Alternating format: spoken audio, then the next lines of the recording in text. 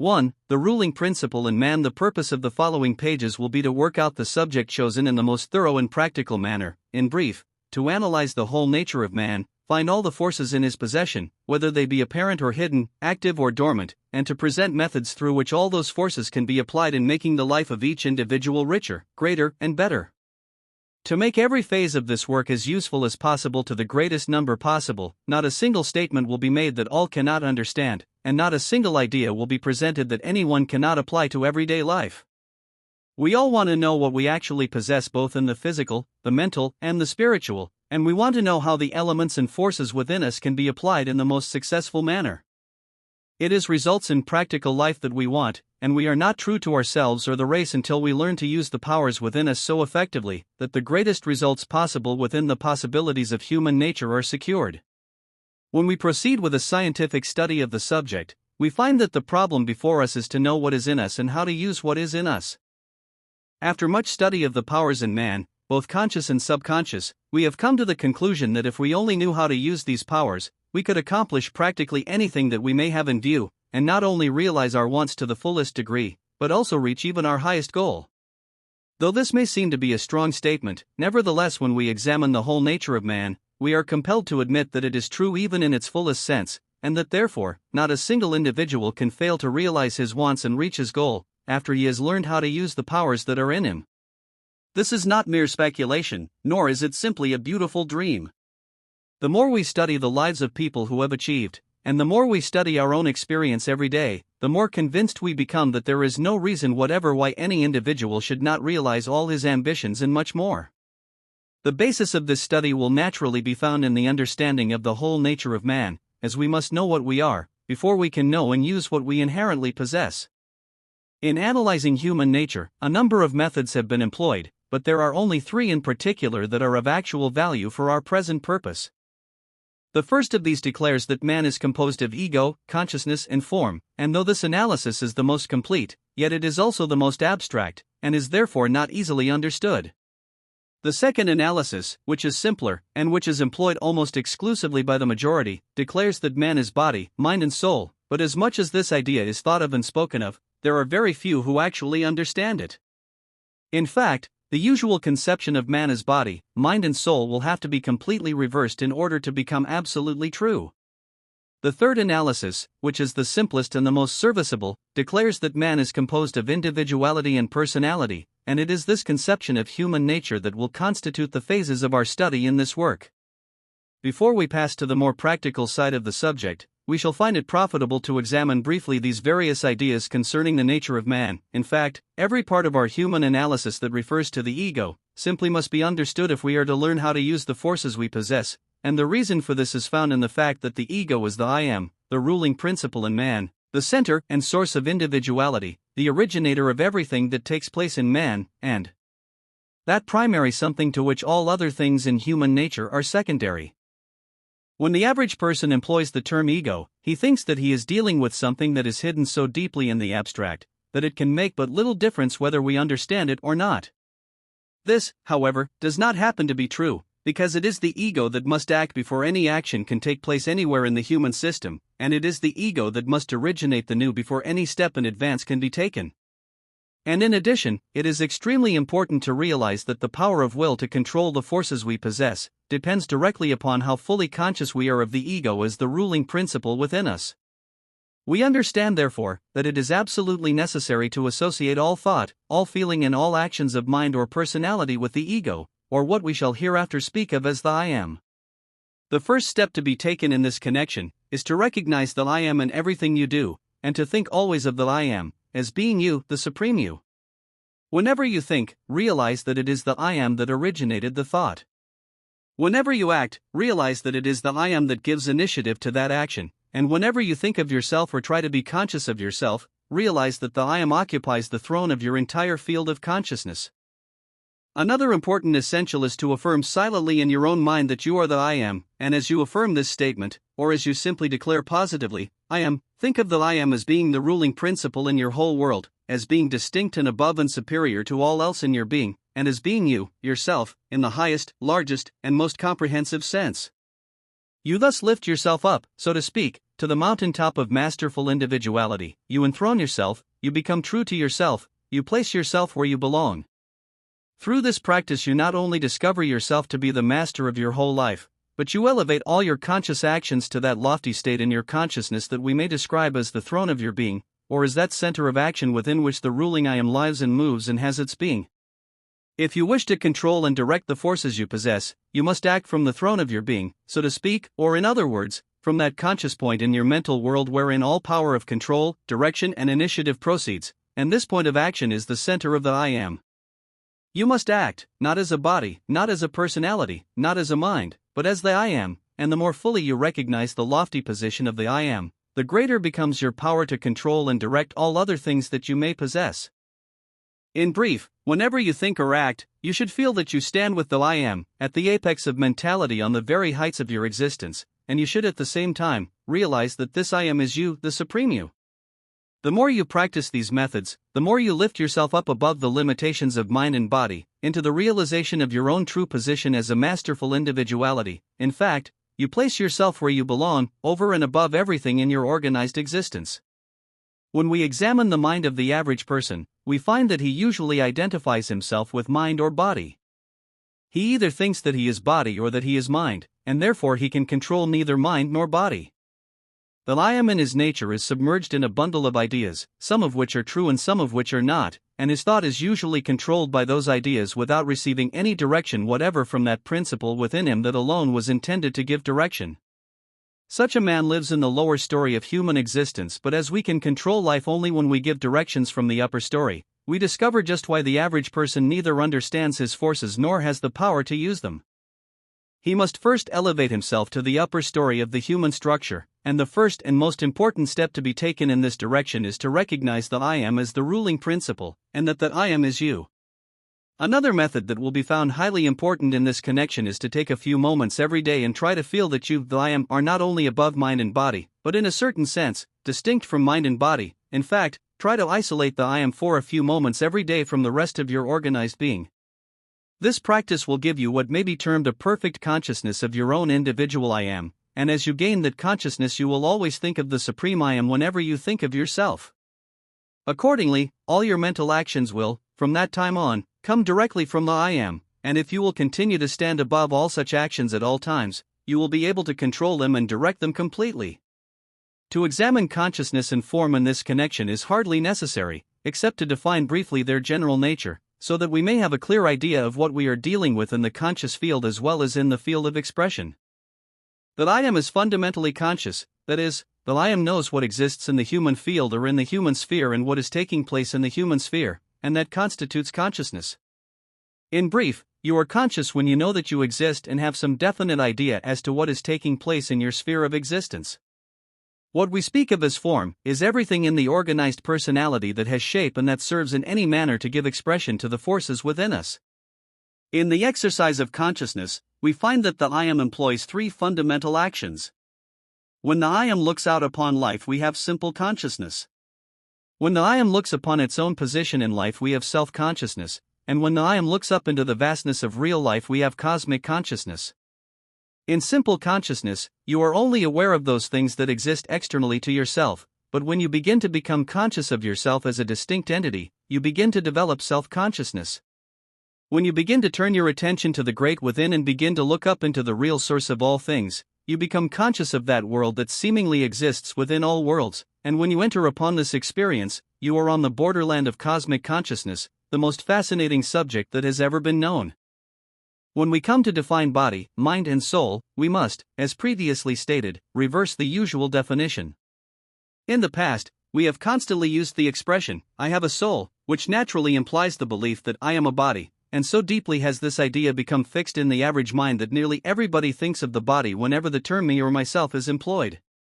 But in this attitude of mind, the individual is not above the physical states of thought and feeling. In fact, he is more or less submerged in what may be called a bundle of physical facts and ideas, of which he has very little control. You cannot control anything in your life, however, until you are above it. You cannot control what is in your body until you realize that you are above your body.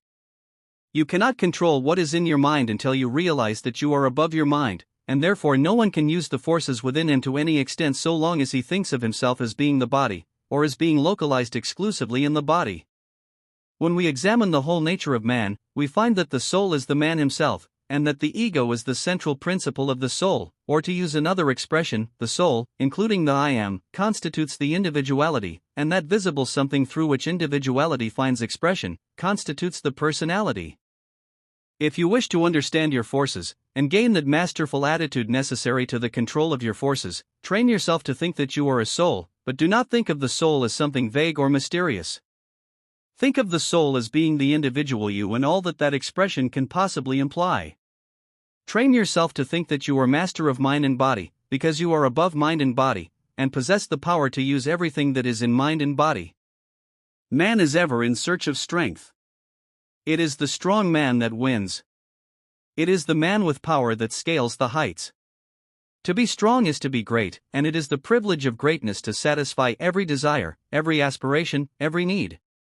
But strength is not for the few alone, it is for all, and the way to strength is simple. Proceed this very moment to the mountain tops of the strength you now possess, and whatever may happen, do not come down. Do not weaken under adversity. Resolve to remain as strong, as determined, and as highly enthused during the darkest night of adversity as you are during the sunniest day of prosperity. Do not feel disappointed when things seem disappointing. Keep the eye single upon the same brilliant future regardless of circumstances, conditions, or events. Do not lose heart when things go wrong. Continue undisturbed in your original resolve to make all things go right. To be overcome by adversity and threatening failure is to lose strength. To always remain in the same lofty, determined mood is to constantly grow in strength. The man who never weakens when things are against him will grow stronger and stronger until all things will delight to be for him. He will finally have all the strength he may desire or need. Be always strong and you will always be stronger. 2. How we govern the forces we possess. Whenever you think or whenever you feel, whenever you speak, whenever you act, or whatever may be taking place in your life, your supreme idea should be that you are above it all, superior to it all, and have control of it all. You simply must take this higher ground in all action, thought, and consciousness before you can control yourself and direct, for practical purposes, the forces you possess. Therefore, what has been said in connection with the I am, the soul and the individuality as being one, and as standing at the apex of human existence, is just as important as anything that may be said hereafter in connection with the application of the forces in man to practical action. And though this phase of the subject may appear to be somewhat abstract, we shall find no difficulty in understanding it more fully as we apply the ideas evolved. In fact, when we learn to realize that we, by nature, occupy a position that is above mind and body, this part of the subject will be found more interesting than anything else, and its application more profitable. We can define individuality more fully by stating that it is the invisible man and that everything in man that is invisible belongs to his individuality. It is the individuality that initiates, that controls or directs. Therefore, to control and use a force in your own system, you must understand and develop individuality. Your individuality must be made distinct, determined, and positive. You must constantly know what you are and what you want, and you must constantly be determined to secure what you want. It is individuality that makes you different from all other organized entities, and it is a highly developed individuality that gives you the power to stand out distinct above the mass, and it is the degree of individuality that you possess that determines largely what position you are to occupy in the world. Whenever you see a man who is different, who seems to stand out distinct, and who has something vital about him that no one else seems to possess, you have a man whose individuality is highly developed, and you also have a man who is going to make his mark in the world. Take two men of equal power, ability, and efficiency, but with this difference. In the one, individuality is highly developed, while in the other it is not. You know at once which one of these two is going to reach the highest places in the world of achievement, and the reason is that the one who possesses individuality lives above mind and body, thereby being able to control and direct the forces and powers of mind and body. The man, however, whose individuality is weak, lives more or less down in mind and body, and instead of controlling mind and body, is constantly being influenced by everything from the outside that may enter his consciousness. Whenever you find a man or a woman who is doing something worthwhile, who is creating an impression upon the race, who is moving forward towards greater and better things, you find the individuality strong, positive, and highly developed. It is therefore absolutely necessary that you give your best attention to the development of a strong, positive individuality if you wish to succeed in the world and make the best use of the forces in your possession.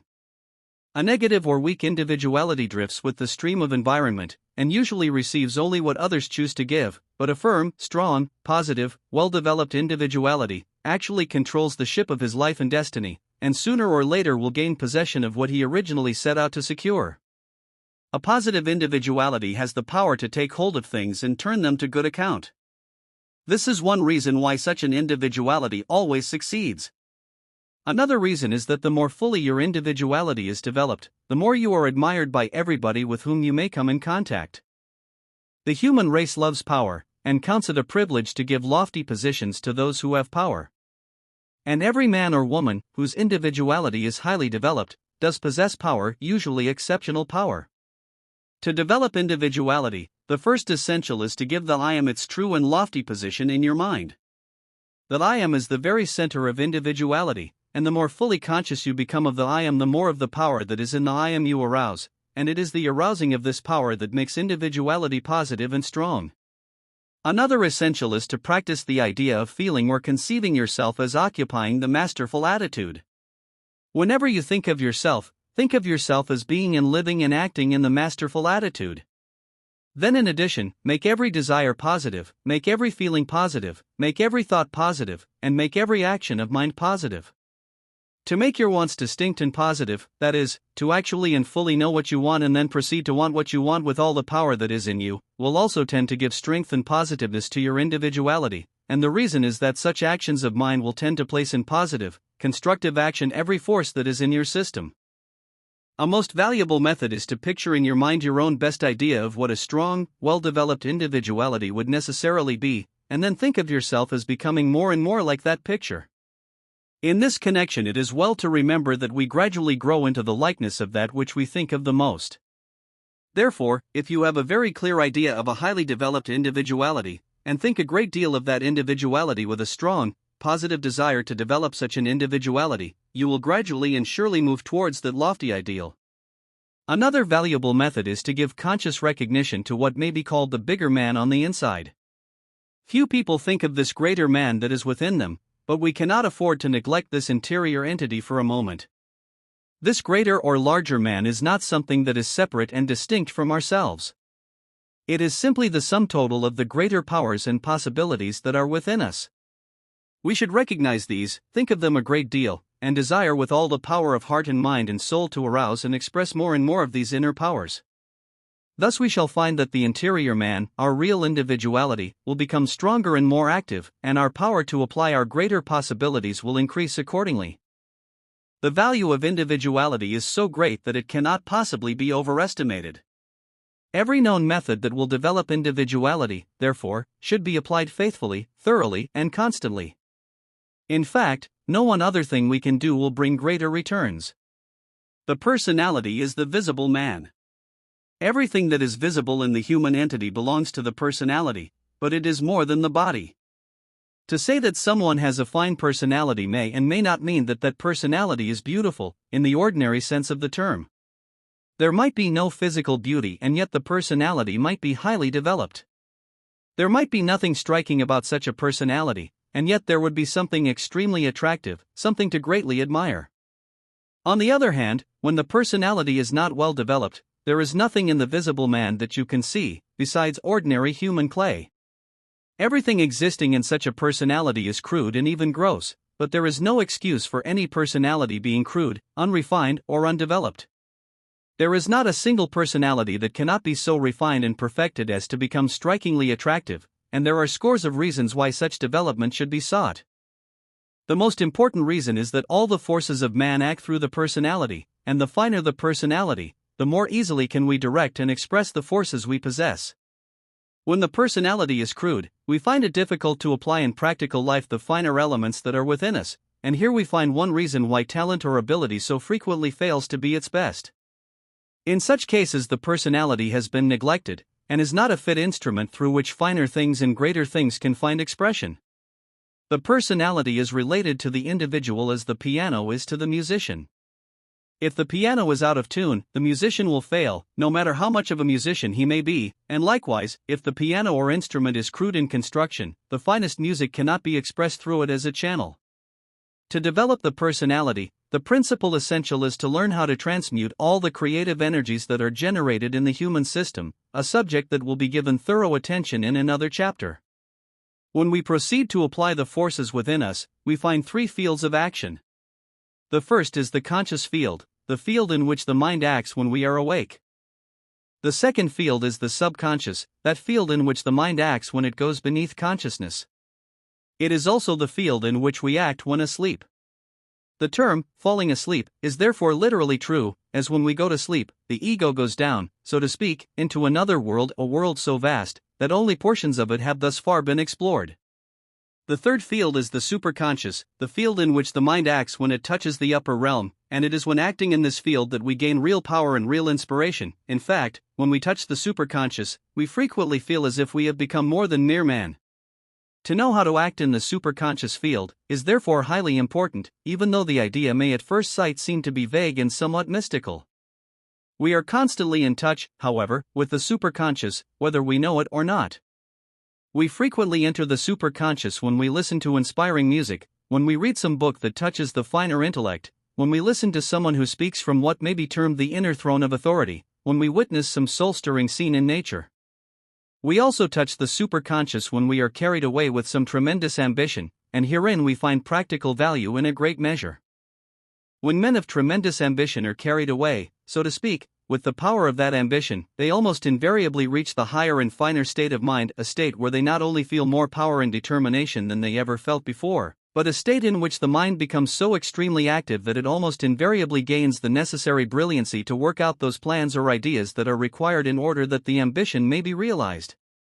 It can readily be demonstrated that we get our best ideas from this lofty realm, and it is a well-known fact that no one ever accomplishes great or wonderful things in the world without touching frequently this sublime inspiring state.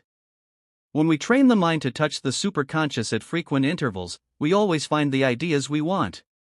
We always succeed in providing the ways and means required. No matter what the difficulties may be, we invariably discover something by which we may overcome and conquer completely.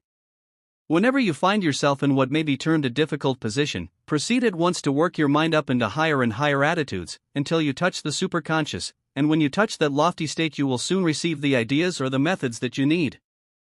But this is not the only value connected with the superconscious. The highest forces in man are the most powerful, but we cannot use those higher forces without acting through the superconscious field.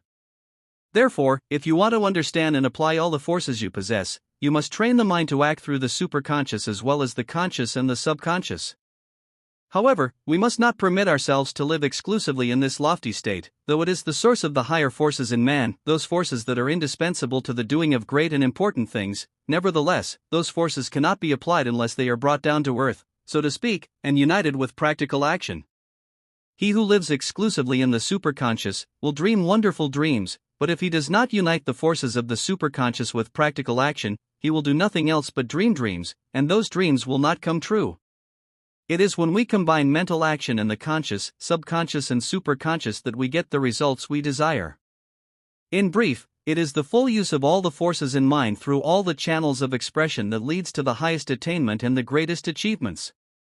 When we proceed with the practical application of any particular force, we shall not find it necessary to cause that force to act through what may be termed the psychological field, and the reason is that the psychological field in man is the real field of action.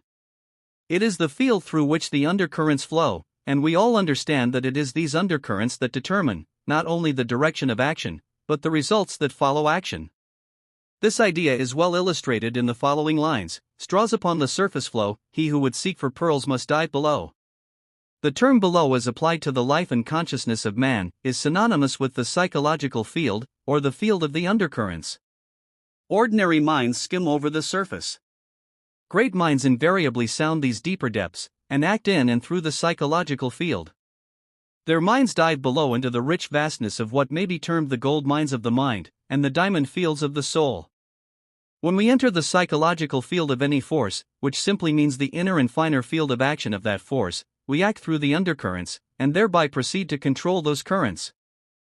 It is in the field of the undercurrents that we find both the origin and the action of cause, whether physical or mental.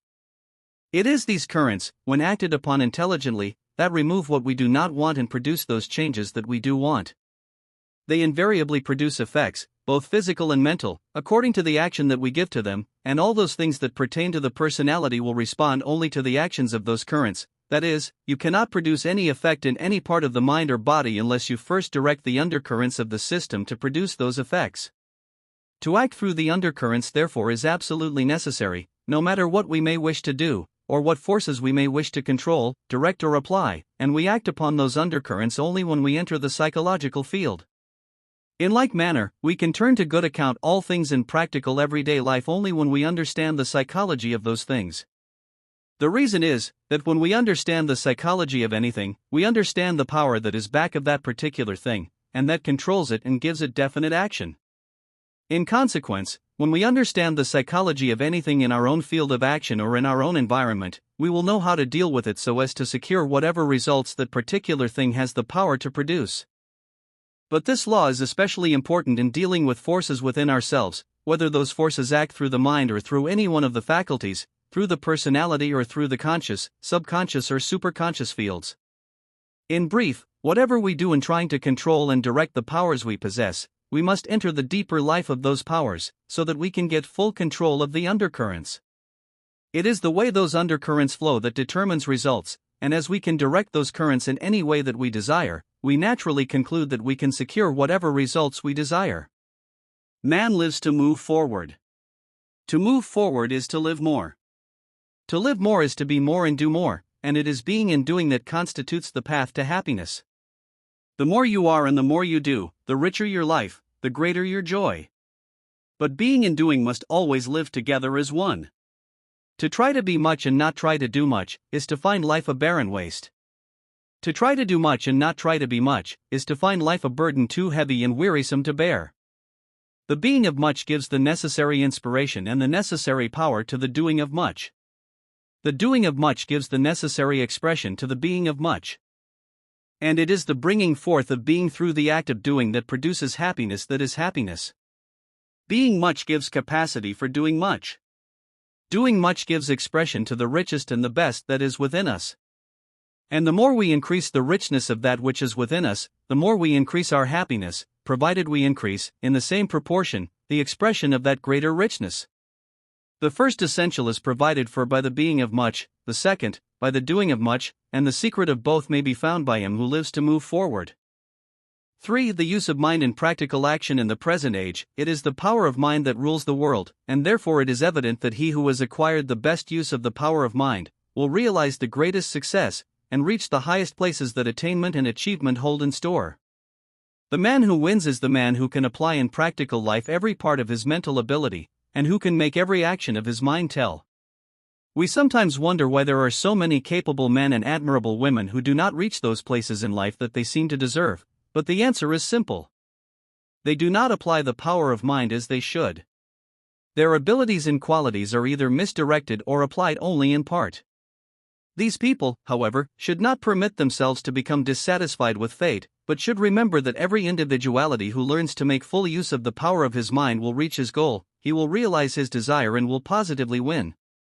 There are several reasons why, though the principal reason is found in the fact that when the power of the mind is used correctly in working out what we wish to accomplish, the other forces we possess are readily applied for the same purpose, and this fact becomes evident when we realize that the power of mind is not only the ruling power in the world, but is also the ruling power in man himself.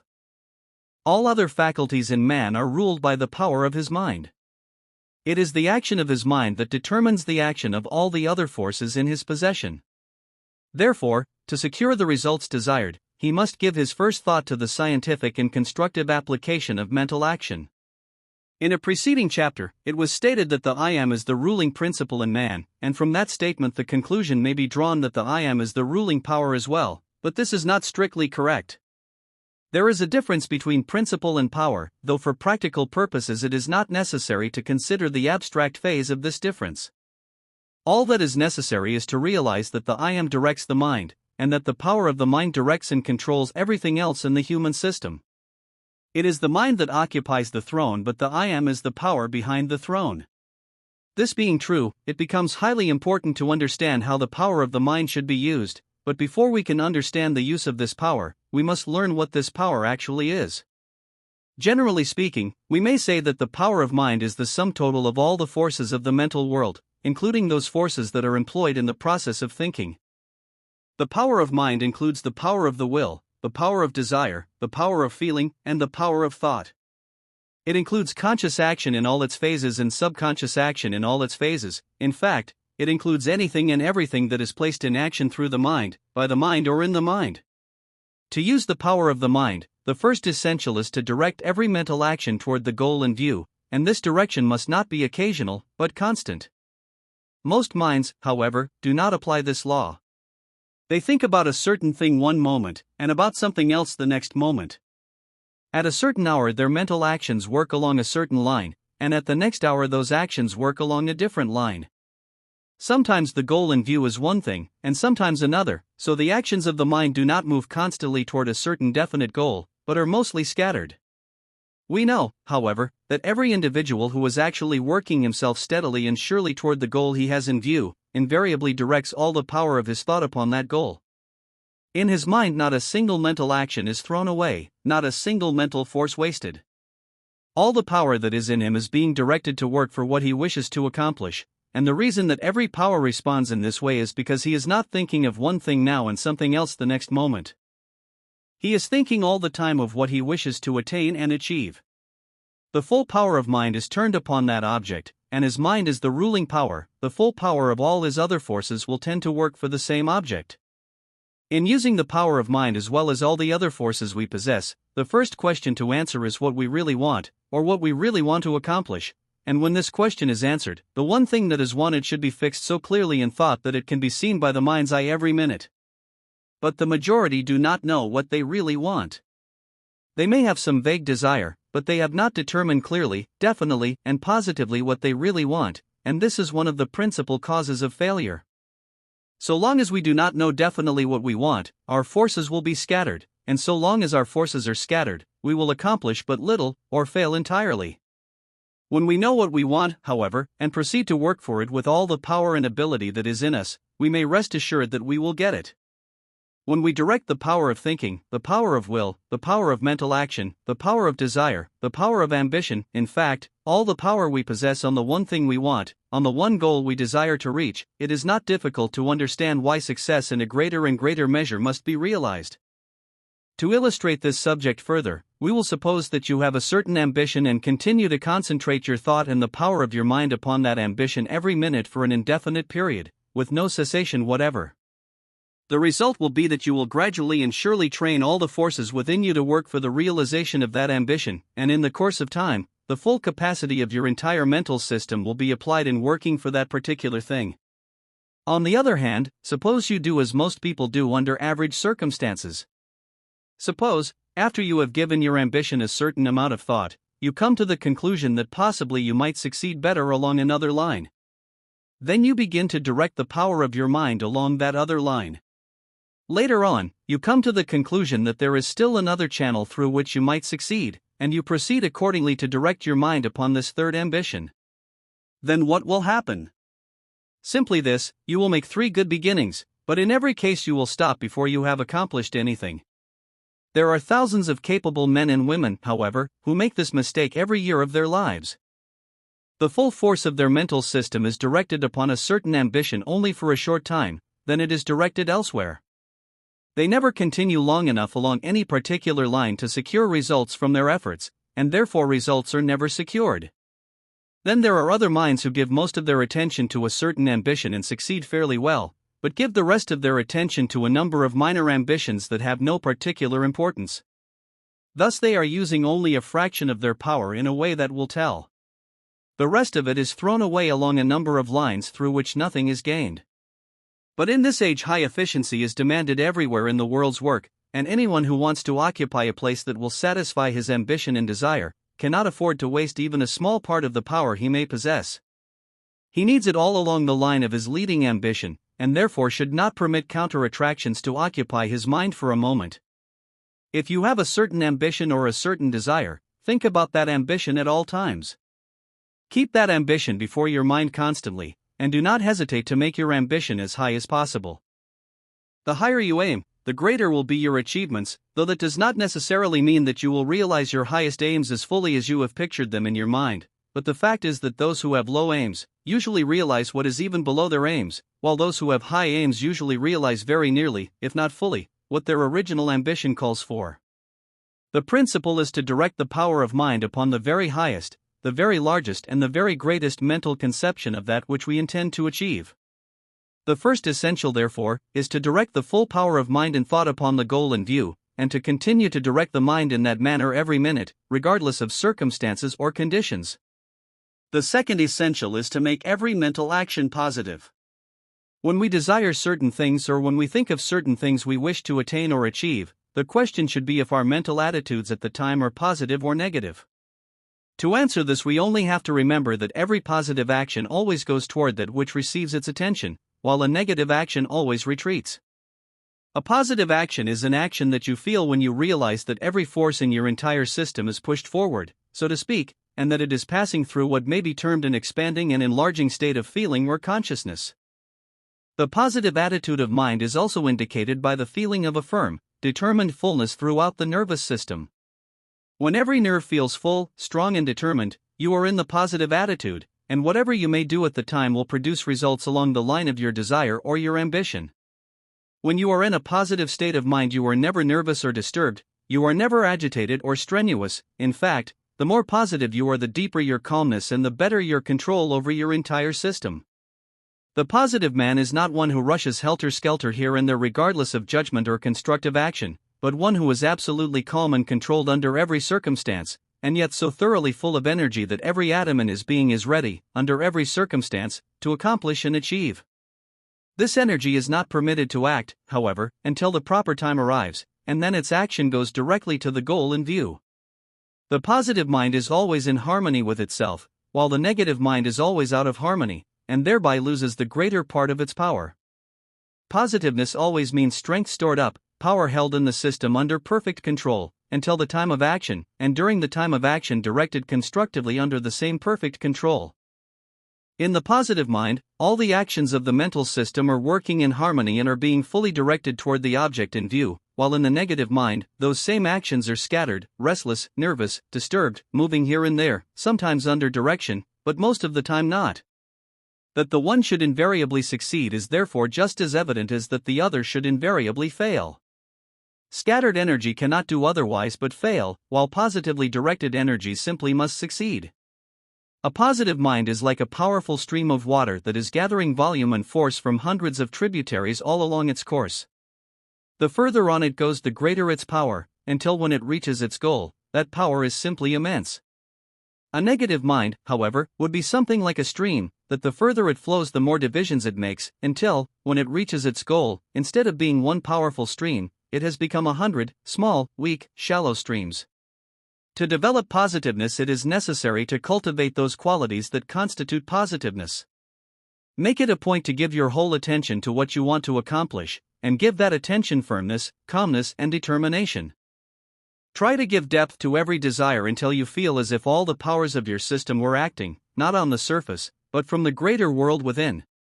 As this attitude is cultivated, positiveness will become more and more distinct, until you can actually feel yourself gaining power and prestige. And the effect will not only be noticed in your own ability to better direct and apply your talents, but others will discover the change. Accordingly, those who are looking for men of power, men who can do things, will look to you as the one to occupy the position that has to be filled.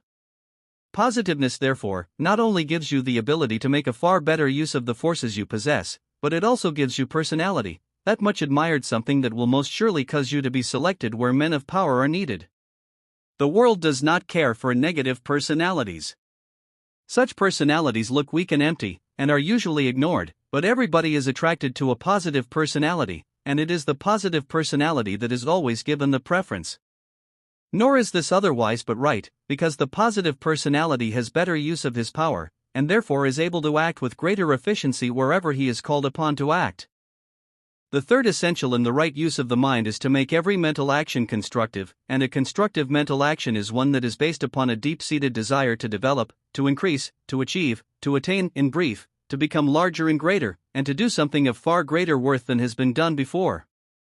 If you will cause every mental action you entertain to have that feeling, constructiveness will soon become second nature to your entire mental system. That is, all the forces of your mind will begin to become building forces, and will continue to build you up along any line through which you may desire to act.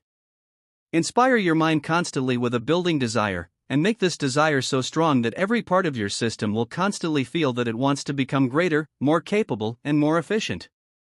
An excellent practice in this connection is to try to enlarge upon all your ideas of things whenever you have spare moments for real thought.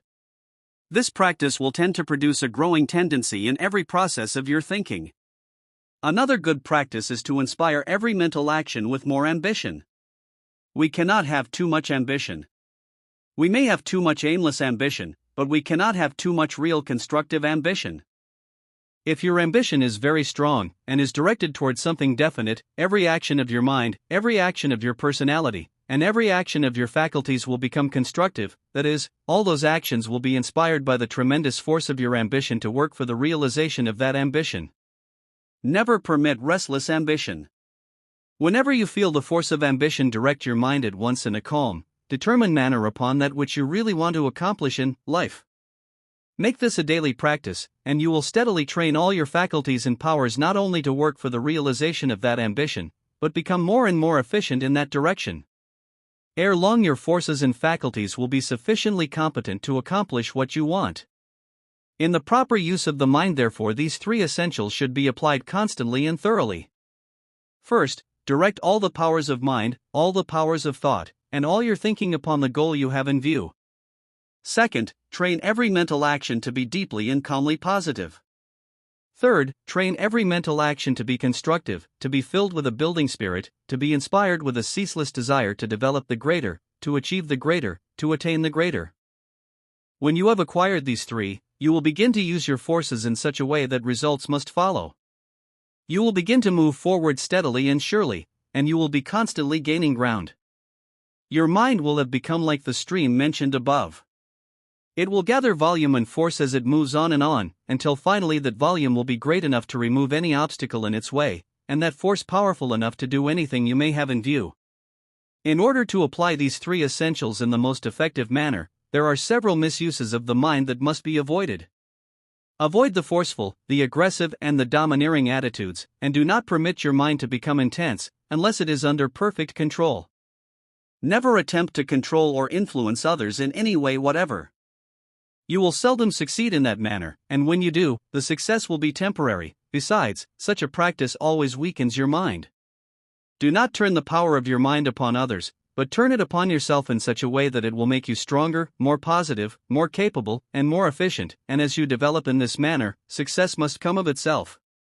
There is only one way by which you can influence others legitimately, and that is through the giving of instruction, but in that case, there is no desire to influence. You desire simply to impart knowledge and information, and you exercise a most desirable influence without desiring to do so. A great many men and women, after discovering the immense power of mind, have come to the conclusion that they might change circumstances by exercising mental power upon those circumstances in some mysterious manner, but such a practice means nothing but a waste of energy. The way to control circumstances is to control the forces within yourself to make a greater man of yourself, and as you become greater and more competent, you will naturally gravitate into better circumstances. In this connection, we should remember that like attracts like. If you want that which is better, make yourself better. If you want to realize the ideal, make yourself more ideal. If you want better friends, make yourself a better friend. If you want to associate with people of worth, make yourself more worthy. If you want to meet that which is agreeable, make yourself more agreeable. If you want to enter conditions and circumstances that are more pleasing, make yourself more pleasing. In brief, whatever you want, produce that something in yourself, and you will positively gravitate towards the corresponding conditions in the external world. But to improve yourself along those lines, it is necessary to apply for that purpose all the power you possess. You cannot afford to waste any of it, and every misuse of the mind will waste power. Avoid all destructive attitudes of the mind, such as anger, hatred, malice, envy, jealousy, revenge, depression, discouragement, disappointment, worry, fear, and so on.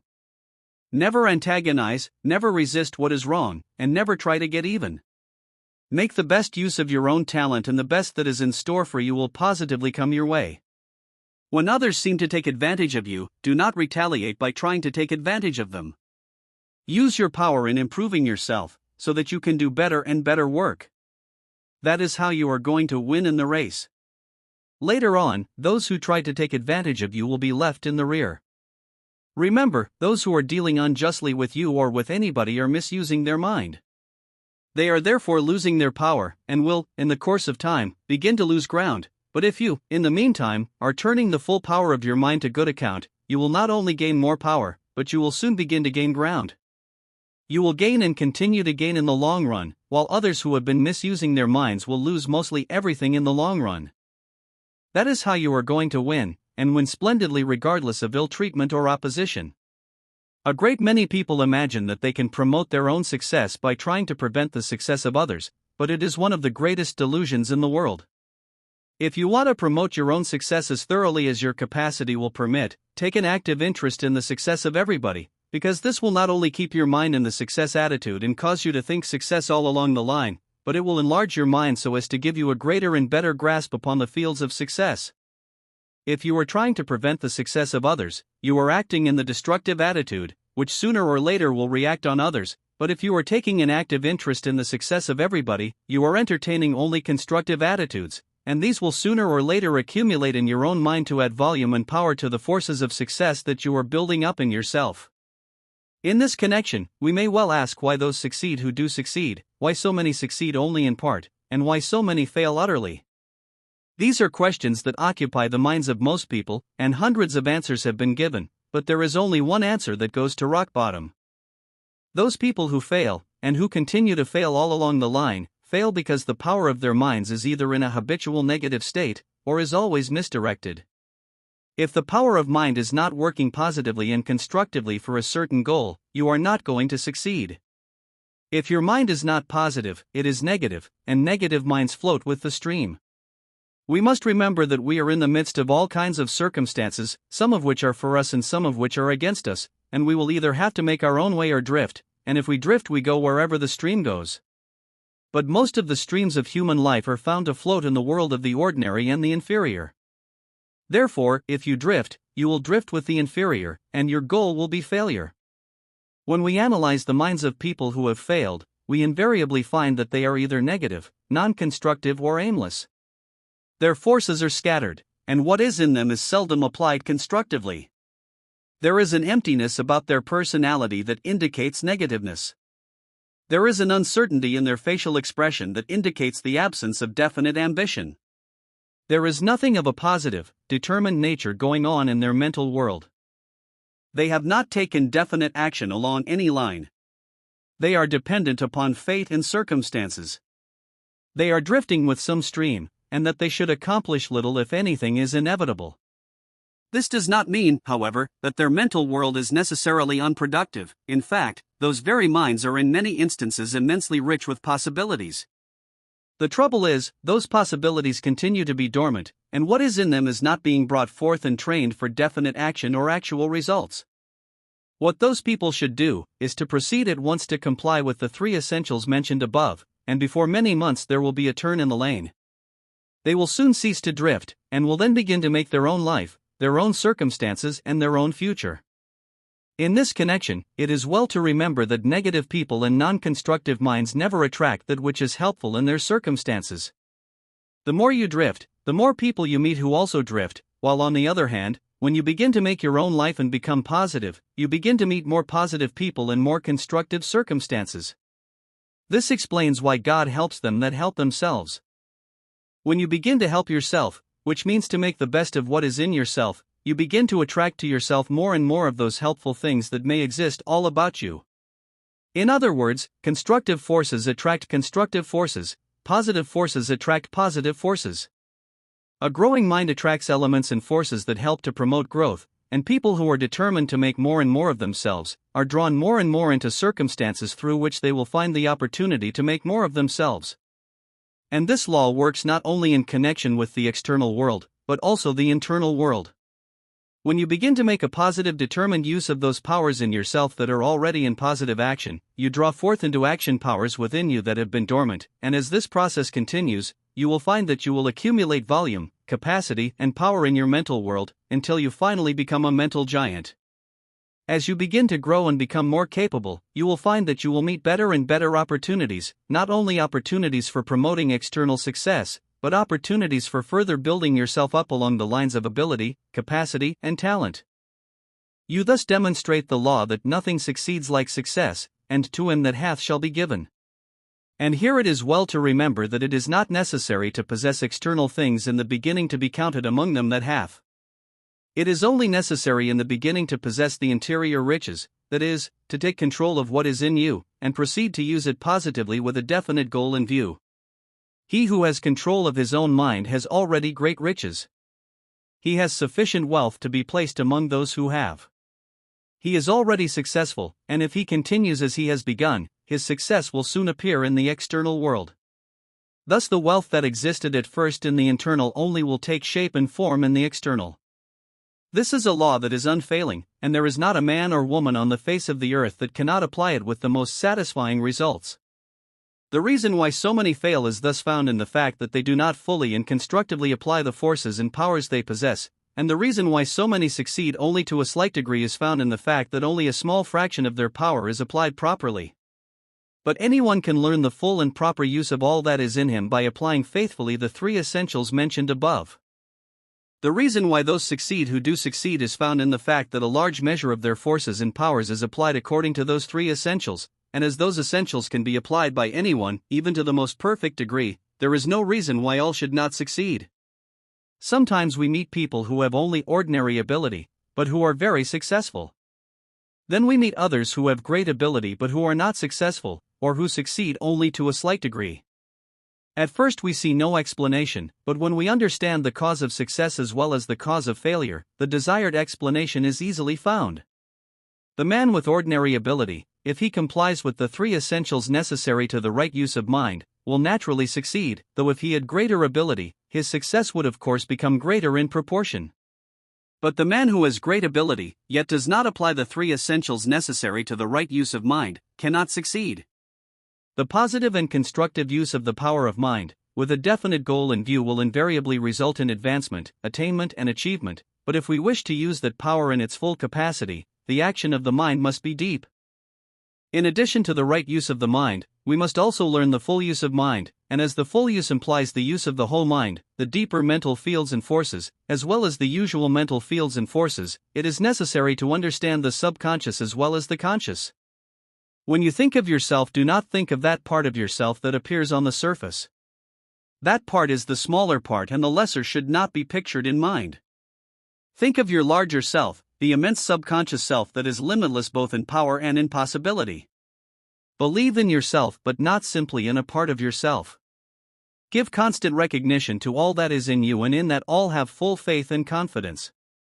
Give the bigger man on the inside full right of way. Believe thoroughly in your greater interior self. Know that you have something within you that is greater than any obstacle, circumstance, or difficulty that you can possibly meet. Then in the full faith in this greater something, proceed with your work. For, the forces of the subconscious in using the power of the mind, the deeper the action of thought, will and desire, the greater the result. Accordingly, all mental action to be strong and effective, must be subconscious, that is, it must act in the field of the mental undercurrent as it is in this field that things are actually done. Those forces that play upon the surface of mind may be changed and turned from their course by almost any outside influence, and their purpose thus averted. But this is never true of the undercurrents. Anything that gets into the mental undercurrents will be seen through to a finish, regardless of external circumstances or conditions, and it is with difficulty that the course of these currents is changed when once they have been placed in full positive action. It is highly important, therefore, that we permit nothing to take action in these undercurrents that we do not wish to encourage and promote, and for the same reason, it is equally important that we cause everything to take action in these currents that we do wish to encourage and promote. These undercurrents, however, act only through the subconscious, and are controlled by the subconscious.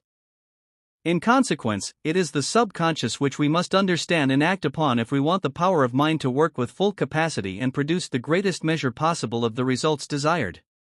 In defining the subconscious mind, it is first necessary to state that it is not a separate mind. There are not two minds. There is only one mind in man, but it has two phases, the conscious and the subconscious. We may define the conscious as the upper side of the mentality, and the subconscious as the underside. The subconscious may also be defined as a vast mental field permeating the entire objective personality, thereby filling every atom of the personality through and through. We shall come nearer the truth, however, if we think of the subconscious as a finer mental force, having distinct powers, functions, and possibilities, or as a great mental sea of life, energy, and power, the force and capacity of which has never been measured.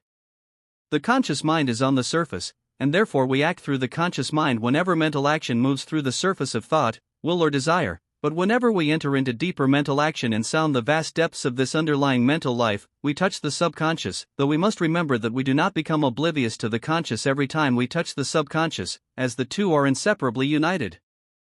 That the two phases of the mind are related can be well illustrated by comparing the conscious mind with a sponge, and the subconscious with the water permeating the sponge. We know that every fiber of the sponge is in touch with the water, and in the same manner, every part of the conscious mind, as well as every atom in the personality is in touch with the subconscious, and completely filled, through and through, with the life and the force of the subconscious. It has frequently been stated that the subconscious mind occupies the fourth dimension of space, and though this is a matter that cannot be exactly demonstrated, nevertheless, the more we study the nature of the subconscious, as well as the fourth dimension, the more convinced we become that the former occupies the field of the latter. This, however, is simply a matter that holds interest in philosophical investigation. Whether the subconscious occupies the fourth dimension or some other dimension of space will make no difference as to its practical value. In order to understand the subconscious, it is well at the outset to familiarize ourselves with its natural functions, as this will convince ourselves of the fact that we are not dealing with something that is beyond normal mental action. The subconscious mind controls all the natural functions of the body, such as the circulation, respiration, digestion, assimilation, physical repair, etc. It also controls all the involuntary actions of the body, and all those actions of mind and body that continue their natural movements without direction from the will. The subconscious perpetuates characteristics, traits, and qualities that are peculiar to individuals, species, or races. What is called heredity, therefore, is altogether a subconscious process. The same is true of what is called second nature.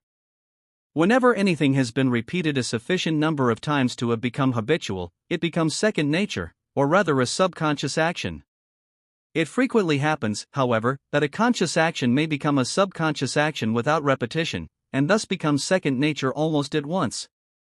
When we examine the nature of the subconscious, we find that it responds to almost anything the conscious mind may desire or direct, though it is usually necessary for the conscious mind to express its desire upon the subconscious for some time before the desired response is secured. The subconscious is a most willing servant, and is so competent that thus far we have failed to find a single thing along mental lines that it will not or cannot do. It submits readily to almost any kind of training, and will do practically anything that it is directed to do, whether the thing is to our advantage or not. In this connection, it is interesting to learn that there are a number of things in the human system usually looked upon as natural and inevitable, that are simply the results of misdirected subconscious training in the past. We frequently speak of human weaknesses as natural, but weakness is never natural. Although it may appear, it is invariably the result of imperfect subconscious training. It is never natural to go wrong, but it is natural to go right, and the reason why is simple. Every right action is in harmony with natural law, while every wrong action is a violation of natural law. It has also been stated that the aging process is natural, but modern science has demonstrated that it is not natural for a person to age at 60, 70, or 80 years. The fact that the average person does manifest nearly all the conditions of old age at those periods of time, or earlier, simply proves that the subconscious mind has been trained through many generations to produce old age at 60, 70, 80, or 90, as the case may be, and the subconscious always does what it has been trained to do. It can just as readily be trained, however, to produce greater physical strength and greater mental capacity at 90 than we possess at 30 or 40. It can also be trained to possess the same virile youth at 100 as the healthiest man or woman of 20 may possess. In fact, practically every condition that appears in the mind, the character, and the personality of the human race is the result of what the subconscious mind has been directed to do during past generations. It is therefore evident that as the subconscious is directed to produce different conditions in mind, character, and personality, conditions that are in perfect harmony with the natural law of human development, such conditions will invariably appear in the race. Thus we understand how a new race or a superior race may appear upon this planet. There are a great many people who are disturbed over the fact that they have inherited certain characteristics or ailments from their parents, but what they have inherited is simply subconscious tendencies in that direction, and those tendencies can be changed absolutely. What we inherit from our parents can be eliminated so completely that no one would ever know it had been there. In like manner, we can improve so decidedly upon the good qualities that we have inherited from our parents that any similarity between parent and child in those respects would disappear completely. The subconscious mind is always ready, willing, and competent to make any change for the better in our physical or mental makeup that we may desire, though it does not work in some miraculous manner, nor does it usually produce results instantaneously. In most instances its actions are gradual, but they invariably produce the results intended if the proper training continues. The subconscious mind will respond to the directions of the conscious mind so long as those directions do not interfere with the absolute laws of nature. The subconscious never moves against natural law, but it has the power to so use natural law that improvement along any line can be secured. It will reproduce in mind and body any condition that is thoroughly impressed and deeply felt by the conscious mind. It will bring forth undesirable conditions when directed to produce such conditions, and it will bring forth health, strength, youth, and added power when so directed. If you continue to desire a strong physical body, and fully expect the subconscious to build for you a stronger body, you will find that this will gradually or finally be done. You will steadily grow in physical strength. If you continue to desire greater ability along a certain line and expect the subconscious to produce greater mental power along that line, your ability will increase as expected, but it is necessary in this connection to be persistent and persevering. To become enthusiastic about these things for a few days is not sufficient. It is when we apply these laws persistently for weeks, months, and years that we find the results to be, not only what we expected, but frequently far greater. Everything has a tendency to grow in the subconscious. Whenever an impression or desire is placed in the subconscious, it has a tendency to become larger and therefore the bad becomes worse when it enters the subconscious, while the good becomes better. We have the power, however, to exclude the bad from the subconscious and cause only the good to enter that immense field. Whenever you say that you are tired and permit that feeling to sink into the subconscious, you will almost at once feel more tired. Whenever you feel sick and permit that feeling to enter the subconscious, you always feel worse. The same is true when you are weak, sad, disappointed, or depressed. If you let those feelings sink into your subconscious, they will become worse. On the other hand, when we feel happy, strong, persistent, and determined, and permit those feelings to enter the subconscious, we always feel better. It is therefore highly important that we positively refuse to give in to any undesirable feeling. Whenever we give in to any feeling, it becomes subconscious, and if that feeling is bad, it becomes worse, but so long as we keep undesirable feelings on the outside, so to speak, we will hold them at bay, until nature can readjust itself or gather reserve force and thus put them out of the way altogether. We should never give in to sickness, though that does not mean that we should continue to work as hard as usual when not feeling well, or cause mind and body to continue in their usual activities. When we find it necessary, we should give ourselves a complete rest, but we should never give in to the feeling of sickness. The rest that may be taken will help the body to recuperate, and when it does, the threatening ailment will disappear. When you feel tired or depressed, do not admit it, but turn your attention at once upon something that is extremely interesting, something that will completely turn your mind towards the pleasing, the more desirable, or the ideal. Persist in feeling the way you want to feel, and permit only wholesome feelings to enter the subconscious. Thus wholesome feelings will live and grow, and after a while your power to feel good at all times will have become so strong that you can put out of the way any adverse feeling that may threaten at any time. In this connection, we may mention something that holds more than usual interest. It has been stated by those who are in a position to know, that no one dies until he gives up, that is, gives in to those adverse conditions that are at work in his system, tending to produce physical death. So long as he refuses to give in to those conditions, he continues to live. How long a person could refuse to give in even under the most adverse circumstances is a question, but one thing is certain, that thousands and thousands of deaths could be prevented every year if the patient in each case refused to give in. In many instances, the forces of life and death are almost equally balanced. Which one is going to win depends upon the mental attitude of the patient. If he gives over his mind and his will to the side of the forces of life, those forces are most likely to win, but if he permits the mind to act with death, the forces of death are most certain to win. So long as he continues to persist in living, refusing absolutely to give in to death, he is throwing the full power of mind, thought and will on the side of life. He thereby increases the power of life, and he may increase that power sufficiently to overcome death. Again, we say that it is a question how many times a person could overcome death by this method, but the fact remains that this method alone can save life repeatedly in a majority of cases, and all will admit after further thought on this subject that the majority will be very large. This is a method, therefore, that deserves the best of attention in every sick room.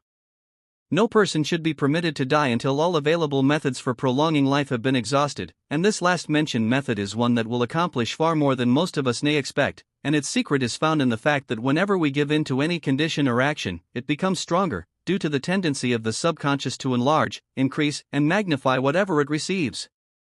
Give in to the forces of death, and the subconscious mind will increase the powers of that force. Give in to the forces of life, and the subconscious mind will increase the power of your life and you will continue to live. Concerning the general possibilities of the subconscious, we should remember that every faculty has a subconscious side, and that it becomes larger and more competent as this subconscious side is developed. This being true, it is evident that ability and genius might be developed in any mind even to a remarkable degree, as no limit has been found to the subconscious in any of its forces. In like manner, every cell in your body has a subconscious side, and therefore, if the subconscious side of the personality were developed, we can realize what improvement would become possible in that field. There is a subconscious side to all the faculties in human nature, and if these were developed, we understand how man could become ideal, even far beyond our present dreams of a new race. It is not well, however, to give the major portion of our attention to future possibilities. It is what is possible now that we should aim to develop and apply, and present possibilities indicate that improvement along any line, whether it be in working capacity, ability, health, happiness, and character, can be secured without fail if the subconscious is properly directed. To direct the subconscious along any line, it is only necessary to desire what you want and to make those desires so deep and so persistent that they become positive forces in the subconscious field. When you feel that you want a certain thing, give in to that feeling and also make that feeling positive. Give in to your ambitions in the same manner, and also to every desire that you wish to realize. Let your thought of all those things that you wish to increase in any line get into your system, because whatever gets into your system, the subconscious will proceed to develop, work out, and express. In using the subconscious, we should remember that we are not using something that is separated from normal life. The difference between the man who makes scientific use of the subconscious and the one who does not is simply this: the latter employs only a small part of his mind, while the former employs the whole of his mind.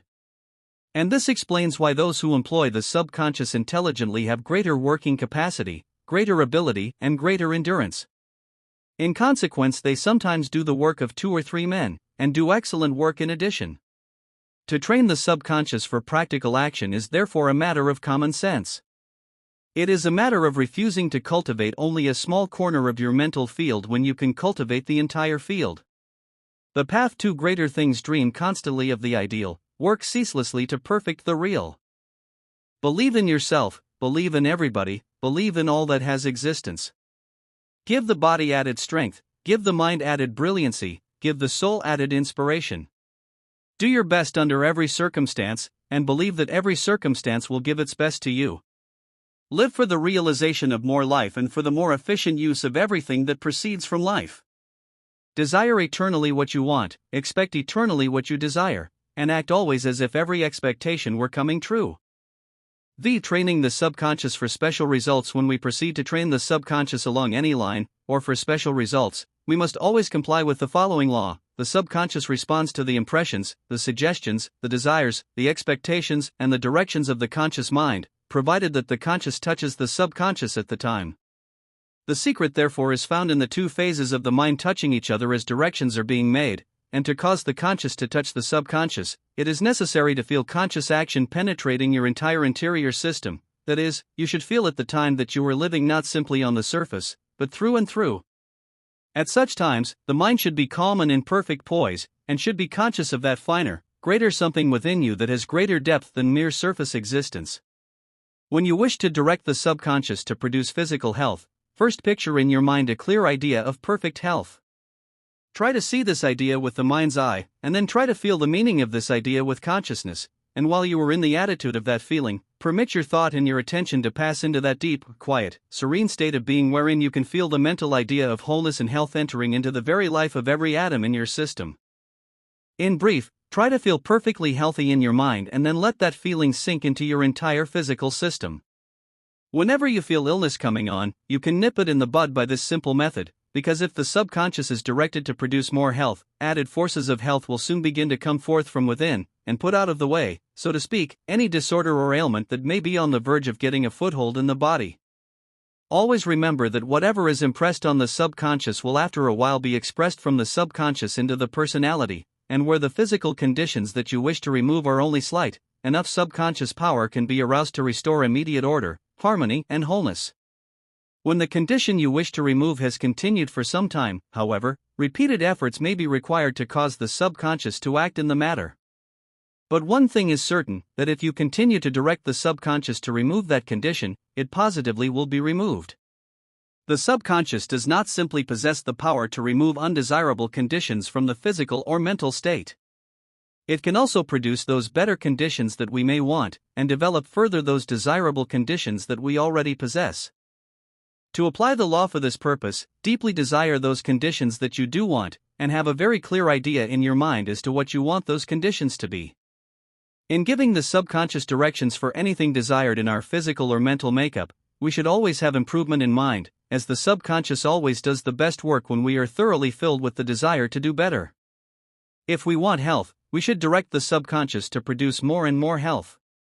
If we want power, we should direct the subconscious not simply to give us a great deal or a certain amount of power, but to give us more and more power. In this manner, we shall secure results from the very beginning. If we try to train the subconscious to produce a certain amount, it might be some time before that amount can be developed. In the meantime, we should meet disappointment and delay, but if our desire is for steady increase along all lines from where we stand now, we shall be able to secure, first, a slight improvement and then added improvement to be followed with still greater improvement, until we finally reach the highest goal we have in view. No effort should be made to destroy those habits or qualities that we may not desire. Whatever we think about deeply or intensely, the subconscious will take up and develop further. Therefore, if we think about our failings, shortcomings, or bad habits, the subconscious will take them up and give them more life and activity than they ever had before. If there is anything in our nature therefore that we wish to change, we should simply proceed to build up what we want and forget completely what we wish to eliminate. When the good develops, the bad disappears. When the greater is built up, the lesser will either be removed or completely transformed and combined with the greater. That the subconscious can increase your ability and your capacity is a fact that is readily demonstrated. Whenever the subconscious mind is aroused, mental power and working capacity are invariably increased, sometimes to such an extent that the individual seems to be possessed with a superhuman power. We all know of instances where great things were accomplished simply through the fact that the individual was carried on and on by an immense power within him that seemed to be distinct from himself and greater than himself, but it was simply the greater powers of the subconscious that were aroused and placed in positive, determined action. These instances, however, need not be exceptions. Any man, under any circumstances, can so increase the power of his mind, his thought, and his will as to be actually carried away with the same tremendous force, that is, the power within him becomes so strong that he is actually pushed through to the goal he has in view regardless of circumstances, conditions, or obstacles. This being true, we should arouse the subconscious no matter what it is we have to do. No day is complete unless we begin that day by making alive everything that we possess in our whole mind, conscious and subconscious. Whenever you have work to do at some future time, direct the subconscious to increase your ability and capacity at the time specified, and fully expect the desired increase to be secured. If you want new ideas on certain studies or new plans in your work, direct the subconscious to produce them and you will get them without fail. The moment the direction is given, the subconscious will go to work along that line, and in this connection, we should remember that though we may fail to get the idea desired through the conscious mind alone, it is quite natural that we should get it when we also enlist the subconscious, because the whole mind is much greater, far more capable and far more resourceful than just a small part of the mind. When demands are urgent, the subconscious responds more readily, especially when feelings at the time are also very deep. When you need certain results, say that you must have them, and put your whole energy into the must.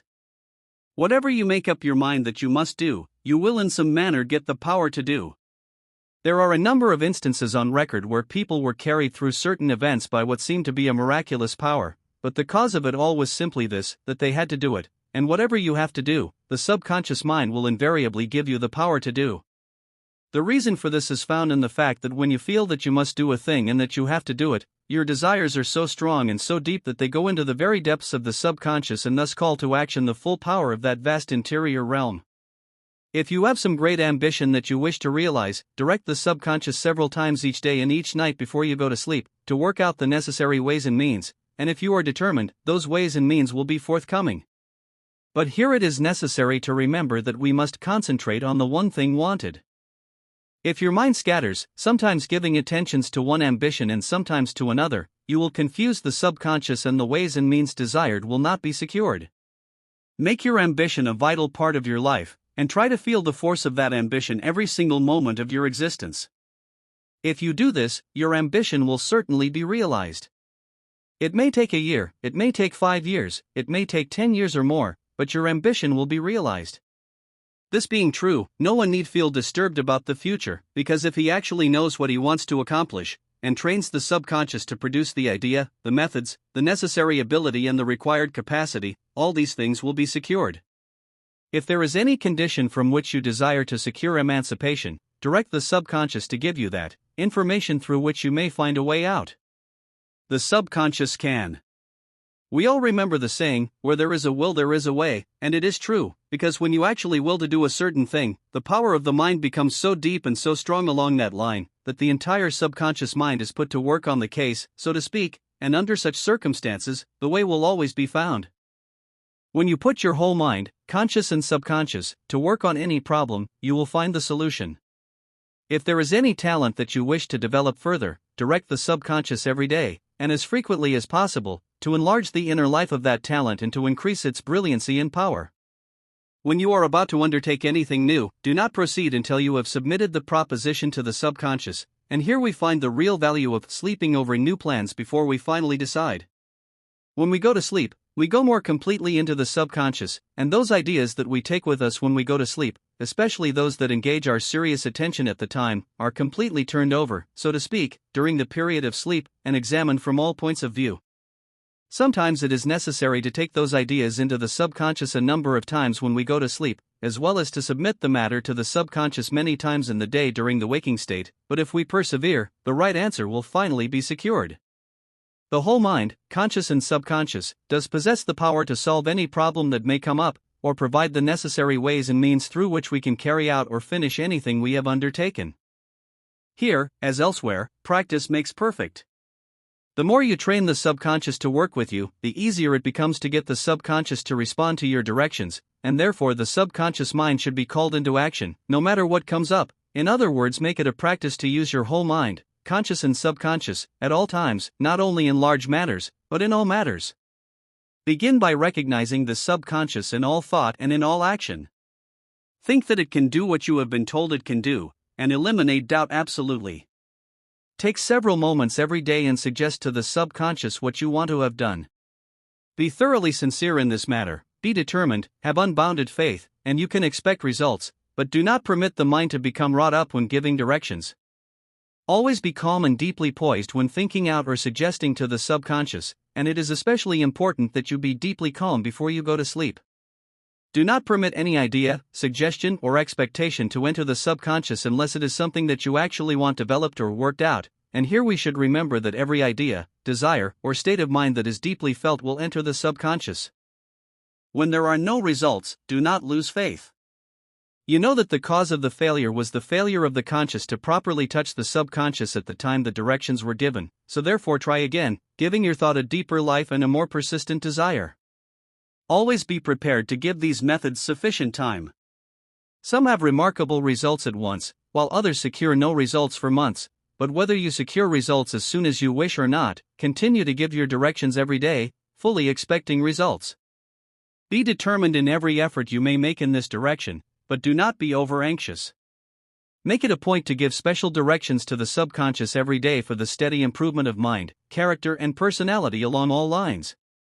You cannot give the subconscious too much to do because its power is immense, and as far as we know, its capacity limitless.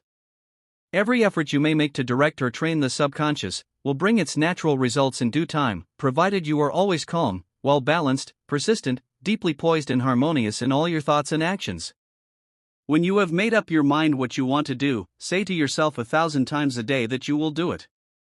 The best way will soon open. You will have the opportunity you desire. If you would be greater in the future than you are now, be all that you can be now. He who is his best develops the power to be better.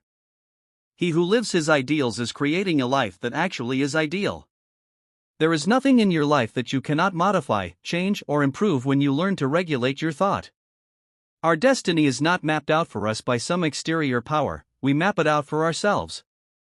What we think and do in the present determines what shall happen to us in the future. 6. The power of subjective thought. The first important fact to consider in connection with the study of thought is that every thought does not possess power. In modern times, when thinking has been studied so closely, a great many have come to the conclusion that every thought is itself a force and that it invariably produces certain definite results, but this is not true, and it is well. For if every thought had power, we could not last very long, as the larger part of ordinary human thinking is chaotic and destructive.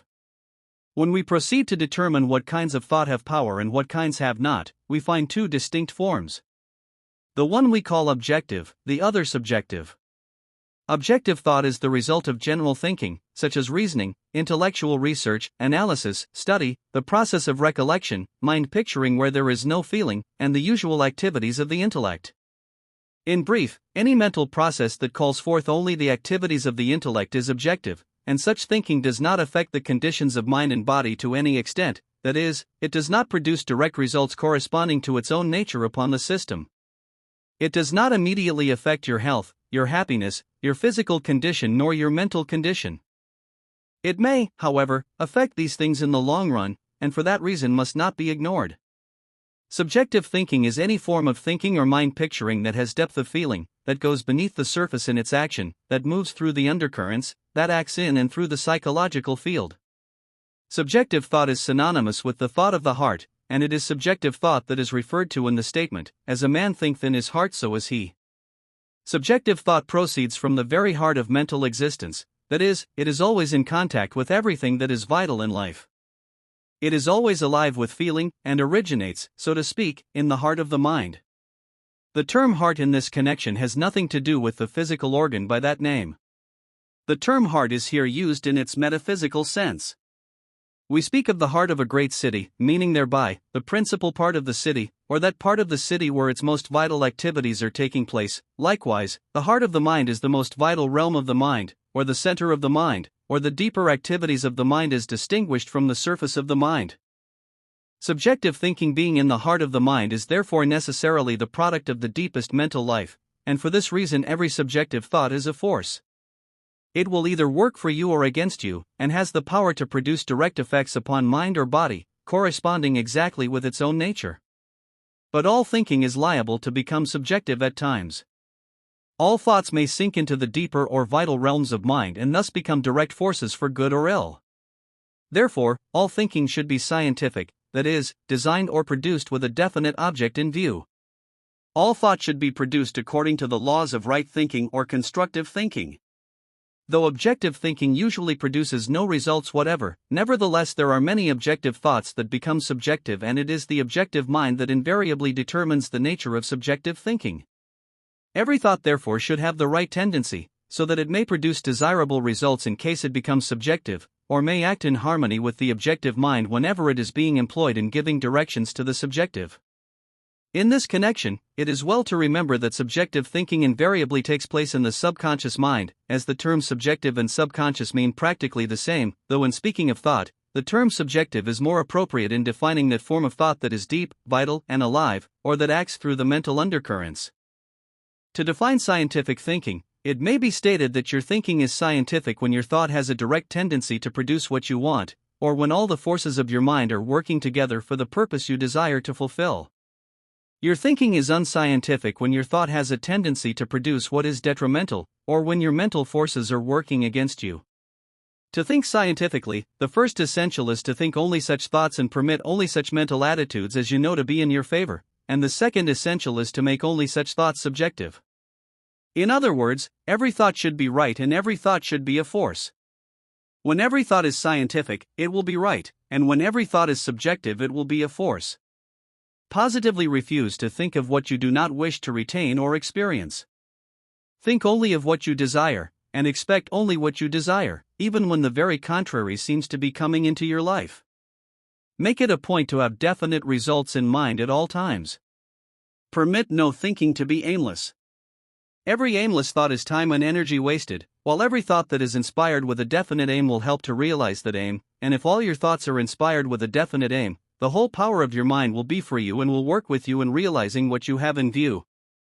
That you should succeed is therefore assured, because there is enough power in your mind to realize your ambitions, provided all of that power is used in working for your ambitions. And in scientific thinking, all the power of mind and thought is being caused to work directly and constantly for what you wish to attain and achieve.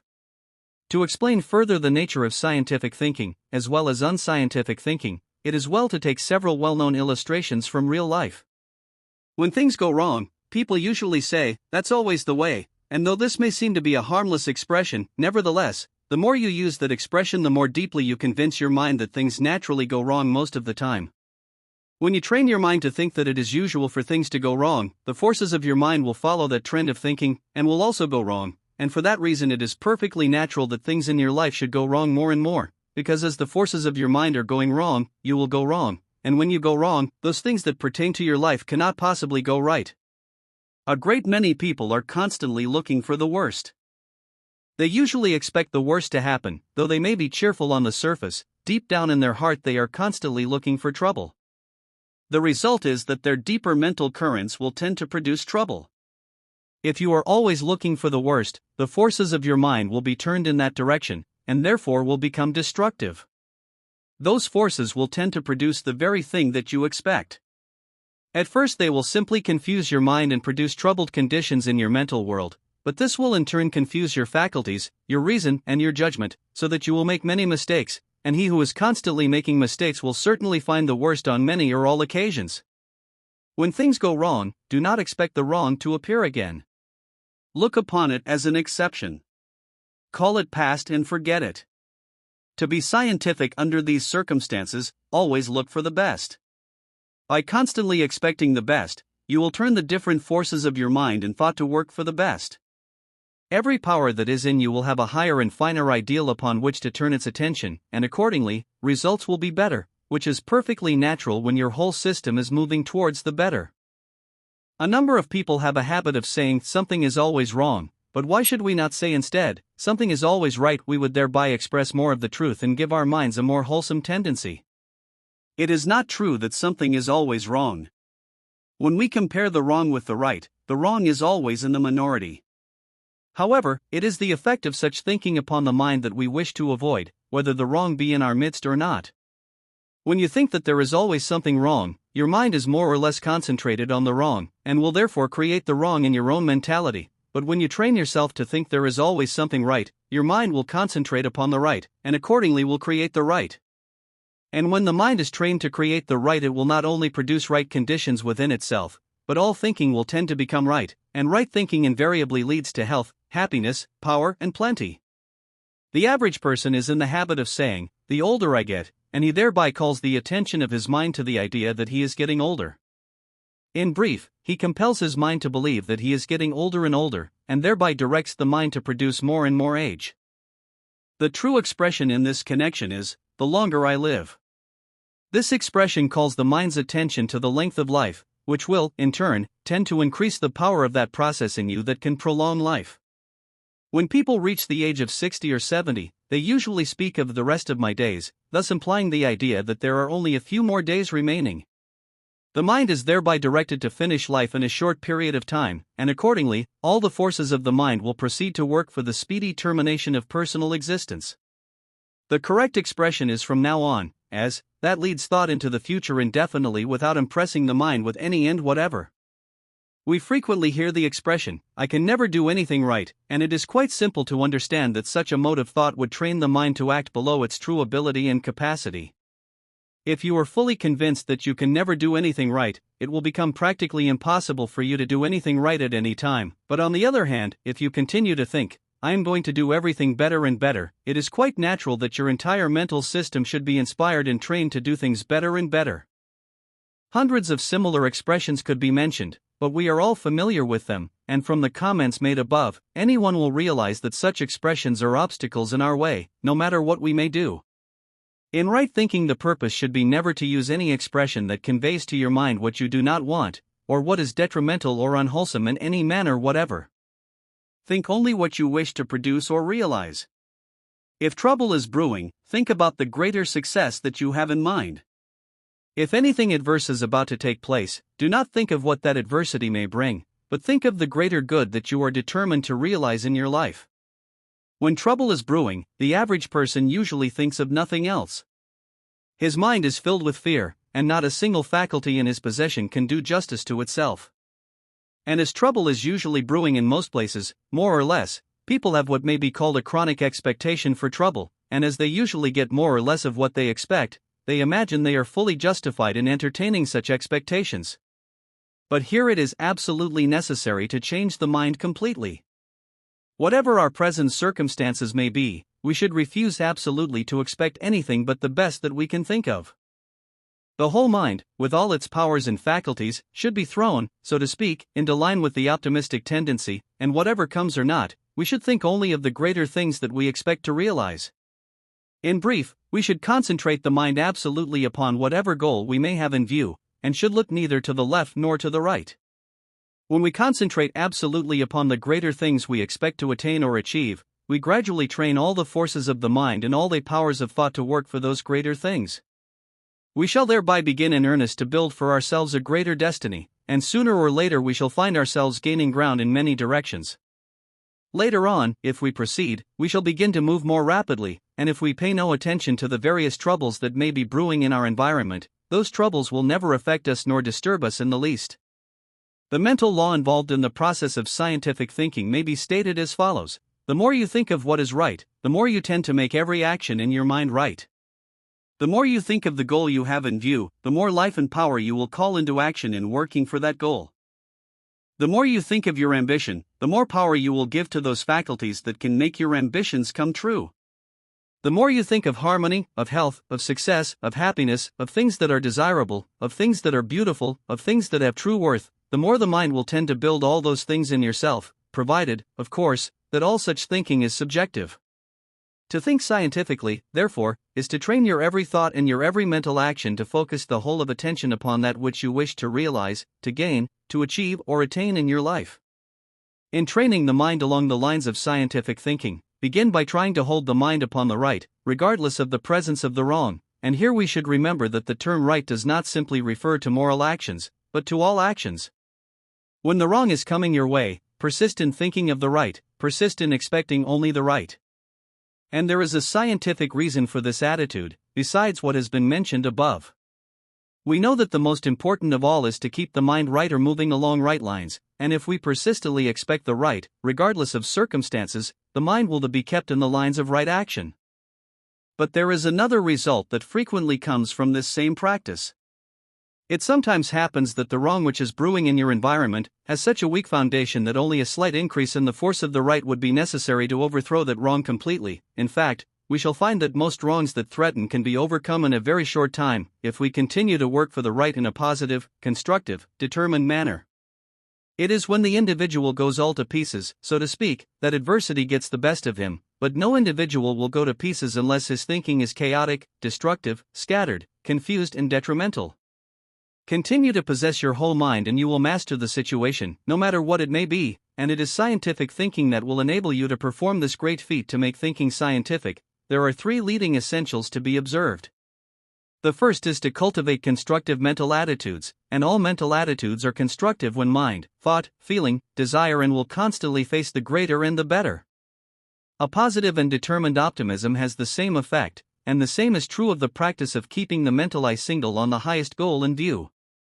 To make every mental attitude constructive, the mind must never look down, and mental depression must be avoided completely. Every thought and every feeling must have an upward look, and every desire must desire to inspire the same rising tendency in every action of mind.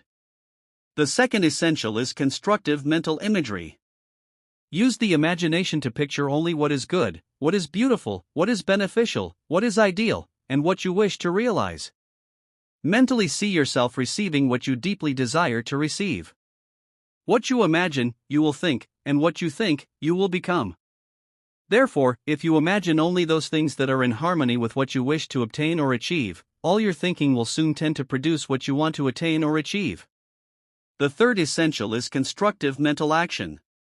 Every action of the mind should have something desirable in view and should have a definite, positive aim. Train yourself to face the sunshine of life regardless of circumstances. When you face the sunshine, everything looks right, and when everything looks right, you will think right. It matters not whether there is any sunshine in life just now or not. We must think of sunshine just the same. If we do not see any silver lining, we must create one in our own mental vision. However dark the dark side may seem to be, we cannot afford to see anything but the bright side, and no matter how small or insignificant the bright side may be, we must continue to focus attention on that side alone. Be optimistic, not in the usual sense of that term, but in the real sense of that term. The true optimist not only expects the best to happen, but goes to work to make the best happen. The true optimist not only looks upon the bright side, but trains every force that is in him to produce more and more brightness in his life, and therefore complies with the three essentials just mentioned. His mental attitudes are constructive because they are always facing greater things. His imagination is constructive because it is always picturing the better in the ideal, and his mental actions are constructive because he is training the whole of his life to produce those greater and better things that his optimism has inspired him to desire and expect. In this connection, we must remember that there is a group of mental forces at work in every mental attitude, and therefore if that attitude is downcast, those forces will become detrimental, that is, they will work for the lesser and the inferior. On the other hand, if every mental attitude is lifted up or directed towards the heights of the great and the true and the ideal, those forces will become constructive, and will work for the greater things in view. In the perusal of this study, we shall find it profitable to examine our mental attitudes closely, so as to determine what our minds are actually facing the greater part of the time.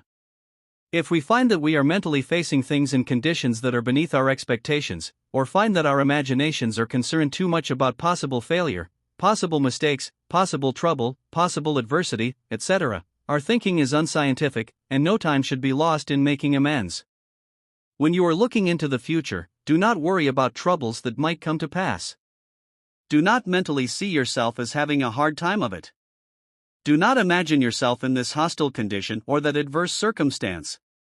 Do not wonder what you would do if you should lose everything, or if this or that calamity should befall. Such thinking is decidedly unscientific and most detrimental.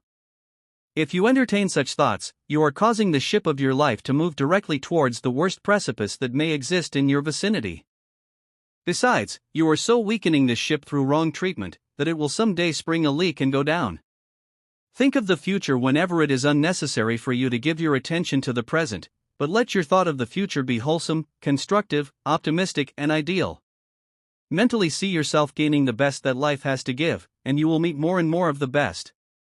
Think of yourself as gaining ground along all lines, as finding better and better circumstances, as increasing in power and ability, and as becoming more healthful in body, more vigorous and brilliant in mind, more perfect in character, and more powerful in soul.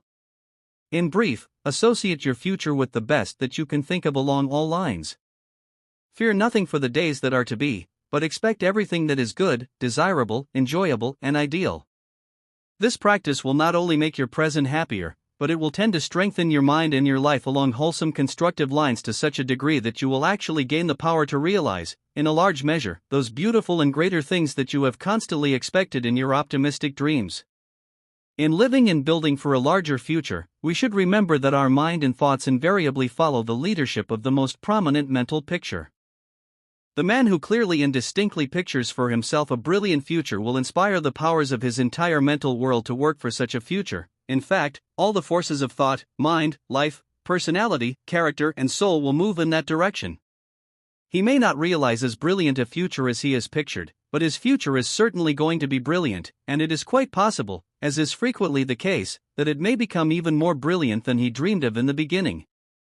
When the average mind thinks of the future, he usually pictures a variety of conflicting events and conditions. He has nothing definite in mind. There is no actual leadership, therefore, in his mind, and nothing of great worth can be accomplished. When we look into the lives of men and women who have reached high places, we always find that they were inspired with some great idea. That idea was pictured again and again in their mental vision, and they refused to let it go. They clung tenaciously to that idea, and thereby actually compelled every force and element within them to enlist in the working out of that idea. It is therefore simple enough that they should realize every aim and reach the highest places that achievement has in store. Such men and women possibly did not understand the science or the process, but they were nevertheless thinking scientifically to a most perfect degree. Their ambition pictured only that lofty goal which they wanted to reach. All their mental attitudes were constantly facing that lofty goal, and thereby became constructive, and all the actions of mind were directed toward the same goal. Accordingly, everything within them was trained to work for the realization of their dream, and that is what we mean by scientific thinking, that is what we mean by thinking for results. And anyone who will train himself to think for results in this manner, will positively secure results, though in this connection it is well to remember that persistence and determination are indispensable every step of the way. When we do not secure results at once, we sometimes become discouraged, and conclude that it is no use to try. At such times, friends will usually tell us that we are simply dreaming, and they will advise us to go to work at something practical, something that we really can accomplish. But if we ignore the advice of our friends, and continue to be true to the great idea that we have resolved to work out, we shall finally reach our goal, and when we do, those very same friends will tell us that we took the proper course. So long as the man with ambition is a failure, the world will tell him to let go of his ideal, but when his ambition is realized, the world will praise him for the persistence and the determination that he manifested during his dark hours, and everybody will point to his life as an example for coming generations. This is invariably the rule. Therefore, pay no attention to what the world says when you are down. Be determined to get up, to reach the highest goal you have in view, and you will. There are a great many ambitious men and women who imagine that they will succeed provided their determination is strong and their persistence continuous, regardless of the fact that their thinking may be unscientific, but the sooner we dispel this illusion, the better. Unscientific thinking, even in minor matters, weakens the will. It turns valuable thought power astray, and we need the full power of thought, positively directed along the line of our work if we are going to achieve, and achieve greatly. The majority of the mental forces in the average person are working against him, because he is constantly entertaining depressed mental states or detrimental habits of thought, and even though he may be ambitious, that ambition has not sufficient power to work itself out, because most of the forces of his mind are thrown away. We therefore see the necessity of becoming scientific in all thinking, and in making every mental habit wholesome and beneficial in the largest sense of those terms. But scientific thinking not only tends to turn the power of thought in the right direction, it also tends to increase mental power, to promote efficiency and to build up every faculty that we may employ. To illustrate the effect of right thinking upon the faculties, we will suppose that you have musical talent and are trying to perfect that talent. Then, we will suppose that you are constantly expressing dissatisfaction with the power of that talent. What will be the result? Your mental action upon that faculty will tend to lower its efficiency, because you are depressing its action instead of inspiring those actions. On the other hand, if you encourage this talent, you will tend to expand its life, and thereby increase its capacity for results. In this respect, talents are similar to people. Take two people of equal ability and place them in circumstances that are direct opposites. We will suppose that the one is mistreated every day by those with whom he is associated. He is constantly being criticized and constantly being told that he will never amount to anything. He is blamed for everything that is wrong, and is in every manner discouraged and kept down. What would happen to the ability and efficiency of that man if he continued under such treatment year after year? He simply could not advance unless he should happen to be a mental giant, and even then, his advancement would be very slow. But if he was not a mental giant, just an average man, he would steadily lose ambition, self-confidence, initiative, judgment, reasoning power, and in fact, everything that goes to make up ability and capacity. We will suppose the other man is encouraged continually. He is praised for everything, he is given every possible opportunity to show and apply what ability he may possess, he is surrounded by an optimistic atmosphere, and is expected by everybody to advance and improve continually. What will happen to this man? The best will be brought out in his power and ability. He will be pushed to the fore constantly, and he will climb steadily and surely until he reaches the top. Treat your talents in the same way, and you have the same results in every case. To state it briefly, make it a point to encourage your talents, your faculties, and your powers. Give every element and force within you encouragement and inspiration. Expect them all to do their best, and train yourself to think and feel that they positively will. Train yourself to think of your whole system as all right. Deal with your mental faculties in this manner, under all circumstances, and deal with your physical organs in the same way. Most people among those who do not have perfect health have a habit of speaking of their stomachs as bad, their livers as always out of order, their eyes as weak, their nerves as all upset, and the different parts of their systems as generally wrong. But what are they doing to their physical organs through this practice? The very same as was done to the unfortunate man just mentioned, and we shall find, in this connection, one reason why so many people continue to be sick.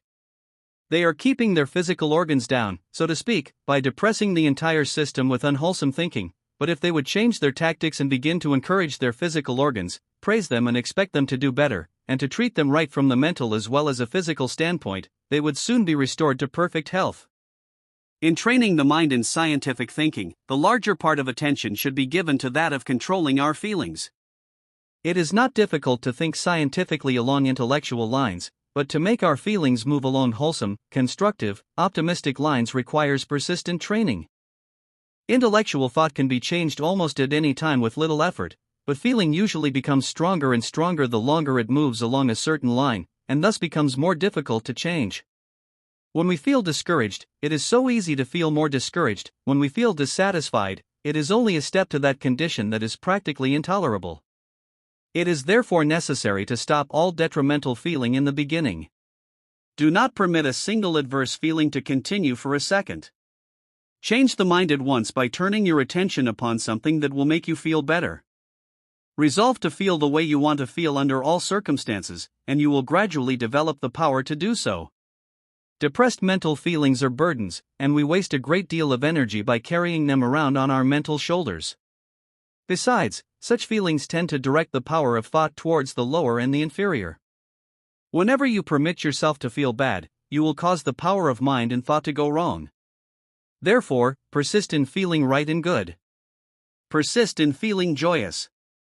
Persist in feeling cheerful, hopeful, optimistic, and strong. Place yourself on the bright side and the strong side of everything that transpires in your life, and you will constantly gain power that will invariably be in your favor. Life is growth, and the object of right thinking is to promote that growth. Give less time trying to change the opinions of others, and more time trying to improve your own life. Life becomes the way it is lived, and man may live the way he wants to live when he learns to think what he wants to think. Create your own thought and you become what you want to become because your thought creates you. We all know that man is as he thinks. Then we must think only such thoughts as tend to make us what we wish to be. The secret of right thinking is found in always keeping the mind's eye stayed upon the greater and the better in all things. 7. How man becomes what he thinks. Scientific research in the metaphysical field has demonstrated the fact that man is as he thinks, that he becomes what he thinks, and that what he thinks in the present determines what he is to become in the future, and also that since he can change his thought for the better along any line, he can therefore completely change himself along any line. But the majority who try to apply this law do not succeed to a great degree, the reason being that instead of working entirely upon the principle that man is as he thinks, they proceed in the belief that man is what he thinks he is. At first sight, there may seem to be no difference between the principle that man is as he thinks and the belief that man is as he thinks he is, but close study will reveal the fact that the latter is absolutely untrue.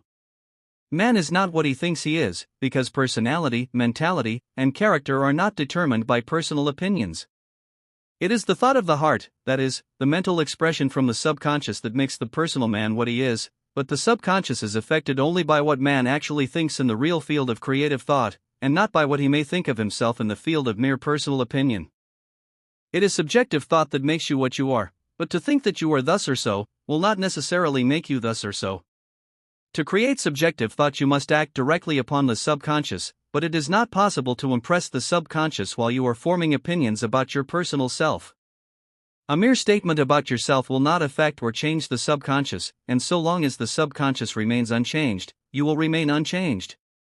While you are thinking simply about your external or personal self, you are acting upon the objective, but to change yourself you must act upon the subjective. Man may think that he is great, but so long as he continues to think small thoughts, he will continue to be small. No matter how high an opinion he may have of himself, while he is living in the superficial, his thoughts will be empty, and empty thoughts are not conducive to high attainments and great achievements. Man becomes great when he thinks great thoughts, and to think great thoughts he must transcend the limitations and circumscribed conditions of the person, and mentally enter into the world of the great and the superior. He must seek to gain a larger and a larger consciousness of the world of real quality, real worth, and real superiority, and must dwell upon the loftiest mountain peaks of mind that he can possibly reach. He must live in the life of greatness, breathe the spirit of greatness, and feel the very soul of greatness. Then, and only then, will he think great thoughts, and the mind that continues to think great thoughts will continue to grow in greatness. It is not what you state in your thought but what you give to your thought that determines results. The thought that is merely stated may be empty, but it is the thought with something in it that alone can exercise real power in personal life. And what is to be in your thought will depend upon what you think into your thought. What you give to your thought will give to you, and you will be and become accordingly, no matter what you may think that you are. The cause that you originate in the within will produce its effect in the without, regardless of what your opinions may be. Your personal life will consequently be the result of what you think, but it will not necessarily be what you think it is. Having discovered the fact that the physical body is completely renewed every 8 or 10 months, you will naturally think that you are young, but to simply think you are young will not cause the body to look as young as it really is. To retain your youth, you must remove those subconscious tendencies and conditions that produce old age, and you must eliminate worry. So long as you worry, you will cause your personality to grow older and older in appearance, no matter how persistently you may think that you are young. To simply think that you are young will not avail. You must think thoughts that produce, retain, and perpetuate youth. If you wish to look young, your mind must feel young, but you will not feel young until the whole of your mind produces the feeling of youth. To develop the feeling of youth in the whole mind, you must become fully conscious of the fact that youth is naturally produced in your entire system every minute, and you must train the mind to take cognizance only of the eternal now. So long as we feel that we are passing with time, we will imagine that we feel the weight of more and more years, and this feeling will invariably cause the body to show the mark of years, growing older and older in appearance as more years are added to the imaginary burden of age. You will look young when you feel young, but to simply feel that you are young will not always cause you to feel young. The real feeling of youth comes when we actually think in the consciousness of youth and give the realization of the now to every thought. You may think that you are well, but you will not secure health until you think thoughts that produce health. You may persistently affirm that you are well, but so long as you live in discord, confusion, worry, fear, and other wrong states of mind, you will be sick, that is, you will be as you think and not what you think you are. You may state health in your thought, but if you give worry, fear, and discord to that thought, your thinking will produce discord. It is not what we state in our thoughts, but what we give to our thoughts that determine results. To produce health, thought itself must be healthful and wholesome. It must contain the quality of health, and the very life of health.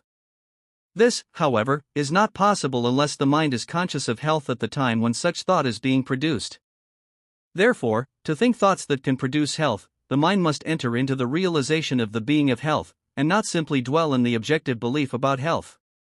Again, to produce health, all the laws of life must be observed, that is, the mind must be in that understanding of law, and in that harmony with law where the guiding thought will naturally observe law.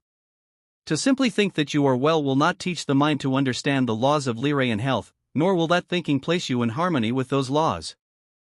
That thinking that does understand the laws of life will not come from the mere belief that you are well, but from the effort to enter into the understanding of all law, the spirit of all law, the very life of health, and into the very soul of all truth.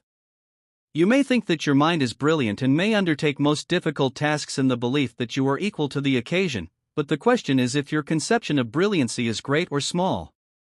If your conception of brilliancy is small, you may be right to that degree in thinking you are brilliant, that is, you may be brilliant as far as your understanding of brilliancy goes. Whether that is sufficient or not to carry out the task that is before you is another question. Your opinion of your mental capacity may be great, but if your idea of intelligence is crude, your intelligence-producing thought will also be crude, and can produce only crude intelligence.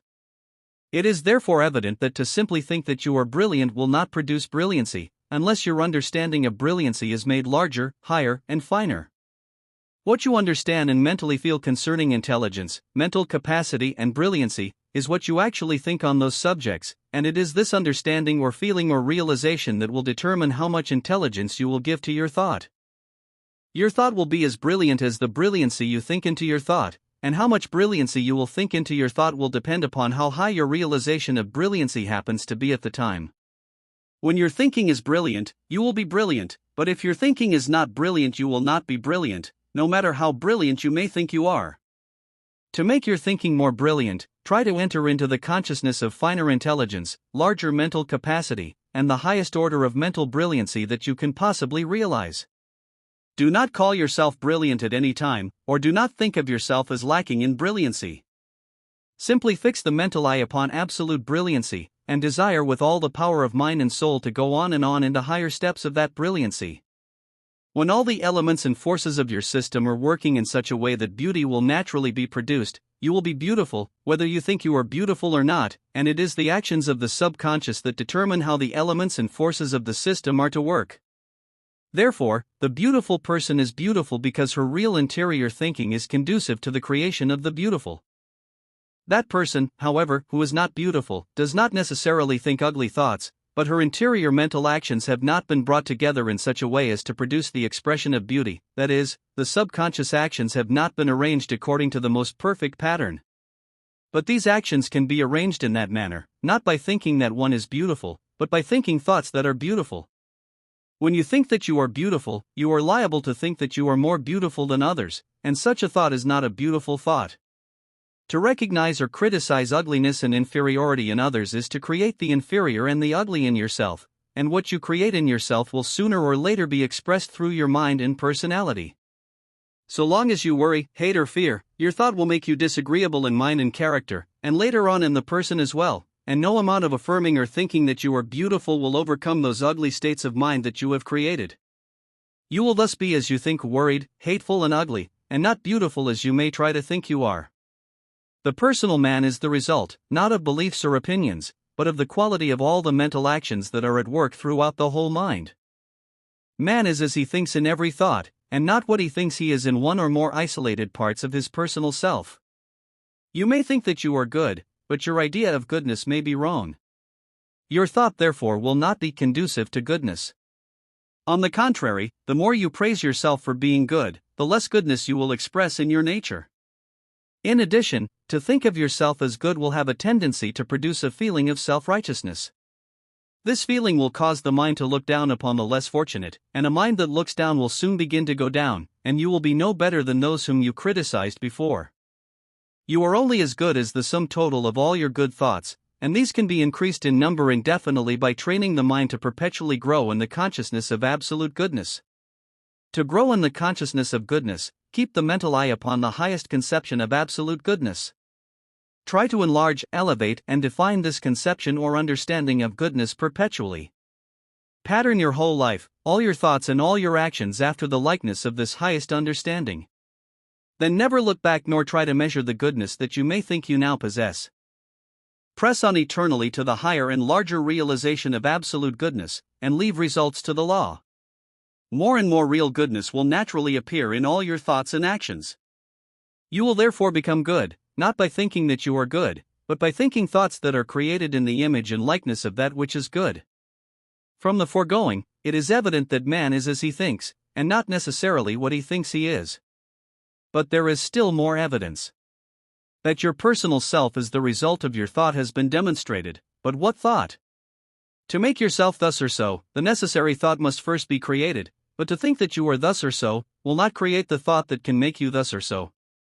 The reason is because it is subconscious thought alone that can produce effects in your nature, physical or mental, and you cannot enter the subconscious while you are thinking exclusively of your personal self.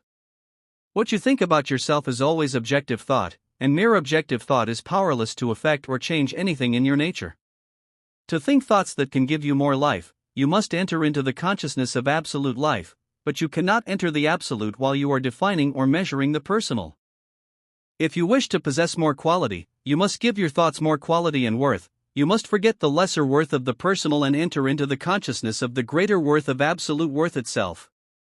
So long as you think that you are thus or so in the personal sense, your thought will be on the surface. You will mentally live among effects. You will not create new causes, therefore will not produce any changes in yourself. You will continue to be as you are thinking deep down in the subconscious, where hereditary tendencies, habits, race thoughts, and other mental forces continue their usual work, regardless of your personal opinion or empty thoughts on the surface. To change yourself, you must go to that depth of mind where the causes of your personal condition exist. But your mind will not enter the depth of the within so long as your thought is on the surface, and your thought will be on the surface so long as you are thinking exclusively about your personal self. The secret, therefore, is not to form opinions about yourself or to think about yourself as being thus or so, but to form larger conceptions of principles and qualities. Enter the richness of real life and you will think richer thoughts. Forget the limitations, the weaknesses, and the shortcomings of your personal self as well as your superficial opinions of your personal self, and enter mentally into the greatness, the grandeur, the sublimity, and the splendor of all things. Seek to gain a larger and a larger understanding of the majesty and marvelousness of all life, and aspire to think the thoughts of the infinite. This is the secret of thinking great thoughts, and he will positively become great whose thoughts are always great. In like manner, he who thinks wholesome thoughts, and wholesome thoughts only, will become healthful and wholesome. Such thoughts will have the power to produce health, and thoughts never fail to do what they have the power to do. Place in action the necessary subconscious thought and the expected results will invariably follow. Man therefore is not what he thinks he is because such thinking is personal, and consequently superficial and powerless. The thought that determines his personality, his character, his mentality, and his destiny is his subjective thought, the thought that is produced in the subconscious during those moments when he forgets his personal opinions about himself and permits his mind to act with deep feeling and subjective conviction. But those thoughts that enter the subconscious are not always good thoughts. Man's subjective thinking is not always conducive to the true, the wholesome, and the best, as his thinking is not always right. For this reason, man himself is not always good, nor his life as beautiful as he might wish to be. His thinking is in his own hands, however. He can learn to think what he wants to think, and as he is and becomes as he thinks, we naturally conclude that he may, in the course of time, become what he wants to become. The greatest remedy in the world is change, and change implies the passing from the old to the new. It is also the only path that leads from the lesser to the greater, from the dream to the reality, from the wish to the heart's desire fulfilled. It is change that brings us everything we want. It is the opposite of change that holds us back from that which we want. But change is not always external. Real change, or rather the cause of all change, is always internal. It is the change in the within that first produces the change in the without. To go from place to place is not a change unless it produces a change of mind, a renewal of mind. It is the change of mind that is the change desired. It is the renewal of mind that produces better health, more happiness, greater power, the increase of life, and the consequent increase of all that is good in life.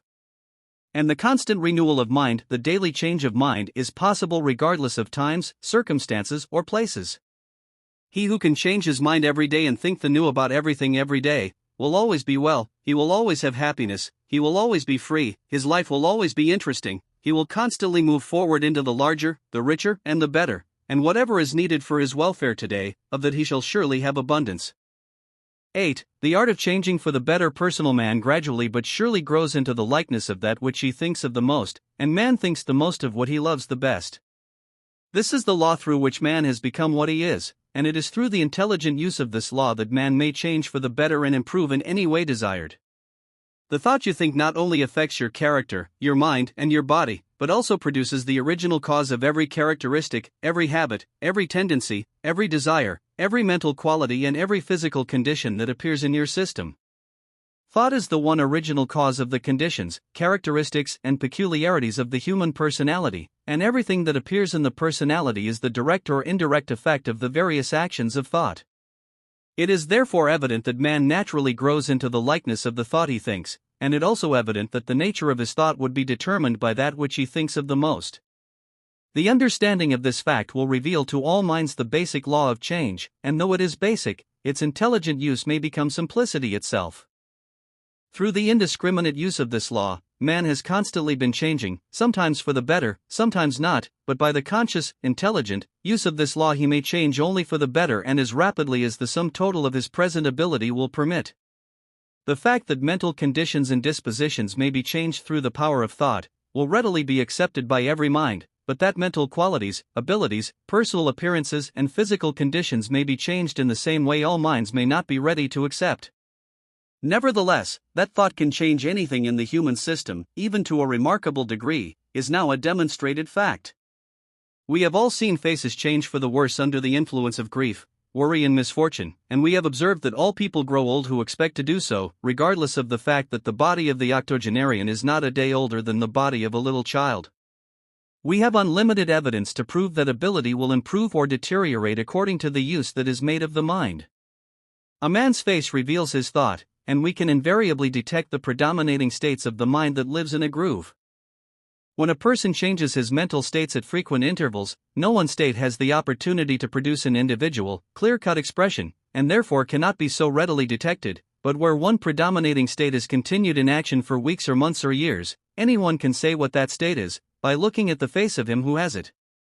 Thus we can detect different kinds of disposition, different grades of mind, different degrees of character, and different modes of living, and convince ourselves at the same time that man in general looks, acts, and lives the way he thinks.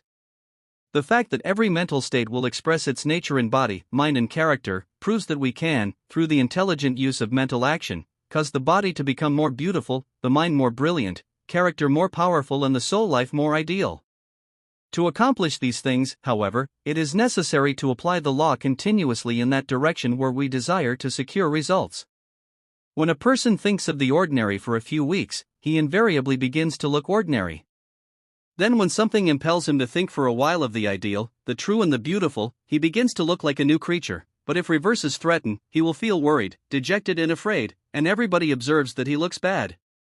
Then if the tide turns in his favor, he will begin to look content, and if something should suggest to his mind the thought of the wholesome, the sound, and the harmonious, he will begin to look remarkably well. In this manner he is daily using the law of change, but never intelligently. He does not take the law into his own hands, but uses the law only as suggestions from his environment may direct. He advances one day and falls back the next. 1 week his physical mansion is painted with colors of health and beauty. The next week only the conditions of age and disease are in evidence. He plants a flower seed today, and tomorrow hoes it up to plant a weed in its place. Thus the average person continues to live, and every change comes from the unconscious, indiscriminate use of the power of his thought. This power, however, can be employed more wisely, and when the many begin to do so, the progress of the race will be remarkable indeed. The basic law of change must be taken into our own hands, and must be employed directly for producing the change we have in view, and to accomplish this the love nature must be so trained that we shall love only what we want to love, only what is greater and better than that which we have realized up to the present time. In this respect strong, highly developed souls will have no difficulty, because they have the power to see the great, the beautiful, and the ideal in all things, but those who have not as yet acquired that power must train their feelings with care, lest love frequently turns thought upon the low, the common, or the ordinary. What you admire in others will develop in yourself. Therefore, to love the ordinary in anyone is to become ordinary, while to love the noble and the lofty in all minds is to grow into the likeness of that which is noble and lofty. When we love the person of someone who is in the earth earthy, we tend to keep ourselves down in the same place. We may give our kindness and our sympathies to all, but we must not love anything in anyone that is not ideal. It is a misdirection of love to love exclusively the visible person. It is the ideal, the true and the beautiful in every person that should be loved, and as all persons have these qualities, we can love everybody with a whole heart in this more sublime manner. In this connection, a great problem presents itself to many men and women who aspire to a life of great quality. These people feel that they cannot give their personal love to husbands, wives, relatives, or friends that persist in living in the mere animal world, but the problem is easily solved. We must not love what is ordinary in anyone. In fact, the ordinary must not be recognized, but we can love the real life in everyone, and if we will employ our finer perceptions, we will find that this real life is ideal in every living creature in the world. We need not love the perversions of a person, but we can love the greater possibilities and the superior qualities that are inherent in the individual. It is not the imperfections or appearances that should be loved, but the greatness that is within, and what we love in others we not only awaken in others, but we develop those very things more or less in ourselves. To promote the best welfare of individuals under all sorts of circumstances, personal loves should be exchanged only by persons who live in the same world. When the woman has found the superior world, the man must not expect her personal love unless he also goes up to live in the same world. It is simply fair that he should do so. The woman who lives in a small world must not expect the love of a man who lives in a great world. He would lose much of his greatness if he should give his personal love to such a woman. The tendency of all life is onward and upward. Therefore, to ask anything to come down is to violate the very purpose of existence. If we wish to be with the higher, the greater, and the superior, we must change ourselves and become higher, greater, and superior, and this we all can do. In the application of the basic law of change, no factor is more important than that of pleasure. We are controlled to a great extent by the pleasures we enjoy, ofttimes so much so that they may even determine our destiny. The reason why is found in the fact that we deeply love what we thoroughly enjoy, and since we think the most of what we love the best, we naturally become like the pleasures we thoroughly enjoy, because man gradually grows into the likeness of his predominating thought. It is therefore unwise to permit ourselves to enjoy anything that is beneath our most perfect conception of the ideal, and it is likewise unwise to associate personally with people who care only for the ordinary and the common. What we enjoy becomes a part of ourselves, and for the good of everybody, we cannot afford to go down. But when we love only those pleasures that are as high as our own ideal of joy, then we are truly on the great ascending path. To overlook the wrongs, the defects, and the perversions of life, and to look only for that beautiful something in every soul that we simply want to love, even without trying, is one of the greatest things that we can do, but we must not permit our conception of the beautiful within to become a mere, cold abstraction. It is most important that we be as emotional as we possibly can without permitting ourselves to be controlled by our emotions. The heart should be most tender and warm, and every feeling constantly on fire, but if all such feelings are turned into the secret realms of soul life, we shall find that the forces of love are drawn insistently towards the highest, the truest, the most noble, and the most beautiful that our inspired moments have revealed. When this is done, we can readily love with the whole heart any noble quality, or high art, or great work upon which we may direct our attention, and what we can love at will, that we can think of as deeply and as long as we may desire. When we have formulated in our minds what changes we wish to make, the course to pursue is to love the ideal that corresponds to those changes. This love must be deep and strong, and must be continued until the desired change has actually taken place. Know what better qualities you want, then love those qualities with all your mind and heart and soul. To love the higher and the greater qualities of life is to cause the creative qualities of mind to produce those same qualities in our own nature, and in consequence, we steadily grow into the likeness of that which we constantly love. This is the great law, the law that governs all change for the better. But to use this law intelligently, the power of love must cease to respond to every whim or notion that the suggestibility of environment may present to the mind. The power of love is the greatest power in the world, but it can cause persons or nations to fall to the lowest state, as well as rise to the highest state.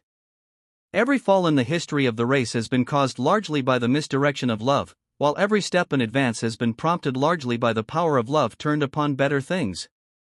To misdirect love is to love that which is beneath our present stage in advancement. It is turning the forces of life backward, and retrogression must inevitably follow. In the average person, love is directed almost exclusively upon the personal side of life. In consequence, the love nature becomes so personal, so limited, and so superficial, that materialism follows. In many other minds, it is mere appearances that attract the power of admiration, and the finer things in mind, soul, and character are wholly ignored. The result is that the finer qualities of such people gradually disappear, and grossness, both in thought and in appearance, naturally follow. But we must not conclude in this connection that it is wrong to admire the beautiful wherever it may be seen in the external world. We should love the beautiful everywhere, no matter where it may be found. We should admire the richness of life, both in the external and in the internal, and by living a complete life, we shall enjoy more and more of the richness and the beautiful in life, in the within as well as in the without. But the power of love must direct the greater part of its attention upon that which is rich and beautiful in mind and soul. It is that which is finer than the finest of external things that must be loved if man is to grow into the likeness of the great, the superior, and the ideal, because man is as he thinks, and he thinks the most of what he loves the best. When any individual begins to love the finer qualities in life, and gives all the power of mind and soul to that love, he has taken the first step in the changing of his destiny. He is laying the foundation for a great and a better future, and if he continues as he has begun, he will positively reach the loftiest goal that he may have in view. There are many laws to apply in the beginning of a great life, but the law that lies at the foundation of them all is the law of love. It is love that determines what we are to think, what we are to work for, where we are to go, and what we are to accomplish. Therefore, among all great essentials, the principal one is to know how to love. To apply this essential for all practical purposes, the secret is to love the great, the beautiful, and the ideal in everybody and in everything, and to love with such a strong, passionate love that its ascending power becomes irresistible. The whole of life will thus change and go up with the power of love into the great, the superior, and the ideal. Everything, both in the being of man and in his environment, will advance and change accordingly, and the dreams of the soul will come true. The ideal will become real, the desires of the heart will be granted, and what man has hoped to make his own will be absent no more. When failure comes, be more determined than ever to succeed.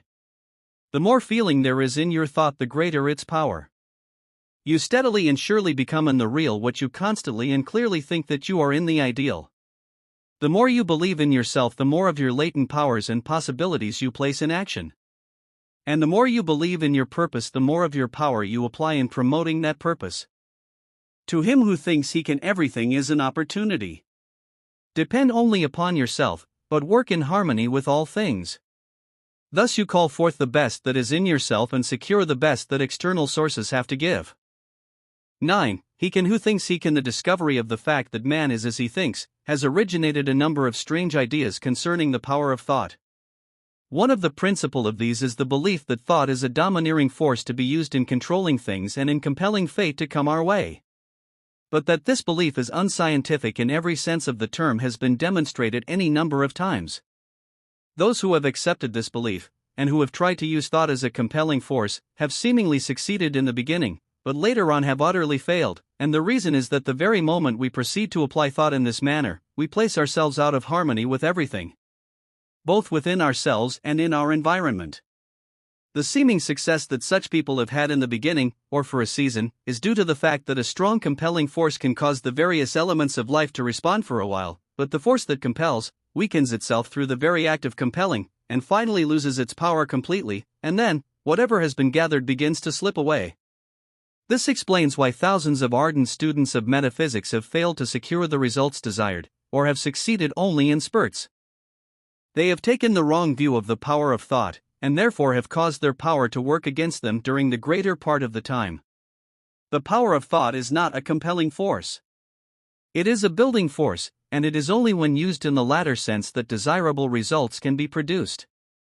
The building capacity of thought, however, is practically unlimited. Therefore, there is actually no end to what might be accomplished, so long as this power is employed intelligently. To apply the full building power of thought, we should proceed upon the principle that he can who thinks he can, and we should act in the full conviction that whatever man thinks he can do, because there is no limit to the power that such thinking can bring forth. The majority among intelligent minds admit that there is some truth in the statement that he can who thinks he can, but they do not, as a rule, believe it to be a very large truth. They admit that we gain more confidence in ourselves when we think that we can do what we have undertaken to do, and also that we become more determined, but aside from that, they see no further value in that particular attitude of mind.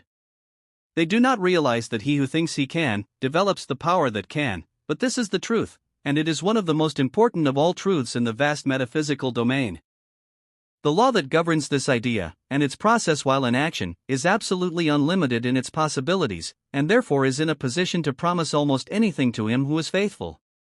When a man begins to think that he can do certain things that he desires to do, his mind will naturally proceed to act on those faculties that are required in the working out of his purpose, and so long as the mind acts upon a certain faculty, more and more life, nourishment, and energy will accumulate in that faculty.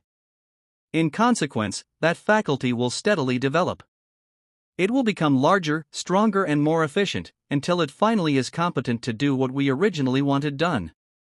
Thus we understand how he who thinks he can develops the power that can. When a man begins to think that he can apply the power of invention, his mind will begin to act upon the faculty of invention. The latent powers of this faculty will be aroused. These powers will accordingly be exercised more and more, and development will be promoted. This, however, is not all. Whenever the mind concentrates its attention upon a certain faculty, additional energy will be drawn into that faculty, thus power will be added to power, much will gather more, and as this may continue indefinitely, there need be no end to the capacity and the ability that can be developed in that faculty. In the course of time, be it in a few months or in a few years, that man will actually have developed the power of invention to such a degree that he can invent successfully, and through the application of the same law, he can further develop this same faculty, year after year, until he may finally become an inventive genius. When a man has some inventive power in the beginning, he will secure, through the application of this law, more remarkable results and in less time than if there were originally no indications of that faculty. But even if there were no original indications of individual power, that power can be developed to a high degree through the faithful application of the great law, he can who thinks he can, or to state it differently, he who thinks he can develops the power that can. There is no faculty that we all do not possess, either in the active or in the latent state. Every faculty that naturally belongs to the human mind is latent in every mind, and it can be awakened and developed, provided the proper laws are faithfully applied. It should be our object, however, to accomplish as much as possible in the present. It is therefore advisable to proceed in the beginning to work through, and develop, those faculties that already indicate considerable power. The mind that has same talent for invention should proceed to think that he can invent. Thus he will accumulate more and more inventive ability or genius. The mind that has some talent for music should proceed to think that he can master the art of music. He will thereby cause the creative energies of his mentality to accumulate more and more in the faculty of music, until that faculty will be developed to a greater and greater degree. The mind that has some talent for art should apply the same law upon that talent. The mind that has literary ability should proceed to think that he can write what he wants to write, and he will finally secure that literary ability or genius with which he can write what he wants to write. The mind that has ability in any line of business should proceed to think that he can conduct that business in the most successful manner. Should he enter that business and continue to think that he can, combining such thought with good work, enterprise, and the full use of his personal ability, his success will continue to grow indefinitely. Whatever a man may think that he can do, let him proceed to carry out that undertaking, constantly thinking that he can.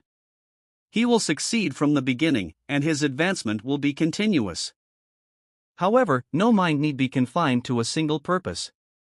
If we have talent for something better than we are doing now, or if we wish to awaken some talent that we long to possess, we may proceed now to think that we can do what we long to do. We shall thus give more and more power to that faculty until it becomes sufficiently strong to be applied in actual practice. In the meantime, we should continue to think that we can do better and better what we are doing now. We shall thereby advance steadily in our present work, and at the same time, prepare ourselves for a greater work in the coming days. When we think that we can, we must enter into the very soul of that thought and be thoroughly in earnest. It is in this manner that we awaken the finer creative energies of mind, those forces that build talent, ability, and genius, those forces that make man great. We must be determined to do what we think we can do. This determination must be invincible, and must be animated with that depth of feeling that arouses all the powers of being into positive and united action. The power that can do what we think we can do will thus be placed at our command, and accordingly we may proceed successfully to do what we thought we could do. The fact that you have failed to get the lesser proves conclusively that you deserve the greater. So therefore, dry those tears and go in search of the worthier prize. Count nothing lost. Even the day that sees no worthy action done may be a day of preparation and accumulation that will add greatly to the achievements of tomorrow. Many a day was made famous because nothing was done the day before. Know what you want and continue to want it. You will get it if you combine desire with faith. The power of desire, when combined with faith, becomes invincible. Some of the principal reasons why so many fail to get what they want is because they do not definitely know what they want, or because they change their wants almost every day.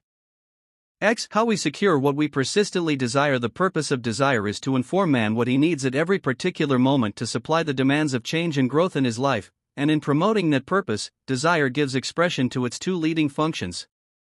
The first of these is to give the forces of the human system something definite to do, and the second is to arouse those forces or faculties that have the natural power to do what is to be done. In exercising its first function, desire not only promotes concentration of action among the forces in man, but also causes those forces to work for the thing that is wanted. Therefore, it is readily understood why the wish, if strong, positive, determined and continuous, will tend to produce the thing wished for. If you can cause all the elements and powers in your being to work for the one thing that you want, you are almost certain to get it. In fact, you will get it unless it is so large that it is beyond you, or beyond the power of your present capacity to produce, though in that case you have exercised poor judgment. You have permitted yourself to desire what lies outside of your sphere, and what you could neither appreciate nor use were you to get it. What you can appreciate, enjoy, and use in your present sphere of existence, you have the power, in your present state of development, to produce. That is, you can produce it if all your power is applied in your effort to produce it. And when you desire any particular thing with the full force and capacity of your desire, you cause all your power to be applied in producing that particular thing. In exercising its second function, desire proceeds directly into that faculty or group of forces that can, if fully applied, produce the very thing that is desired. In its first function, it tends to bring all the forces of the system together, and inspires them with the desire to work for what is wanted. It acts upon the system in general and gives everything in the system something definite to do, that something definite in each case being the one thing desired. In its second function, it acts upon certain parts of the system in particular, always upon those parts that can do what is wanted done, and it tends to arouse all the life and power that those particular parts may contain. How desire proceeds, and how it secures results in this respect is easily illustrated. We will take, for example, a man who is not earning as much as he feels that he needs. Naturally, he will begin to desire more money, and we will suppose that this desire becomes stronger and stronger until it actually stirs every atom of his being. Now what happens? He is not only arousing a great deal of latent and unused energy, but all of his active energy is becoming more and more alive. But what becomes of all this energy? It goes directly into his money-making faculties, and tends to increase decidedly the life, the power, the capacity, and the efficiency of those faculties. There is in every mind a certain group of faculties that is made by nature for financial purposes. In some minds these faculties are small and sluggish, while in other minds they are large and active. And that the latter kind should be able to make more money and accumulate things in a greater measure is quite natural. But is it possible to take those faculties that are small and sluggish and make them large and active? If so, those who now have limited means may in the course of time have abundance. To answer this question, we will ask what it is that can arouse any faculty to become larger and more active, and we find that it is more energy, and energy that is more alive. No matter how sluggish a faculty may be, if it is thoroughly charged, so to speak, with highly active energy, it simply must become more active. And no matter how small it may be, if it continues to receive a steady stream of added life, energy, and power, day after day, month after month, year after year, it simply must increase in size and capacity. And whenever any faculty becomes greater in capacity and more alive in action, it will do better work, that is, it will gradually gain in ability and power until it has sufficient ability and power to produce what you wished for. Returning to the man in our illustration, we will see how the principle works. His money-making faculties are too small and too sluggish to produce as much money as he needs. He begins to desire for more.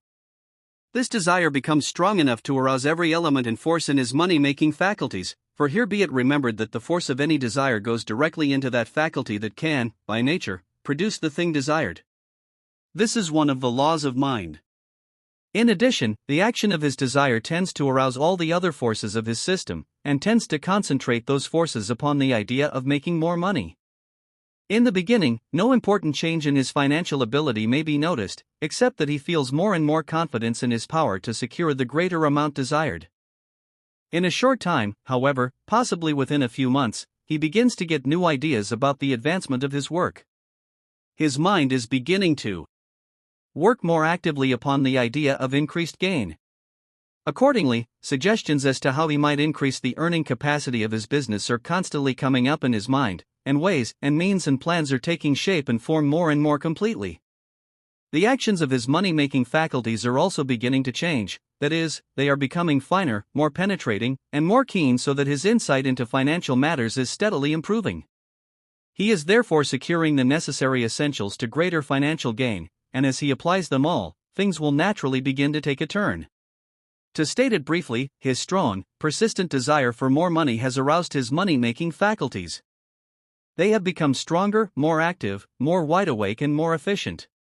And as a strong, wide-awake faculty can do many times as good work as one that is only partly alive, we understand how his desire for more money has given him the ability to make more money.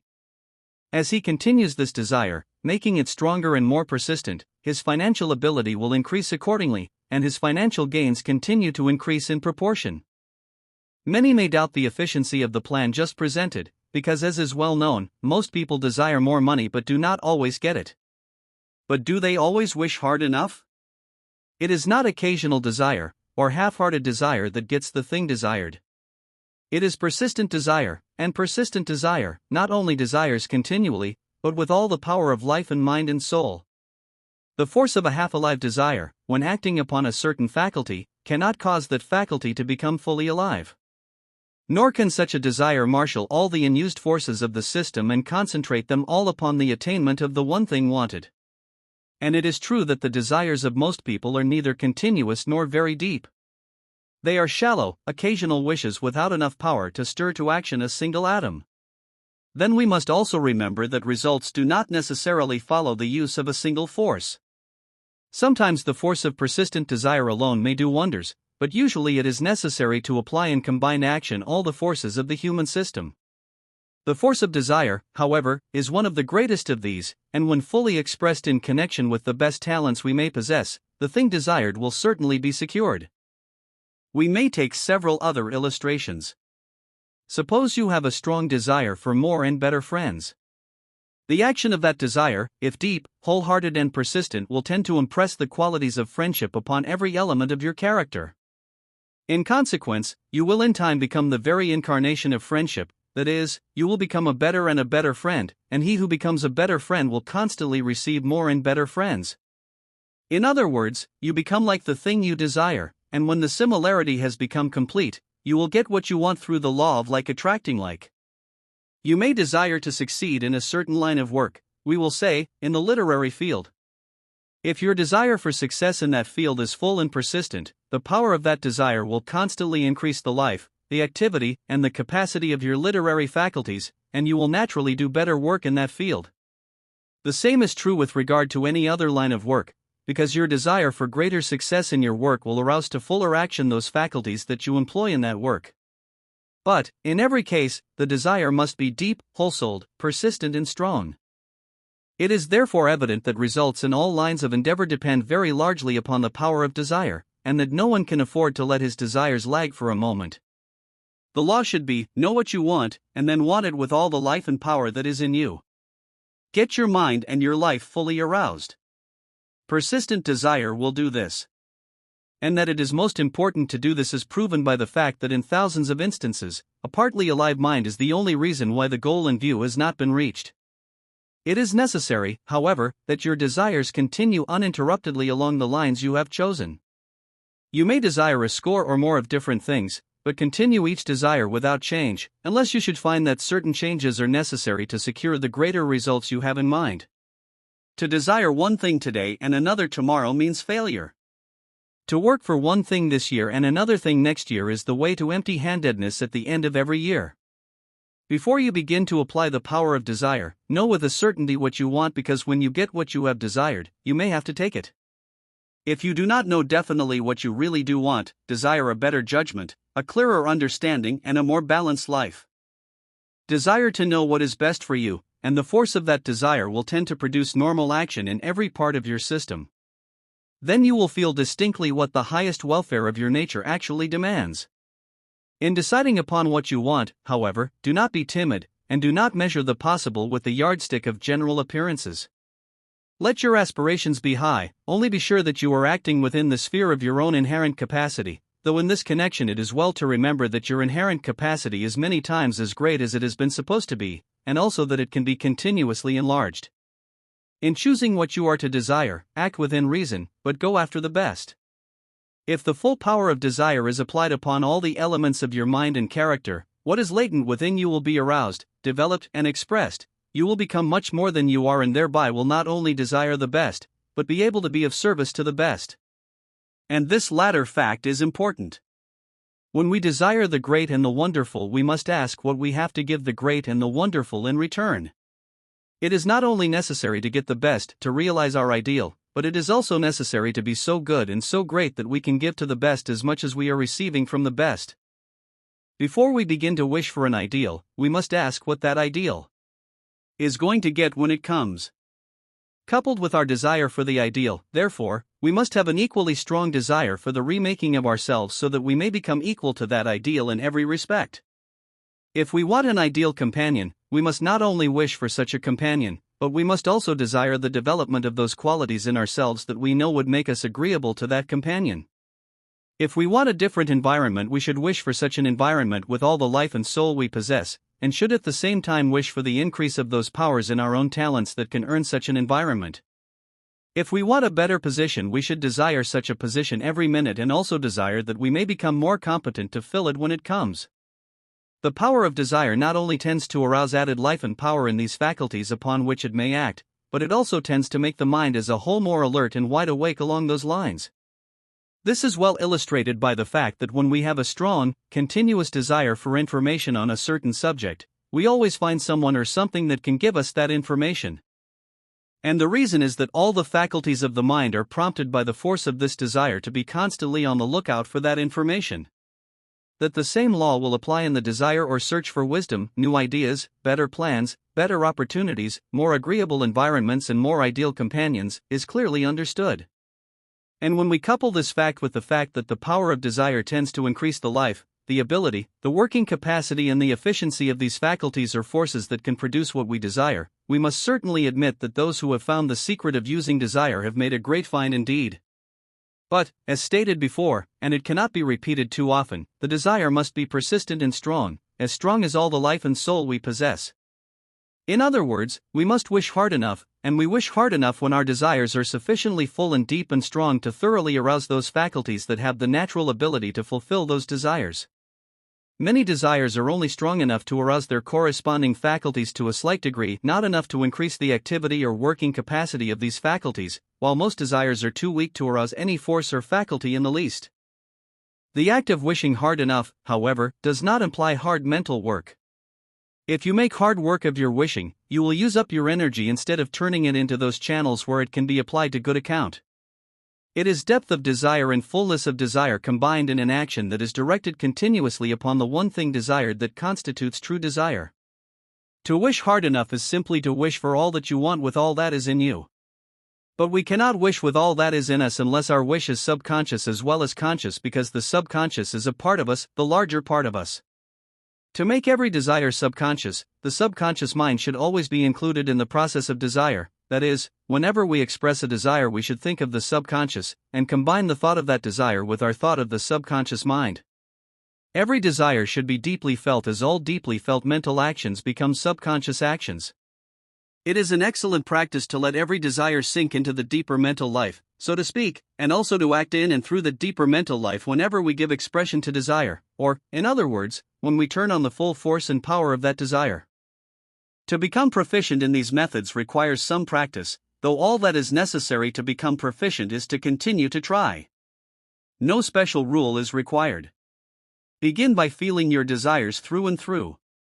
Make them as strong and as deep as you can, and always combine the living action of your desire with your thought of those faculties through which you know that desire is to work. To illustrate, if you desire greater success in your work, think of those faculties that you are using in your work whenever you give full expression to your desire. If you are a businessman, think of your business faculties whenever you desire greater business success. If you are a musician, think of your musical faculties whenever you desire greater proficiency in your music. Though in case your desires should be such that you do not know through what kinds of faculties it will naturally be expressed, never mind. Continue to desire what you want. The power of that desire, if persistent and strong, will find a way to make your wish come true. When we understand how desire works, and know that it works only when it is persistent, we realize that we have found, not only a great secret, but also a simple explanation for many of the failures in life as well as many of its greatest achievements. And from the facts in the case we conclude that no matter what a man's condition or position may be today, if he will decide upon that something better that he wants, he may get it, provided his wish for it is as strong as his own life and as large as his own soul. The optimist lives under a clear sky, the pessimist lives in a fog. The pessimist hesitates, and loses both time and opportunity. The optimist makes the best use of everything now, and builds himself up, steadily and surely, until all adversity is overcome and the object in view realized.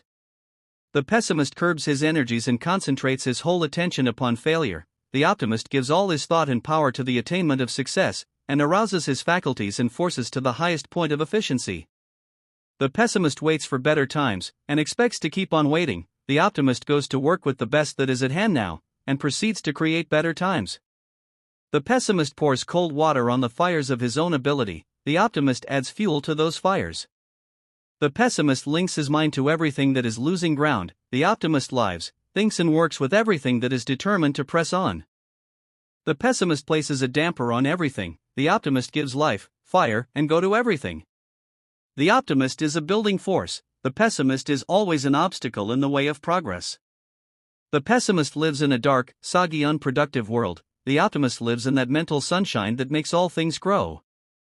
11. Concentration and the power back of suggestion. The purpose of concentration is to apply all the active forces of mind and personality upon that one thing which is being done now, and it may therefore be called the master key to all attainments and achievement.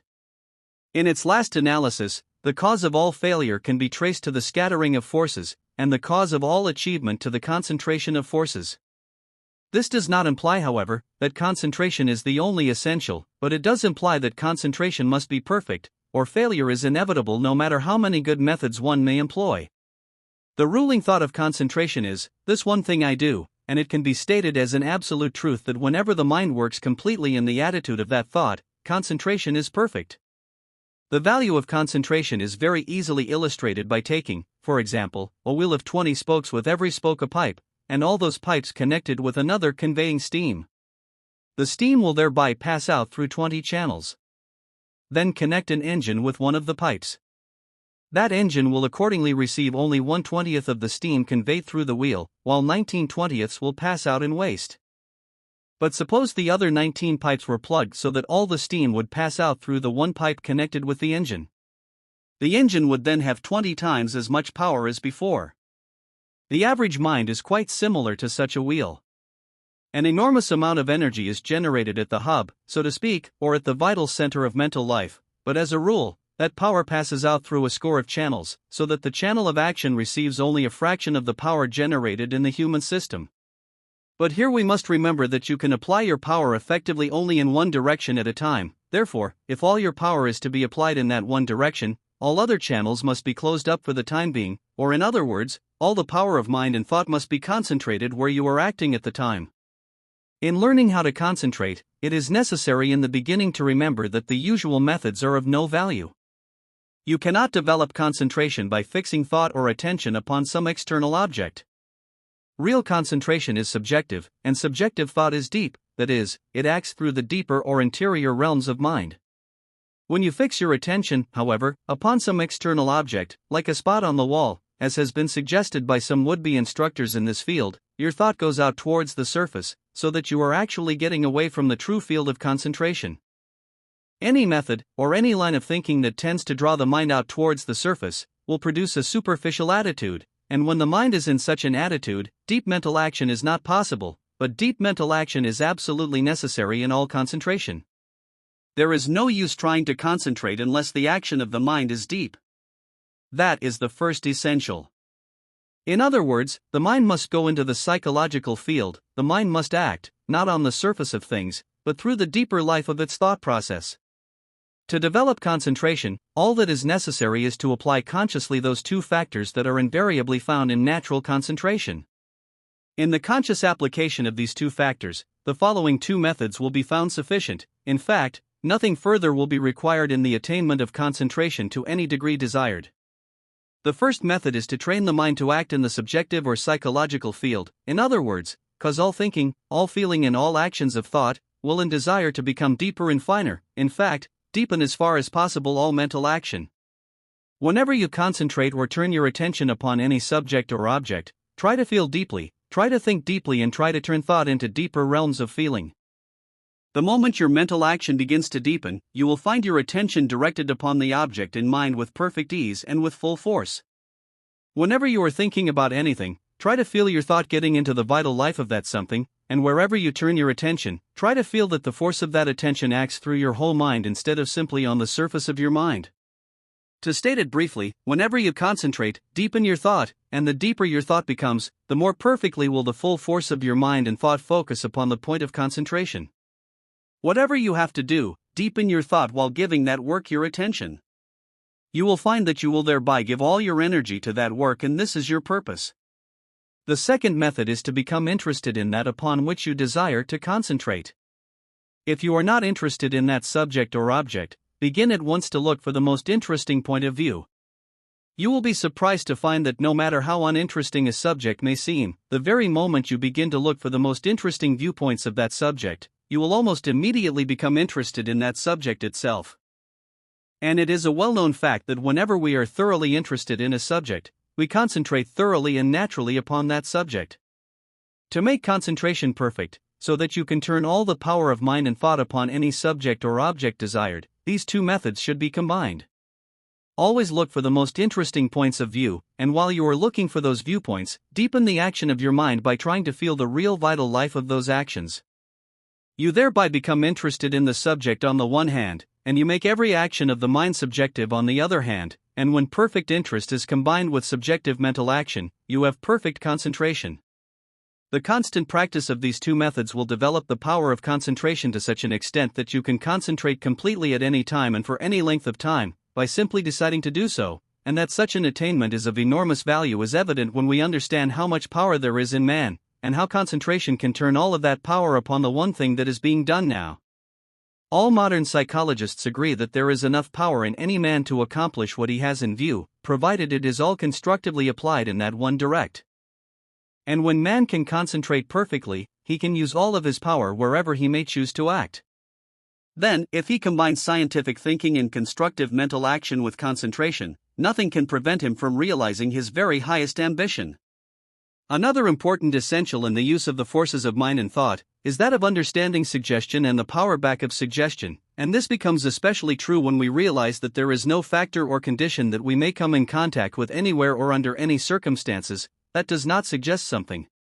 To define suggestion, it may be stated that anything is a suggestion that brings into mind some thought, idea, or feeling that tends to undermine some similar idea, thought, or feeling that happens to be in the mind at the time. When you have certain ideas or feelings, and you meet circumstances that tend to remove those ideas or feelings, the power of suggestion is working in your mind. If your mind is in a wholesome state and an unwholesome picture removes that wholesome state by replacing something that is degrading, your mind is in the power of suggestion.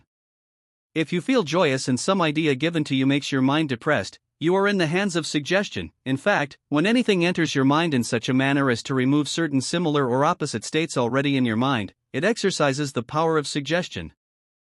It is therefore necessary to understand how this power works, so that we can take advantage of good suggestions and avoid those that are not good. The great majority are receiving all sorts of suggestions every hour, and they respond to a very large number of them. In fact, we can truthfully say that most people are controlled, most of the time, by suggestions that come to them from their environment. Those minds, however, who understand the power of thought, and who know the difference between detrimental and beneficial suggestions, can close their minds to the former and open them fully to the latter. And the method to apply is this: that whenever you are in the presence of an adverse suggestion, concentrate your attention upon some idea or mental state which you know will act as a counter-suggestion. In other words, when adverse suggestion is trying to produce in your mind what you do not want, persist in suggesting to yourself what you do want. This practice, if employed frequently, will soon make you so strong in this direction that you will unconsciously, so to speak, be on your guard. In fact, the very moment that an adverse suggestion is given, your mind will spring up of its own accord with a wholesome suggestion to meet the requirements. To avoid becoming a victim to adverse suggestions, and we have such suggestions about us almost constantly, fill your mind so full of good, wholesome thoughts and suggestions that there is no room for anything else. Feel right at all times, and nothing from without can tempt you to think wrong. Make every good thought subconscious, and no adverse thought from without can possibly get into your subconscious mind at any time. A great many suggestions do not produce results, a fact which should be perfectly understood, because every thought that we think does contain some suggestion.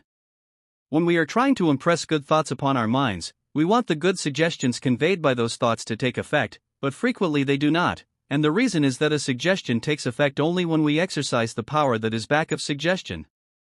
The outward suggestion itself is simply the vehicle through which another power is acting, and that other power is nothing more nor less than the real life of that idea which the suggestion intends to convey. To simplify this matter, we will suppose that you are suggesting to yourself that you are well. The suggestion itself is simply a vehicle conveying the idea of health, but if your mind is not in touch with the interior or living force of that idea of health at the time you are giving the suggestion, you have not exercised the power back of suggestion, and the idea of health will not be conveyed to your subconscious mind.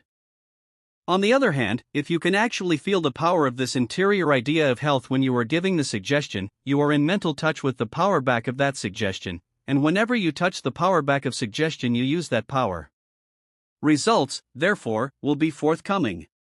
To explain further, we might say that you use the power back of suggestion whenever you mentally feel that vital idea which the suggestion aims to convey. When you feel that idea, you respond to the suggestion, but when you do not feel it, you do not respond. This explains why the power of suggestion so frequently fails, not only in everyday life, but also in mental healing. When you think health, you will produce health in your system if you feel the real or interior life of health at the time. When you think harmony, you will produce harmony in your system, if your mind actually goes into the soul of harmony at the time. When you place yourself in the mental world of happiness, whenever you are thinking happiness, you will actually produce happiness in your mind, because you are applying the power that is back of the thought that suggests happiness. Two men may present the same proposition under the same circumstances, and you will accept the proposition from the one, while ignoring the arguments of the other completely. The reason will be that while the one is talking about his proposition, the other is talking through his proposition. The mind of the one goes on the outside of his arguments and his suggestions, while the mind of the other goes through the real inner life of those arguments and suggestions. Therefore, the one is only using suggestion, while the other is also using the power back of suggestion, and it is the power back of suggestion that produces results, whenever results are secured. The same idea is illustrated when a person is speaking on a certain subject. If his description deals simply with the shell of that subject, he does not attract attention, but the moment he touches the vital or inner factors of that subject, everybody is interested. The reason is, he has touched the power back of his theme. But we all have ideas or suggestions to present at frequent intervals. Therefore, if we can use the power back of our suggestion at such times, we may receive a hearing, but if we cannot, we attract little or no attention. Thus we understand the value of knowing how to use the power back of suggestion, and we can learn to use this power by training ourselves to get into the real life of every idea and every thought that we may try to think or convey. When we try to live our ideas and thoughts, we will begin to express that interior power, and we shall succeed in living our ideas when we try to feel consciously and constantly the real life and the real truth that is contained in those ideas. To secure the best results from the power of thought in its various modes of application, we must understand that there is something back of everything that takes form or action in life, and that it is through this something that the actions of mind should move whenever we use thought or suggestion in any manner whatever. When we are conscious only of the body of our ideas, those ideas convey no power. It is when we become conscious of the soul of those ideas that we have aroused that something within that alone produces results in the mental world. Any thought or suggestion that conveys simply the external form, invariably falls flat. There is nothing to it. It is entirely empty, and produces no impression whatever. But our ideas and suggestions become alive with the fullness of life and power when we also convey the real life or the real soul that is contained within the body of those thoughts. We have, at such times, entered the depths of mental life. We are beginning to act through undercurrents, and we are beginning to draw upon the immensity of that power that exists in the vast interior realms of our own mental world. Say to yourself 100 times every day and mean it with all your heart, I will become more than I am. I will achieve more and more every day because I know that I can. I will recognize only that which is good in myself, only that which is good in others, only that in all things and places that I know should live and grow. When adversity threatens, I will be more determined than ever in my life to prove that I can turn all things to good account. And when those whom I have trusted seem to fail me, I will have 1,000 times more faith in the honor and nobleness of man. I will think only of that which has virtue and worth. I will wish only for that which can give freedom and truth. I will expect only that which can add to the welfare of the race. I will live to live more. I will speak to give encouragement, inspiration, and joy. I will work to be of service to an ever-increasing number. And in every thought, word, and action my ruling desire shall be, to enrich, ennoble and beautify existence for all who come my way. 12. The development of the will. No force in the human system can be properly used unless it is properly directed, and as the will is the only factor in man that has the power to direct or control, a thorough development of the will, as well as a clear understanding of its application under every circumstance, becomes absolutely necessary if we are to use all the forces within us to the very best advantage. To define the will with absolute exactness is hardly possible, though a clear knowledge as to its general nature and special functions must be secured. In a previous chapter, it was stated that the I Am is the ruling principle in man, and it may be added here that when the I Am exercises this function of rulership anywhere in the human system, will power is the result, or, it may be stated that the will is that attribute of the I Am which is employed whenever there is a definite intention followed by actual action, with a view of initiating, controlling, or directing. To state it briefly therefore, will power is the result of the I Am either taking initiative action or controlling and directing any action after it has been taken. Among the many functions of the will, the principal ones are as follows: the will to initiate, the will to direct, the will to control, the will to think, the will to imagine, the will to desire, the will to act, the will to originate ideas, the will to give expression to those ideas, the will to will into action any purpose, the will to carry through that purpose, the will to employ the highest and most perfect action of any force or faculty in mind, and the will to push up, so to speak, any talent in the mind to its highest point of efficiency. This last mentioned function has been ignored, but it is by far the most important in the practical life of attainment and achievement. To illustrate this idea, we will suppose that you have a group of faculties, all of which are well developed, and contain a great deal of ability and power. But how can those faculties be caused to act? The fact is they will not act in the least until the will wills them into action. The will therefore must first be applied, but the act of initiating action among those faculties is not its only function. To illustrate again, we will suppose that your will is very weak. It therefore stands to reason that the original impulse given those faculties will also be weak. Then when we understand that it is necessary for the will to continue to prompt or impel the continued action of any faculty, we realize how weak, half-hearted and limited such an action will necessarily be when the will is weak. On the other hand, if your will is very strong, the original impulse given to the faculty will be strong and the continued action of that faculty will be much stronger, larger and more efficient. In brief, when a faculty is backed up, so to speak, with a powerful will, it easily doubles its capacity and efficiency. In other words, it is pushed up to a higher state of action. We understand therefore the great importance of having a strong will, though such a will is not only an advantage in promoting a fuller and larger expression of any faculty we may possess, but also in promoting a larger and more perfect expression of any force that may be applied, either in the personality, in character, or in mind. A powerful will, however, is never domineering or forceful. In fact, a domineering will is weak. It may be seemingly strong on the spur of the moment, but it cannot be applied steadily for any length of time. A strong will, however, is deep, continuous and persistent. It calls into action your entire individuality, and as you exercise such a will you feel as if a tremendous power from within yourself had been calmly, though persistently aroused. When we analyze the human mind, in the majority we find the will to be weak, and in fact, almost absent in a great many. Such people do not have the power to take a single original step. They have no initiative, and accordingly drift with the stream. Among others, who are a little higher in the mental scale, we find a will somewhat stronger, but not sufficiently strong to exercise with any degree of efficiency a single one of its functions. Among what can be called the better class, we invariably find the will to be fairly well developed, and among the great leaders in all the different phases of human life and action, we find the will to be very strong. In fact, there is not a single mental or spiritual giant in history who did not have a tremendous will, and this was one of his great secrets. To illustrate further with regard to the last mentioned of the special functions, we will suppose that you have some talent for music. If you should will to exercise that talent to a slight degree only, it is evident that your efficiency along that line would not be marked. On the other hand, if your will was so strong that you could push up, so to speak, your musical faculty to its very highest point of efficiency, you would soon find yourself on the verge of musical genius. In fact, musical genius is absolutely impossible unless you have a strong will, no matter how much musical talent you may possess. Though it must be remembered in this connection that it is not sufficient simply to have a strong will. The majority do not possess a strong will, and most of those who do have a strong will have not learned how to apply it so as to secure greater efficiency in anything they may do. And here it is important to state that anyone who will increase the power of his will, and properly train it for the purpose just indicated, may expect to increase his efficiency anywhere from 25 to 200%.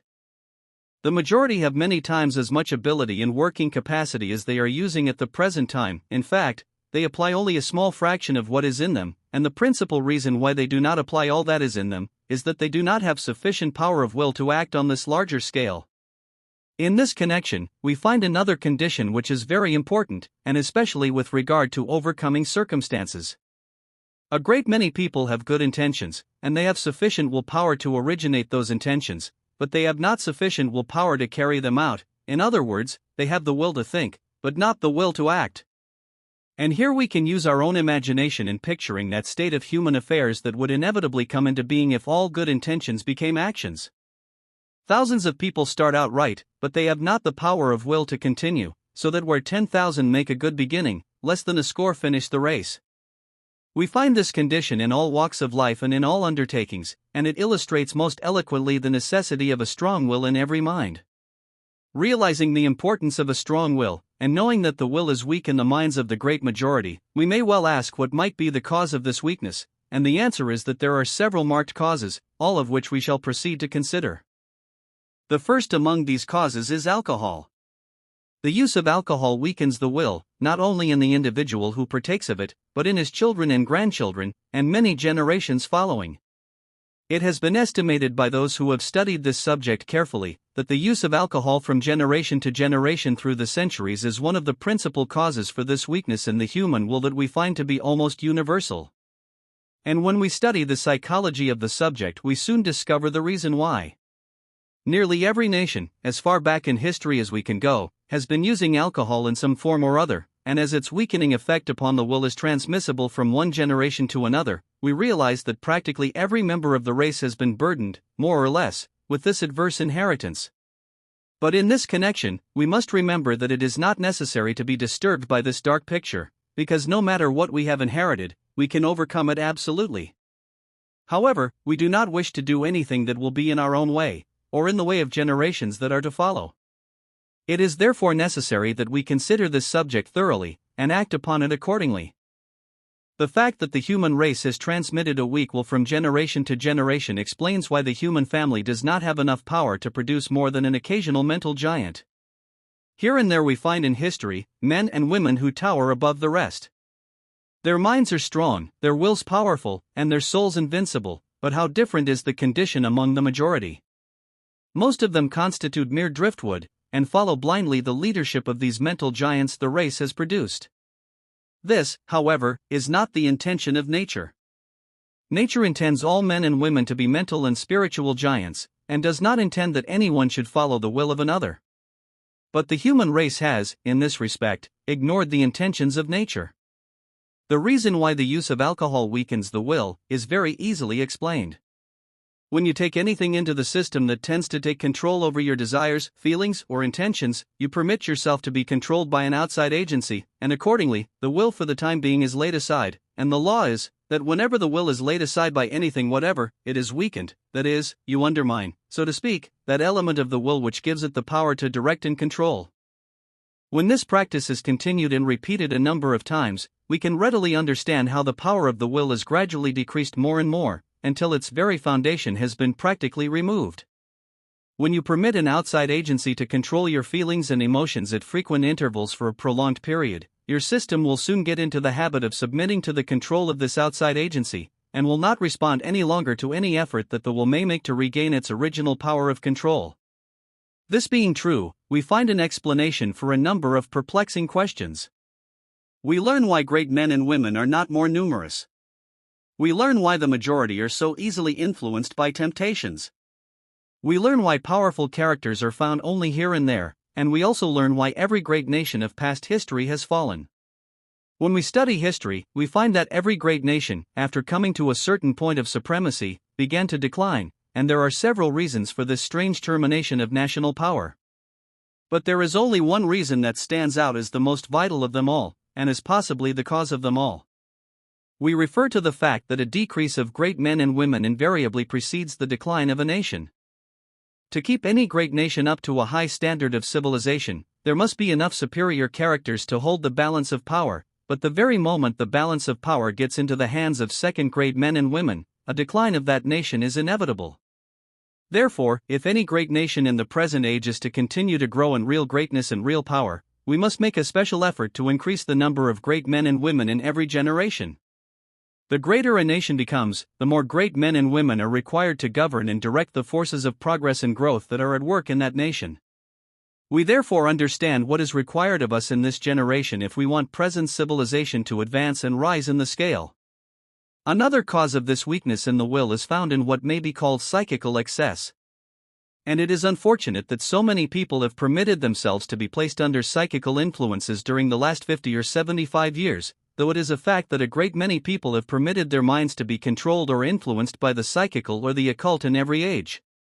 Another tendency therefore towards weakness in the will has been transmitted from generation to generation down through the ages, and we all have the effect of this misuse of mind also to overcome at the present time, but again let us remember that we have the power to overcome anything that we might have inherited.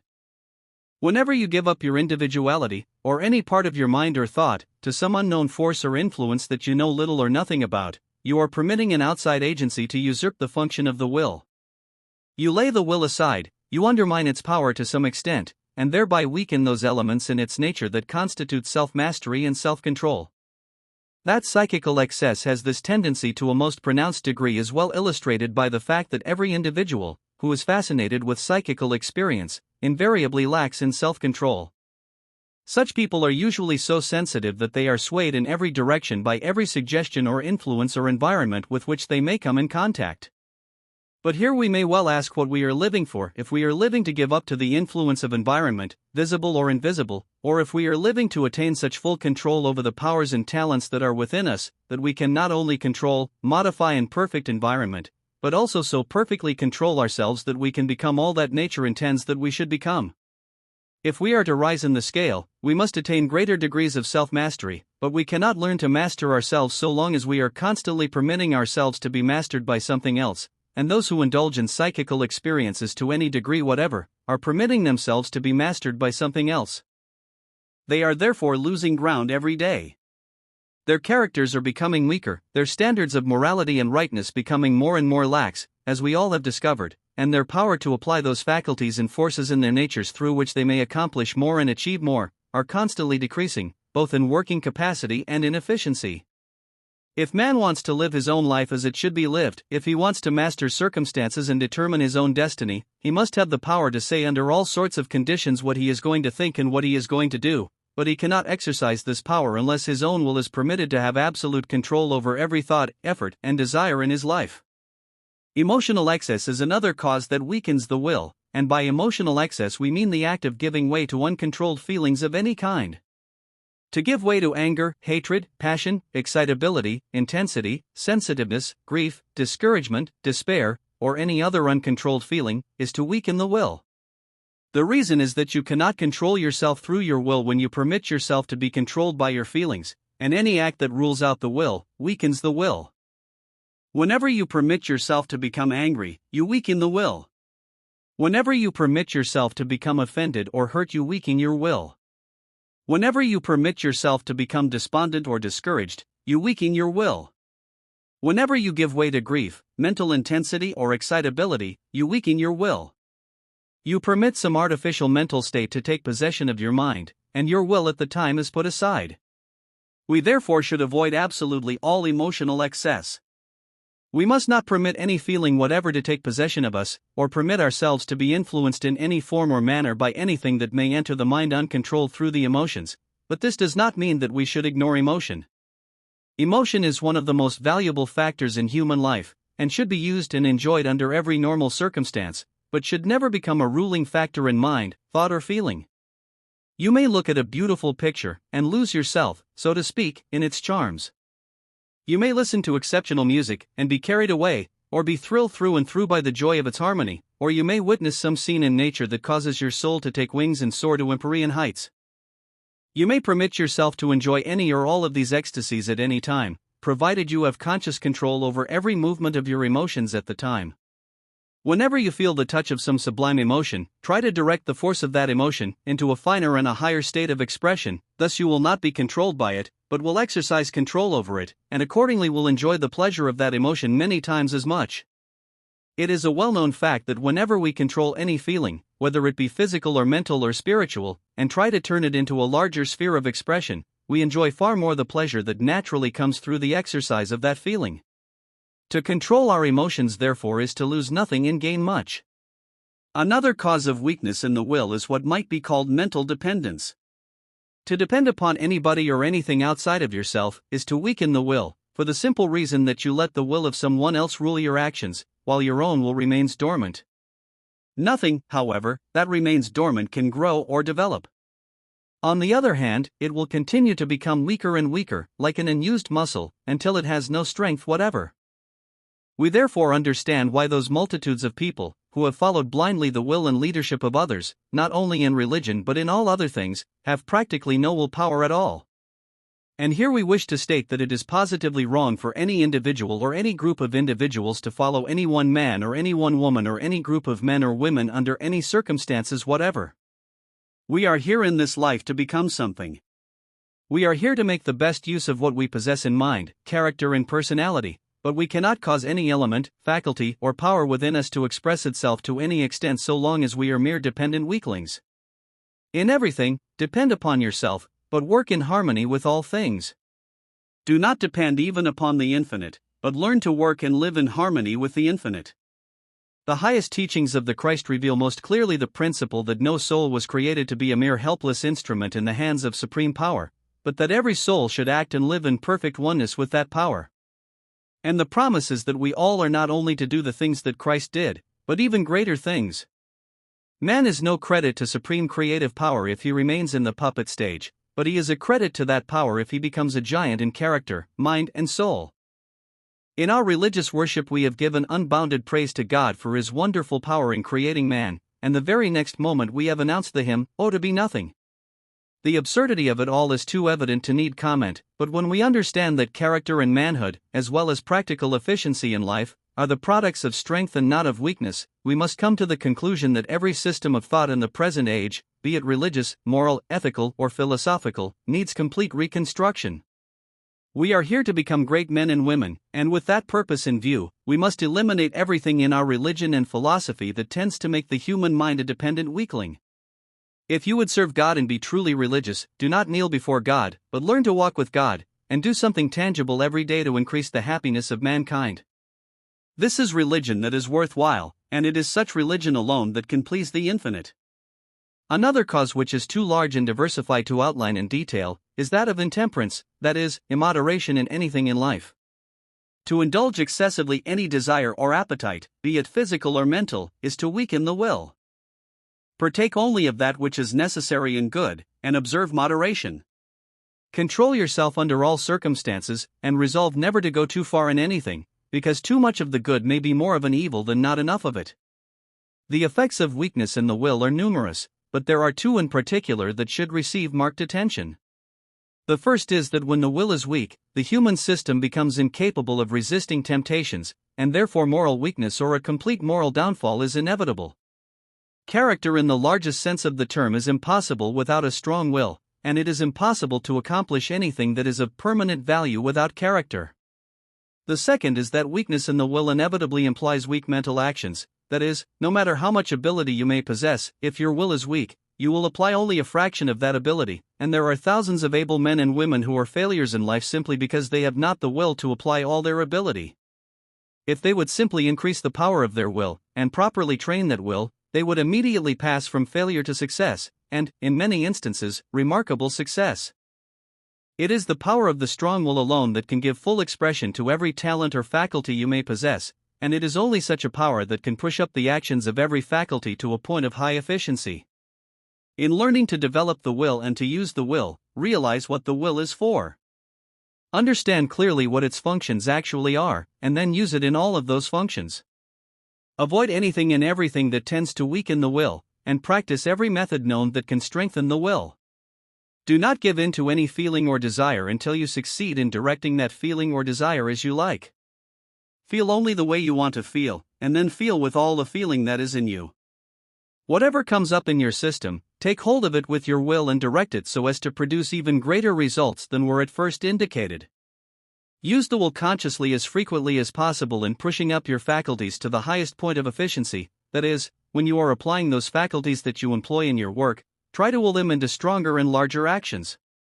This is a most valuable practice, and if applied every day will, in the course of a reasonable time, not only increase the capacity and ability of those faculties, but will also increase decidedly the power of the will. Whenever you will to do anything, will it with all there is in you? If no other practice than this were taken, the power of the will would be doubled in a month.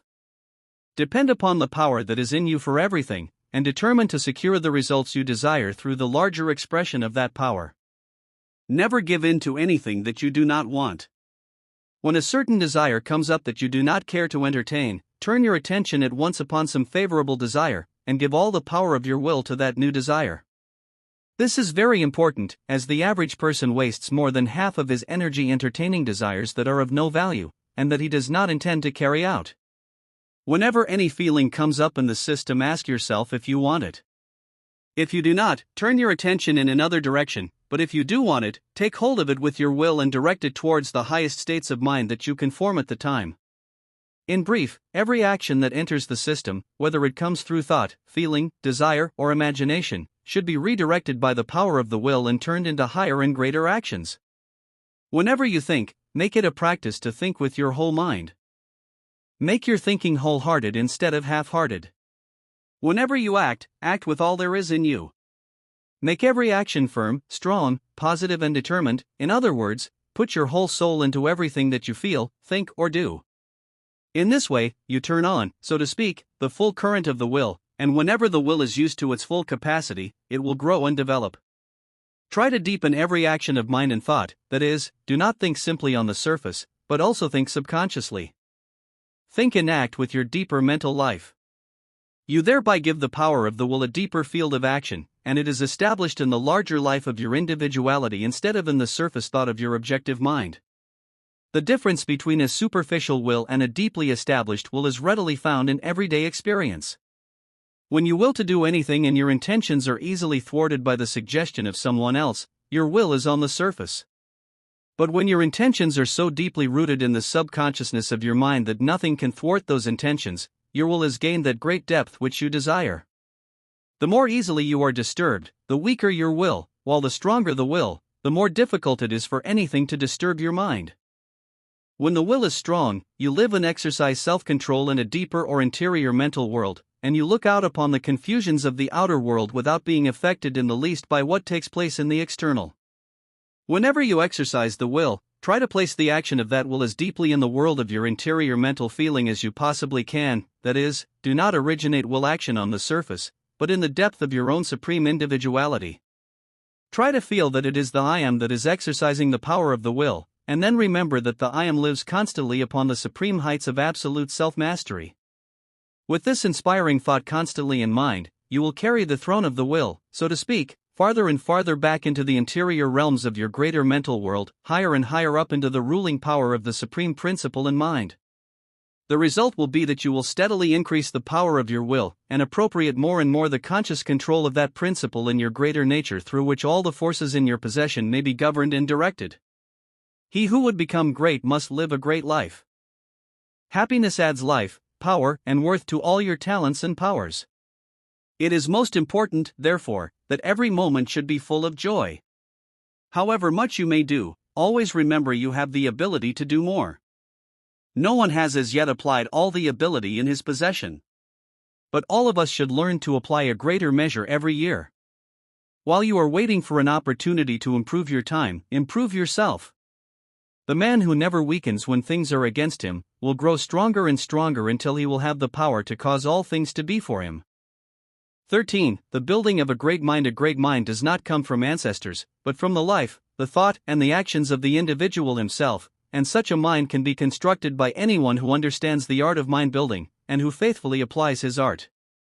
You may have a small mind today, and your ancestors for many generations back may have been insignificant in mental power. Nevertheless, you may become even exceptional in mental capacity and brilliancy if you proceed to build your mind according to the principles of exact science, and those principles anyone can apply. There are two obstacles, however, that must be removed before this building process can begin, and the first one of these is the current belief in heredity. That we inherit things is true, but the belief that we cannot become any larger or any better than our inheritance is not true. As long as a man believes that greatness is not possible to him because there were no great minds among his ancestors, he is holding himself down, and cannot become any more than he subconsciously thinks he can, while on the other hand, the man who expects to become much because he had remarkable grandfathers is liable to be disappointed because he depends too much upon his illustrious forefathers and not enough upon himself. Blood will tell when combined with ambition, energy, and enterprise, but the very best of blood will prove worthless in the life of him who expects ancestral greatness to carry him through. When we have received good things, we must turn them to good account or nothing is gained. Our success will not come from the acts of our forefathers, but can come alone from what we are doing now. Those who have inherited rich blood can use that richness in building greatness in themselves, but those who have not the privilege of such inheritance need not be discouraged. They can create their own rich blood and make it as rich as they like. Whether your forefathers were great or small matters not. Do not think of that subject, but live in the conviction that you may become what you wish to become by using well the good you have received, and by creating those essentials that you did not receive. If you have inherited undesirable traits, remember that evil is but valuable power misdirected. Learn to properly direct all your forces, and your undesirable traits will be transformed into elements of growth, progress, and advancement. We all have met men and women with remarkable talents, who persisted in thinking that they would never amount to anything because there was no genius among their ancestors. But if there had been a genius in the family sometime during past generations, the question would be where that genius actually received his genius. If we all have to get greatness from ancestors, where did the first great ancestor get his greatness? There must be a beginning somewhere to every individual attainment, and that beginning might just as well be made by us now. What others could originate in their time, we can originate in our time. The belief that we must inherit greatness from someone in order to attain greatness is without any scientific foundation whatever, and yet there are thousands of most promising minds that remain small simply because they entertain this belief. To believe that heredity is against you and that you therefore will not accomplish anything worthwhile is to make your work a wearing process instead of a building process. In consequence, you will not advance, and you will constantly remain in the rear. But the moment you realize that it is in your power to become as much as you may desire, your work and study will begin to promote your own growth and advancement. When you live, think, and act in the belief that you can become much, whatever you do will cause you to become more. Thus all your actions will develop power and ability, and living itself will become a building process. That man may become great regardless of the fact that there were no great minds among his ancestors, many thinkers will admit, provided there are indications of exceptional ability in the man himself, but they entertain no hope if they see nothing in the man himself. And here we have the second obstacle to the building of a great mind. This obstacle, however, must be removed in every mind that aims to rise above the ordinary, because the belief that the average person has nothing in him is the cause of fully 3/4 of the mental inferiority we find in the world.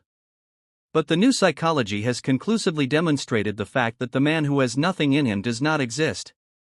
All minds have the same possibilities, though most of those possibilities may be dormant in the minds of the majority. The difference between a great mind and a small mind is simply this, that in the former the greater possibilities have come forth into objective action, while in the latter those possibilities are still in subjective inaction. When we say that a man has nothing in him, we are contradicting the very principle of existence, because to be a man must have just as much in him as any other man. What is in him may not be in action, and his mentality may appear to be small, but the possibilities of greatness are there. There is a genius somewhere in his mind, because there is a genius in every mind, though in most minds that genius may as yet be asleep. When every child is taught the great truth that it has unlimited possibilities within its own subconscious mind, and that it can, through the scientific development of those possibilities, become practically what it may desire to become, we shall have laid the foundation for the greatest race of people that the ages have known. But we need not wait for future generations to demonstrate the possibilities of this truth. Every mind that begins to apply the principle of this truth now may begin to enlarge his mind now, and he may continue this process of enlargement indefinitely.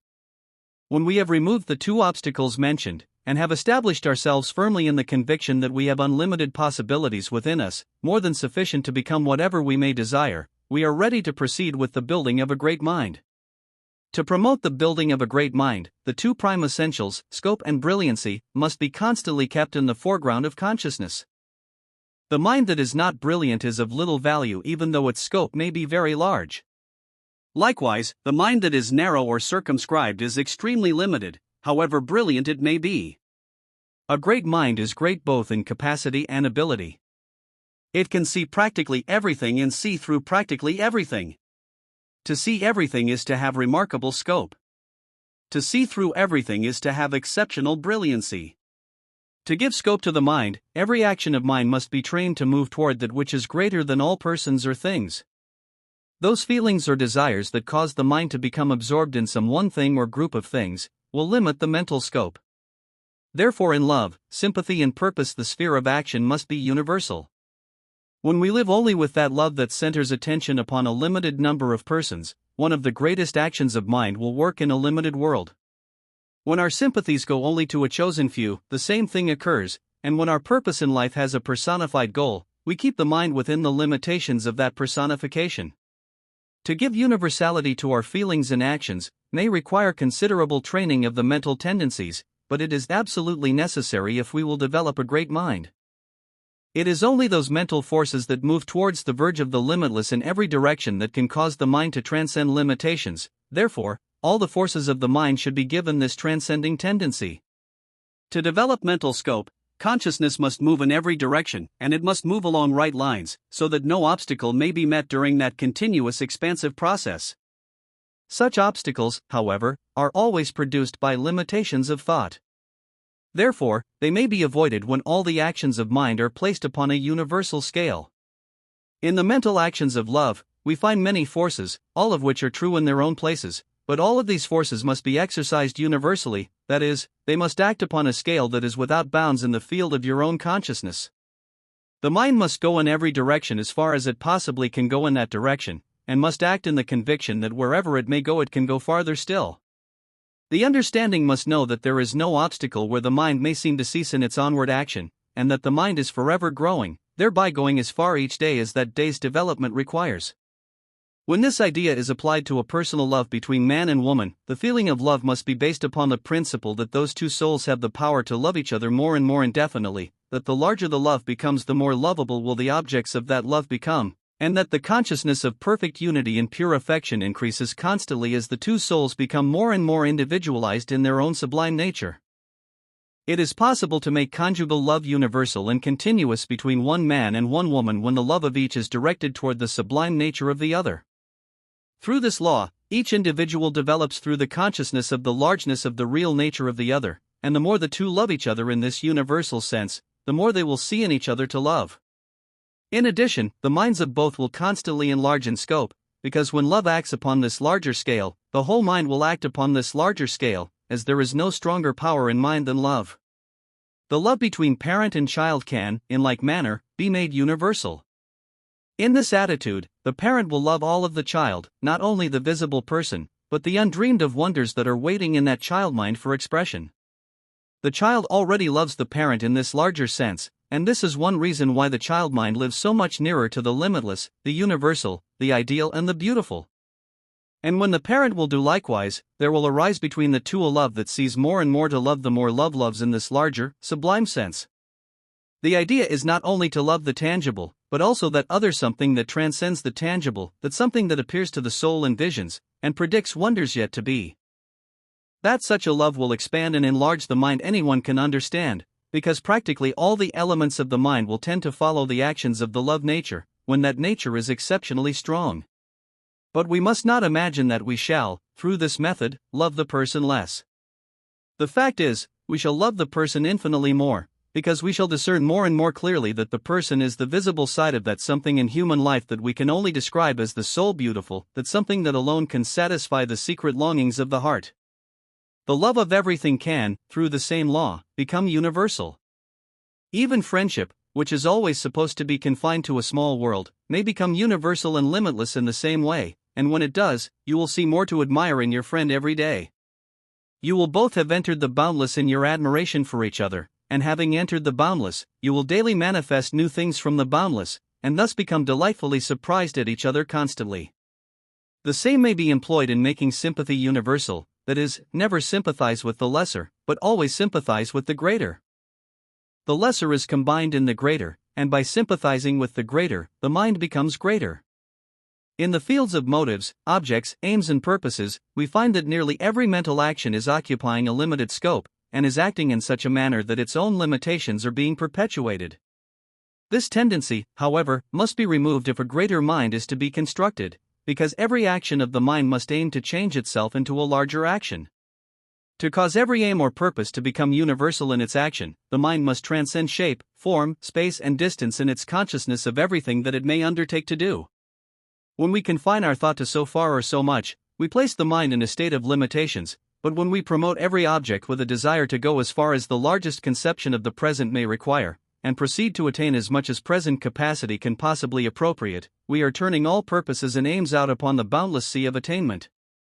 And we shall not only accomplish all that is possible in our present state of development, but we will at the same time constantly enlarge the scope of the mind. It is absolutely necessary to have a fixed goal whatever our purpose in life may be, but we must never give special shape or size to that goal. We must think of our goal as being too large to be measured, even in the imagination. When we have a goal in mind that is only so and so large, all the creative energies of the mind will limit themselves accordingly. They will create only so and so much, regardless of the fact that they may be able to create many times as much. But when we think of our goal as being too large to be measured, the creative energies will expand to full capacity, and will proceed to work for the largest attainment possible. They will act constantly on the verge of the limitless, and will cause the mind to outdo itself every day. In the field of desire, the same law should be applied, and applied constantly, as there are no actions in the mind that exercise a greater influence over the destiny of man than that of desire. When desire is low or perverted, everything goes down or goes wrong, but when desire changes for the better, practically everything else in the human system changes to correspond. To train desire to become universal in action, every individual desire should be changed so as to act only for the promotion of growth. Those desires which, when fulfilled, do not make for the enlargement of life, are detrimental. The powers of all such desires therefore must be changed in their course. Your object is to become more and achieve more, and to constantly promote that object. Development and growth must be perpetual throughout your system. For this reason, every action must have growth for its purpose, and as every action is the result of some desire, no desire must be permitted that is not conducive to growth. It is not necessary, however, to remove a single desire from the human system to bring about this change, because every desire can be trained to promote the building of a greater life. When every desire is caused to move towards the larger and the greater through the mind's irresistible desire for the larger and the greater, all the creative forces of the mind will move towards the same goal, and will constantly build a greater mind. The principle is this, that when all the actions of mind are trained to move towards the larger, they will perpetually enlarge. The first essential to the building of a great mind will thereby be promoted. To promote the second essential, mental brilliancy, the actions of mind must be made as high and as fine as possible, that is, the vibrations of the mental life must be in the highest scale attainable. To see through everything, the mind will require the very finest rays of mental light, and as this mental light is produced by the vibrations of the actions of mind, these actions should be as high in the scale as we can possibly reach at every stage of our mental ability. The light of intelligence is created by the mind itself, and the more brilliant this light becomes, the greater will become the powers of intelligence, discernment, insight, understanding, ability, talent, and genius. And the power of mind to create a more brilliant mind increases as the mind places itself more and more in the consciousness of the absolute light of universal intelligence. To cause the mind to become more brilliant, all the tendencies of mind should fix their attention upon the highest mental conception of mental brilliancy. Every expression of the mind should be animated with a refining tendency. Every force of the mind should rise towards the absoluteness of mental light. Those states of mind that tend to magnify the inferior must be eliminated, and this is accomplished by thinking only of the superior that is possible in all things. All mental actions that are critical, depressing, or depreciative must be replaced by their constructive opposites, as every action of the mind must concentrate its attention upon the largest and the best in all fields of consciousness.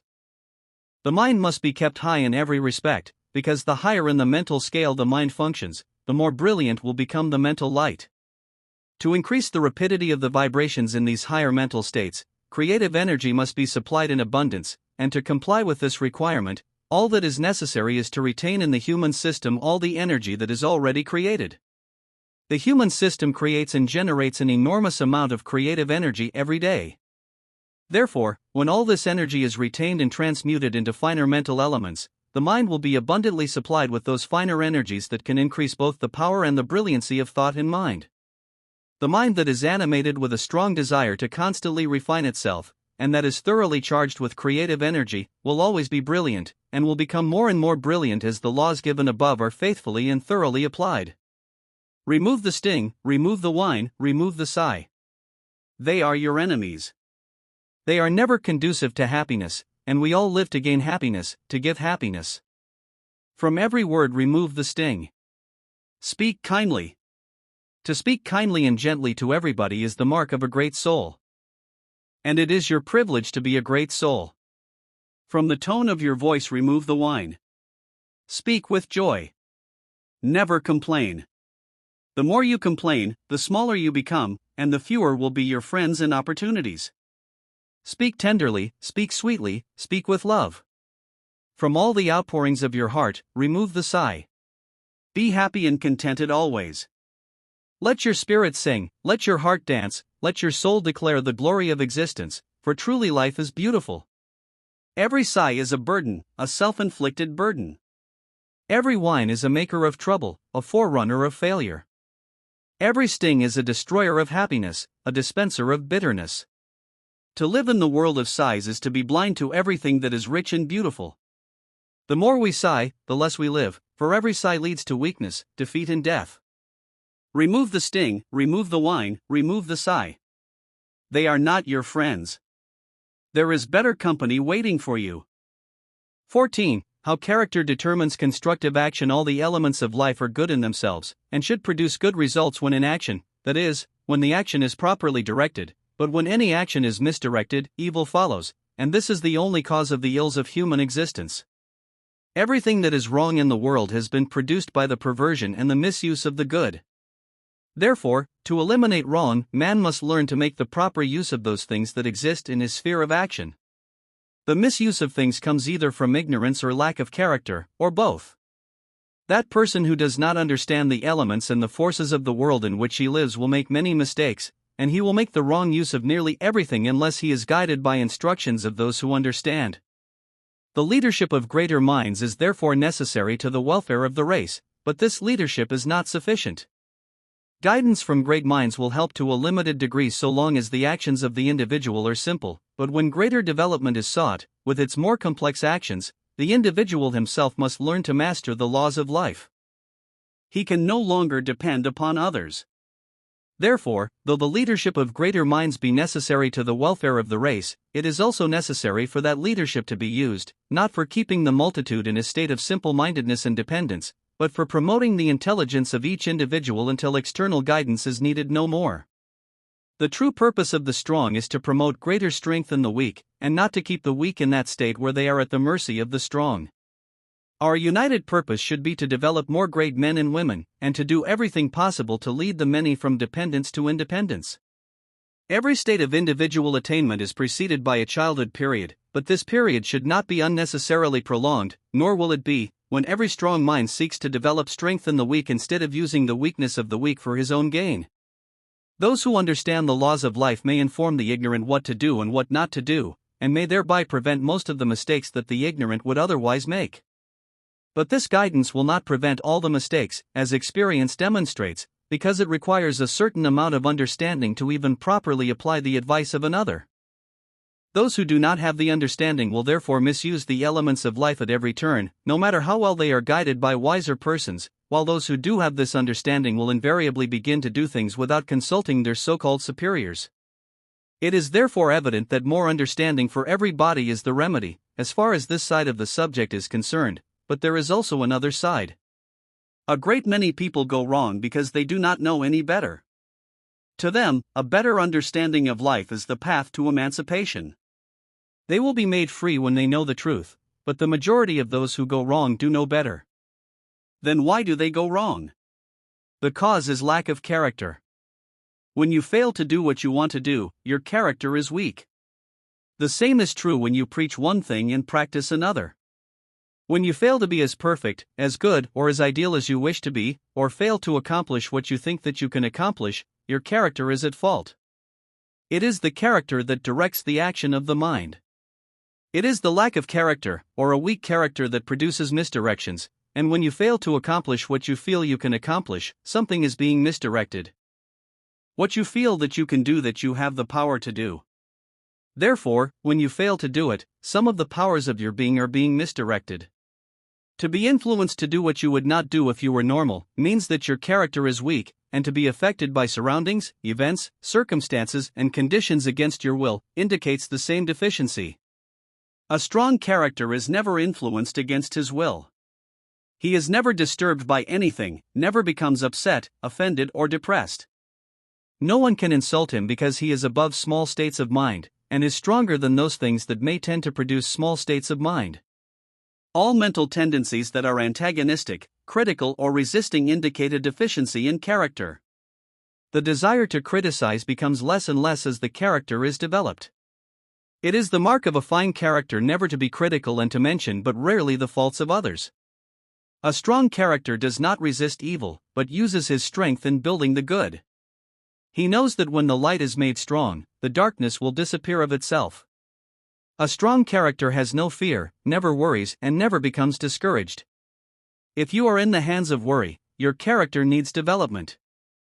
The same is true if you have a tendency to submit to fate, give in to adversity, give up in the midst of difficulties, or surrender to failure or wrong.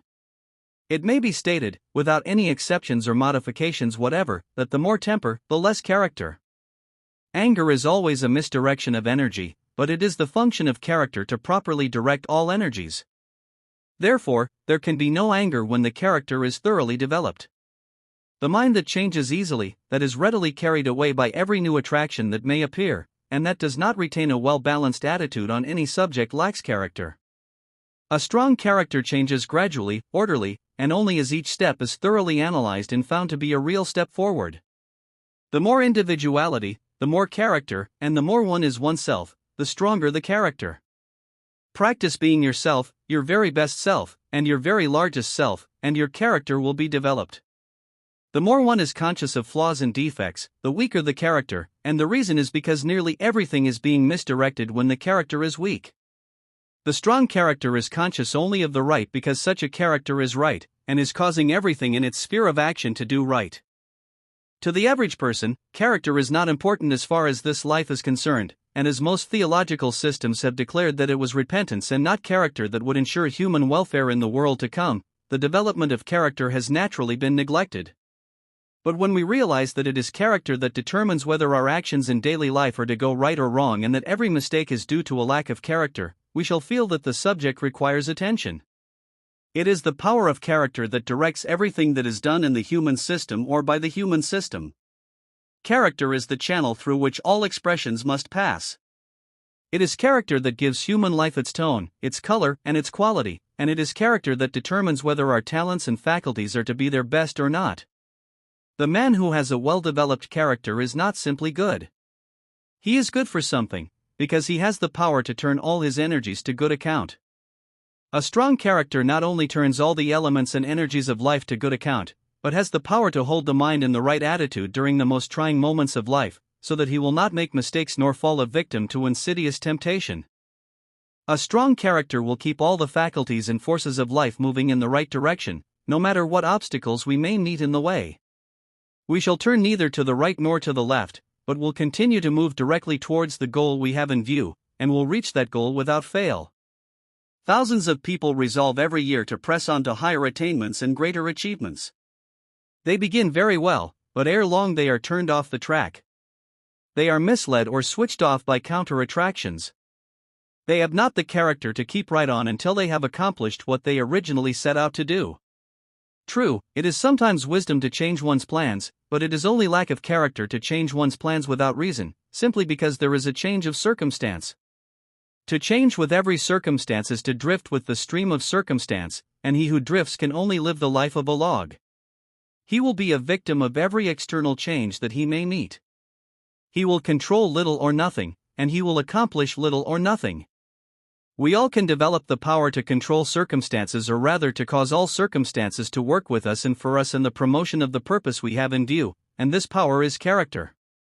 Never permit circumstances to change your plans, but give so much character to your plans that they will change circumstances. Give so much character to the current of your work that all things will be drawn into that current, and that which at first was but a tiny rivulet, will thus be swelled into a mighty, majestic stream. When the various forces of the system are properly directed and properly employed, the development of the entire mentality will be promoted, and this means greatness. The power that directs the forces of the system is character, and it is character that causes the mind to use those forces in the best and most constructive manner.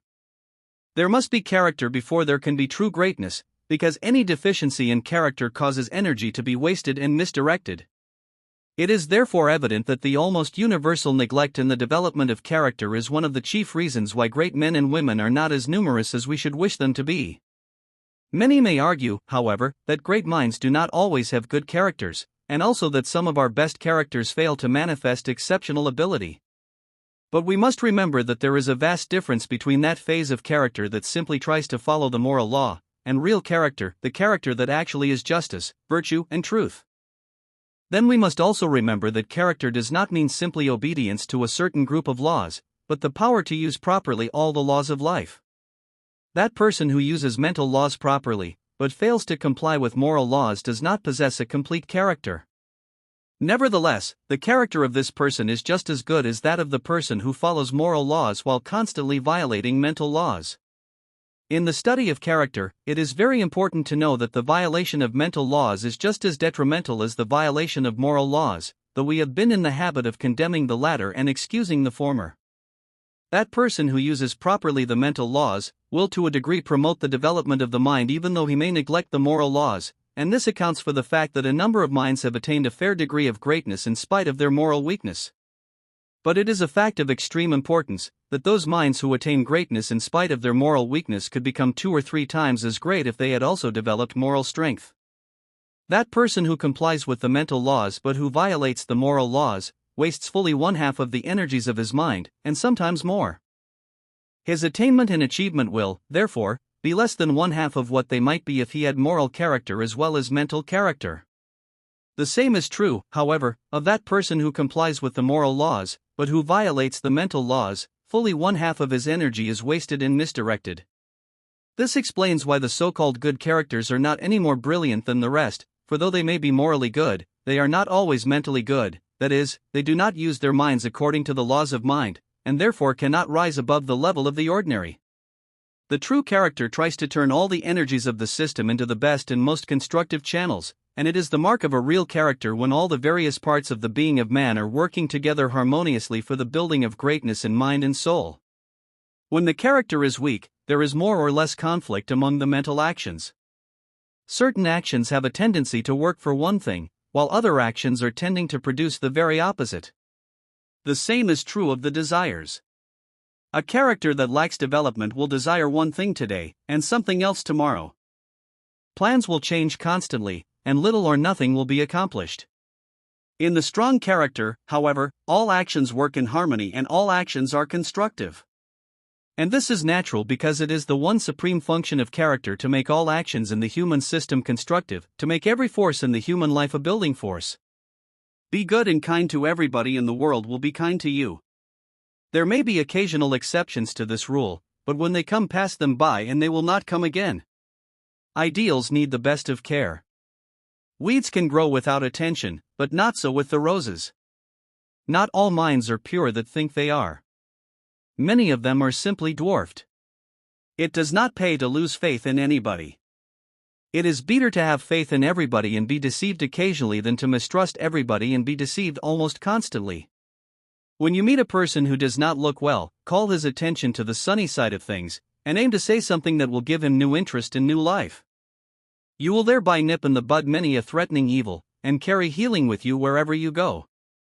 15. The art of building character. Character is developed by training all the forces and elements of life to act constructively in those spheres for which they were created, and to express themselves in those actions only that promote the original purpose of the being of man. Every part of the human system has a purpose of its own, a purpose that it was created to fulfill.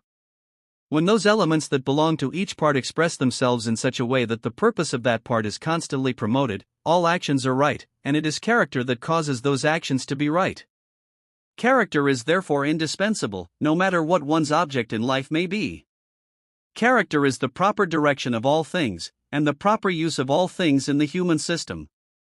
And the proper use of anything is that use that promotes the purpose for which that particular thing was created. To develop character, it is therefore necessary to know what life is for, to know what actions promote the purpose of that life, and to know what actions retard that purpose. When the secret of right action is discovered, and every part of man is steadily trained in the expression of right action, character may be developed. But whatever is done, character must be applied in its fullest capacity. It is only through this full use, right use, and constant use that anything may be perpetuated or developed. Character develops through a constant effort to cause every action in the human system to be a right action, that is, a constructive action, or an action that promotes the purpose of that part of the system in which the action takes place. This is natural because since character is the power of right action, every effort to extend the scope of right action will increase the power of character. To have character is to have the power to promote what you know to be the purpose of life, and to be able to do the right when you know the right. To have character is to know the right, and to be so well established in the doing of the right that nothing in the world can turn you into the wrong. The first essential is therefore to know the right, to be able to select the right, to have that understanding that can instinctively choose the proper course of action, and that knows how each force and element of life is to be directed so that the original purpose of human life will be fulfilled. The understanding of the laws of life will give this first essential in an intellectual sense, and this is necessary in the beginning, but when character develops, one inwardly knows what is right without stopping to reason about it. The development of character enables one to feel what is right and what course to pursue regardless of exterior conditions or intellectual evidence. The intellect discerns that the right is that which promotes growth and development, character inwardly feels that the right leads to greater things and to better things, and that the wrong leads invariably to the inferior and the lesser. The presence of character produces a consciousness of growth throughout the system, and the stronger the character, the more keenly one can feel that everything is being reconstructed, refined, perfected, and developed into something superior. This is but natural because when the character is strong, everything in the system is expressed in right action, and the right action of anything causes the steady development of that particular thing. To distinguish between the right and the wrong becomes simplicity itself when one knows that the right promotes growth, while the wrong retards growth. Continuous advancement is the purpose of life, therefore, to live the right life is to live that life that promotes progress and growth, development and advancement in everything that pertains to life. For this reason, that action that promotes growth is in harmony with life itself, and must consequently be right. But that action that retards growth is at variance with life, therefore it is wrong, and wrong for that reason alone. Everything that promotes human advancement is right. Everything that interferes with human advancement is wrong. Here we have the basis of a system of ethics that is thoroughly complete, and so simple to live that no one need err in the least. An intellectual understanding of the laws of life will enable anyone to know what action promotes growth and what action retards growth, but as character develops, one can feel the difference between right and wrong action in his own system, because the consciousness of right becomes so keen that anything that is not right is discerned at once. It is therefore evident that the power to distinguish the right from the wrong in every instance will come only through the development of character. No matter how brilliant one may be intellectually, he cannot truly know the right until he has a strong character. The external understanding of the right can be misled, but the consciousness of the right is never mistaken, and this consciousness develops only as character develops. The second essential is to create a subconscious desire for the right, a desire so deep and so strong that nothing can tempt the mind to enter into the wrong. When this desire is developed, one feels a natural preference for the right. To prefer the right, under all circumstances, becomes second nature, while every desire for the wrong will disappear completely. When every atom in one's being begins to desire the right, the entire system will establish itself in the right attitude, and right action will become the normal action in every force, function, and faculty. In addition, this same desire will produce mental tendencies that contain the power of right action, which always means constructive action. It is a well-known fact that all the forces and energies of the system, and all the movements of mind follow mental tendencies. Therefore, when the mental tendencies are right actions, everything that takes place in the system will produce right action, and everything will be properly directed. The desire for the right may be developed by constantly thinking about the right with deep feeling. Every thought that has depth, therefore, will impress itself upon the subconscious, and when that thought is inspired with a strong desire for the right, the conscious impression will convey the right to the subconscious. Every impression that enters the subconscious will cause the subconscious to bring forth a harvest of that which the impression conveyed. Therefore, when the right is constantly held in mind with deep feeling, the right thought will soon become the strongest in the mind, and our desires are the results of our strongest thoughts. You always desire that which is indicated in your strongest thought. You can therefore change those desires completely by thinking with deep feeling about that which you want to desire. No desire should be destroyed. All desires should be transmuted into the desire for the right, and when you subconsciously desire the right, every action in your being will be a right action. The two fundamental essentials, therefore, to the development of character are to know the right and to desire the right, but the term right as employed here must not be confounded with that conception of right which includes only a few of the moral laws. To be right, according to the viewpoint of completeness, is to be in harmony with all the principles of life, and all the laws of the present sphere of human existence. To know the right, it is necessary not simply to memorize rules that other minds have formulated, but to inwardly discern what life is for, and what mode of thought and action is conducive to the realization of that which is in life. To desire the right, according to this view of the right, the mind must actually feel the very soul of right action, and must be in such perfect touch with the universal movement of right action, that all lesser and imperfect desires are completely swallowed up in the one desire, the desire that desires all that is in life, and all that is in perfect harmony with that which is in life. It is the truth that when we come into perfect touch with the greater, we cease to desire the lesser, and the closer we get to the one real desire, the less we care for our mistaken desires. Therefore, to remove an undesirable desire, the course is not to resist that desire, but to cultivate a greater and a better desire along the same line. In this connection, we must remember that the adoption of a greater desire does not compel us to sacrifice those things that we gain from the lesser desires. He who adopts the greater loses nothing, but is on the way to the gaining of everything.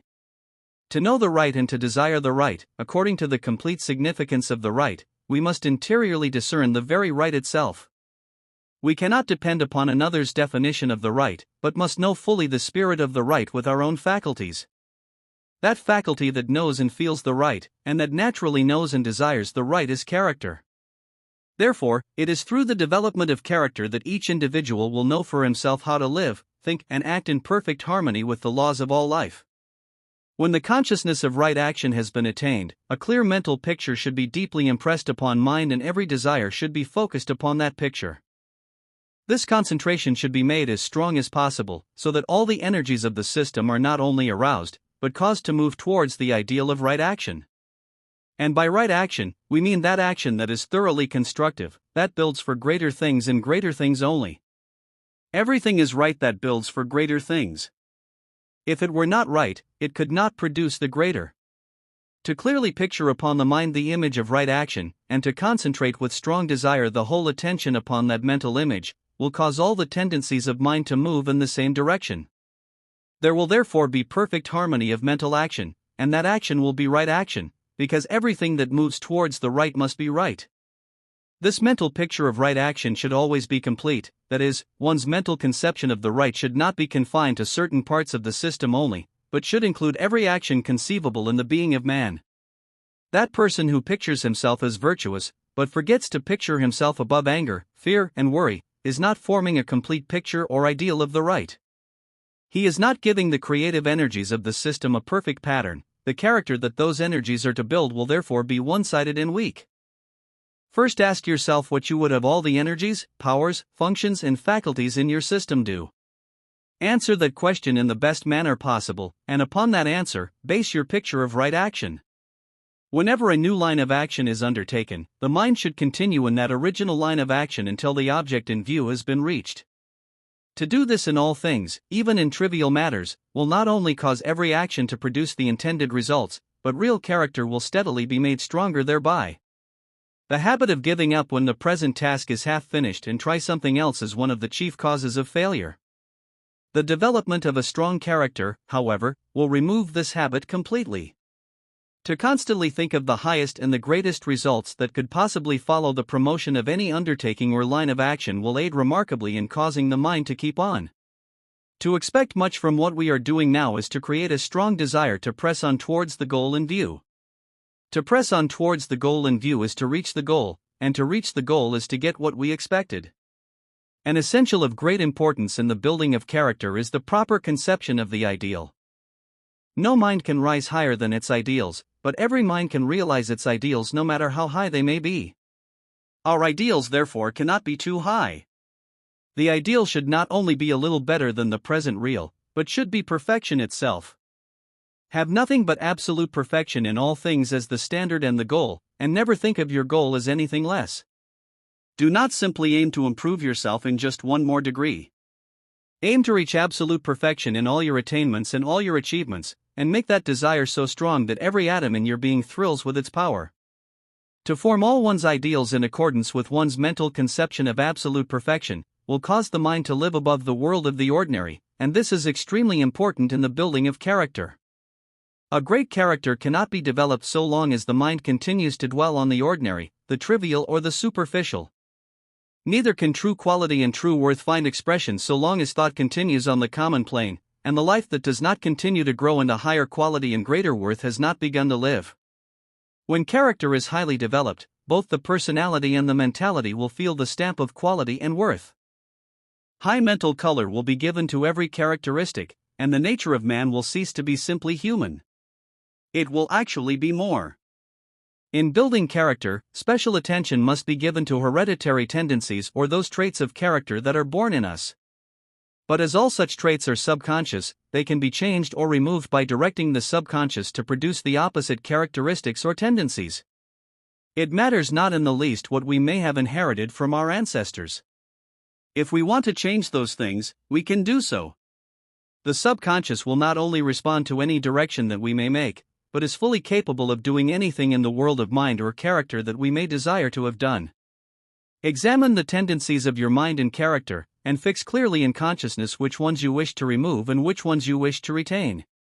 Those that you wish to retain should be made strong by daily directing the subconscious to give those tendencies more life, more power, and more stability. To remove those tendencies that you do not wish to retain, forget them. Do not resist them nor try to force them out of the mind. Simply forget them and direct the subconscious to create and establish new tendencies that are directly opposite to the nature of the ones that you wish to remove. Build up those qualities that constitute real character, and every bad trait that you have inherited from your ancestors will disappear.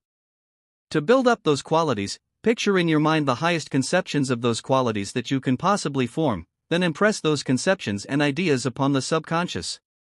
Such impressions should be formed daily, and especially before going to sleep, as the building process in the subconscious is more perfect during sleep. By impressing the idea of spotless virtue upon the subconscious every day for a few months, your moral tendencies will become so strong that nothing can tempt you to do what you know to be wrong. Not that physical desire will disappear, we do not want any natural desire to disappear, but your control of those desires will be so complete that you can follow them or refuse to follow them just as you choose. And your desire to remain absolutely free from all wrong will become so strong that nothing can induce you to do what your finer nature does not wish to have done. There are millions of people who are morally weak in spite of the fact that they do not wish to be, but if these people would employ this simple method, their weakness would soon disappear, because by impressing the idea of spotless virtue upon the subconscious will produce and express in the personality the power of virtue, and if this process is continued for some time, the power of virtue in the person will become so strong that it can overcome and annihilate instantly every temptation that may appear.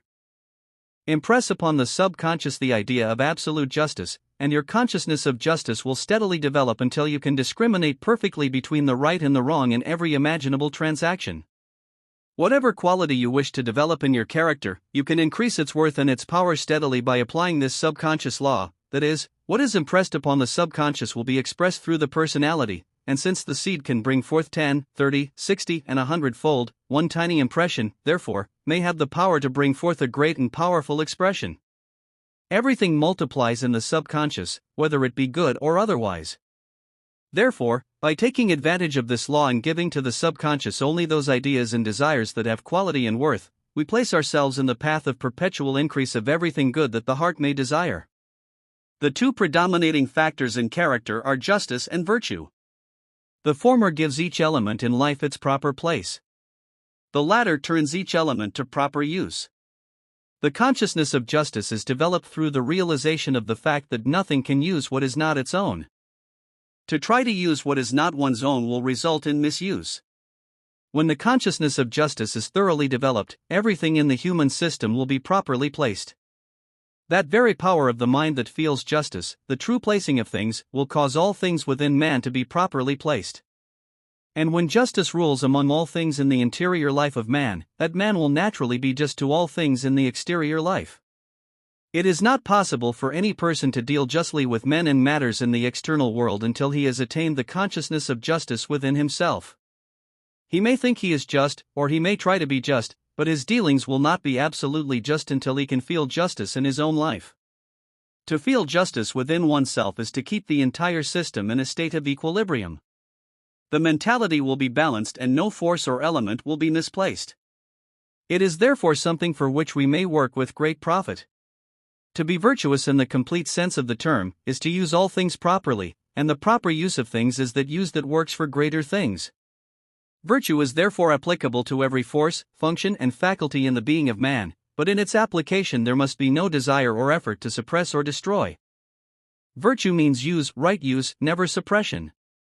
When things cannot be used in their usual channels, the energies in action within those things should be turned in their courses and used elsewhere.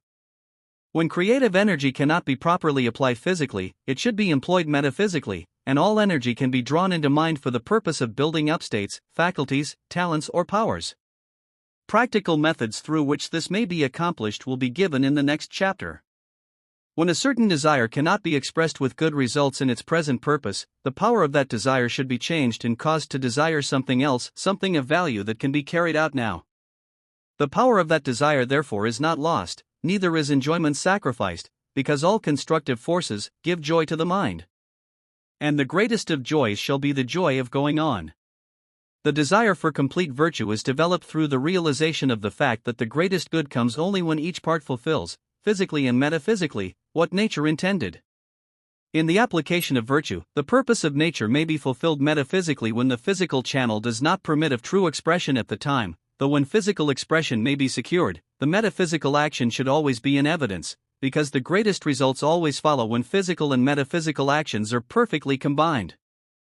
In the building of character, the two principal objects in view should be the strong and the beautiful. The character that is strong but not beautiful may have force, but cannot use that force in the building of the superior. The character that is beautiful but not strong will not have sufficient power to carry out its lofty ideals. It is the strong and the beautiful combined that builds mind and character, and that brings into being the superior man. When the creative energies are daily transmuted and turned into muscle, brain, and mind, a virtuous life can be lived without inconvenience. Besides, the body will be healthier, the personality stronger, and the mind more brilliant. Hold yourself constantly in a positive, masterful attitude, and fill that attitude with kindness. The result will be that remarkable something that people call personal magnetism. Creative energy, when retained in the system, will give vigor to the body, sparkle to the eye, and genius to the brain. There is enough power in any man to enable him to realize all his desires and reach the highest good he has in view. It is only necessary that all of this power be constructively applied. 16. The creative forces in man. The human system may well be termed a living dynamo, as the amount of energy, especially creative energy, generated in the mind and personality of man is simply enormous. If we should try to measure the amount produced in the average healthy person, we should become overwhelmed with surprise, though we should naturally become even more surprised after learning how much power nature gives to man, and then finding that he applies only a fraction of it. We shall soon see the reason for this, however, and learn exactly why all of this vast amount of energy is not turned to practical use. What is called creative energy in its broadest, largest sense, is that power in man that creates, forms, or reproduces anywhere in the human system, and it divides itself into a number of groups, each one having its special function. One group creates thought, another brain cells, another nerve tissues, another muscular tissues, another manufactures the various juices of the system, another produces ideas, another creates talent and ability, another reproduces the species, and a number of other groups produce the various chemical formations in the system. We therefore have all kinds of creative processes going on in the human system, and corresponding energies with which these processes are continued. One of the most interesting facts in connection with this study is that nature generates more energy for each group than is required for normal functioning through its particular channel. In consequence, we find a great deal of surplus energy throughout the system. Each function supplies a certain percentage, and as it is not used by the function itself, the larger part of it naturally goes to waste. And here is where our subject becomes decidedly important. All kinds of creative energy are so closely related that they can be transformed and transmuted into each other. What is wasted in one function can therefore be turned to actual use in another function. An extra supply can thereby be secured for the creation of thoughts and ideas if such should be necessary, or an extra supply can be secured for the manufacture of the different juices of the system, or for the increase of muscular activity or functional activity in any one of the vital organs.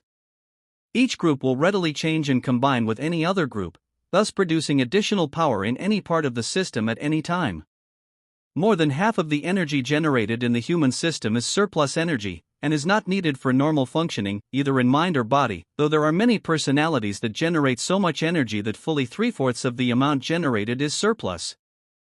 The question is therefore what shall be done with this surplus energy, and how any amount of it can be applied through any special function or faculty desired?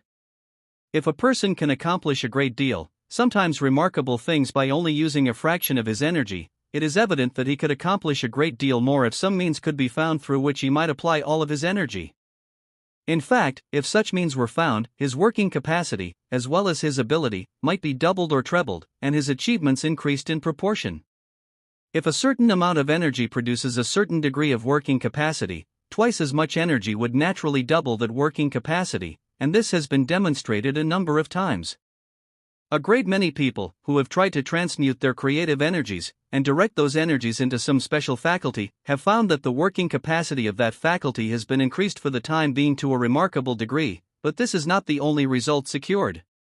The same process will also increase the brilliancy of the mind, and here let us remember that genius, in most instances, is accounted for by the fact that practically all of the surplus energy of the personality flows naturally into that faculty where genius is in evidence. To illustrate the idea further, take two men of equal personal power.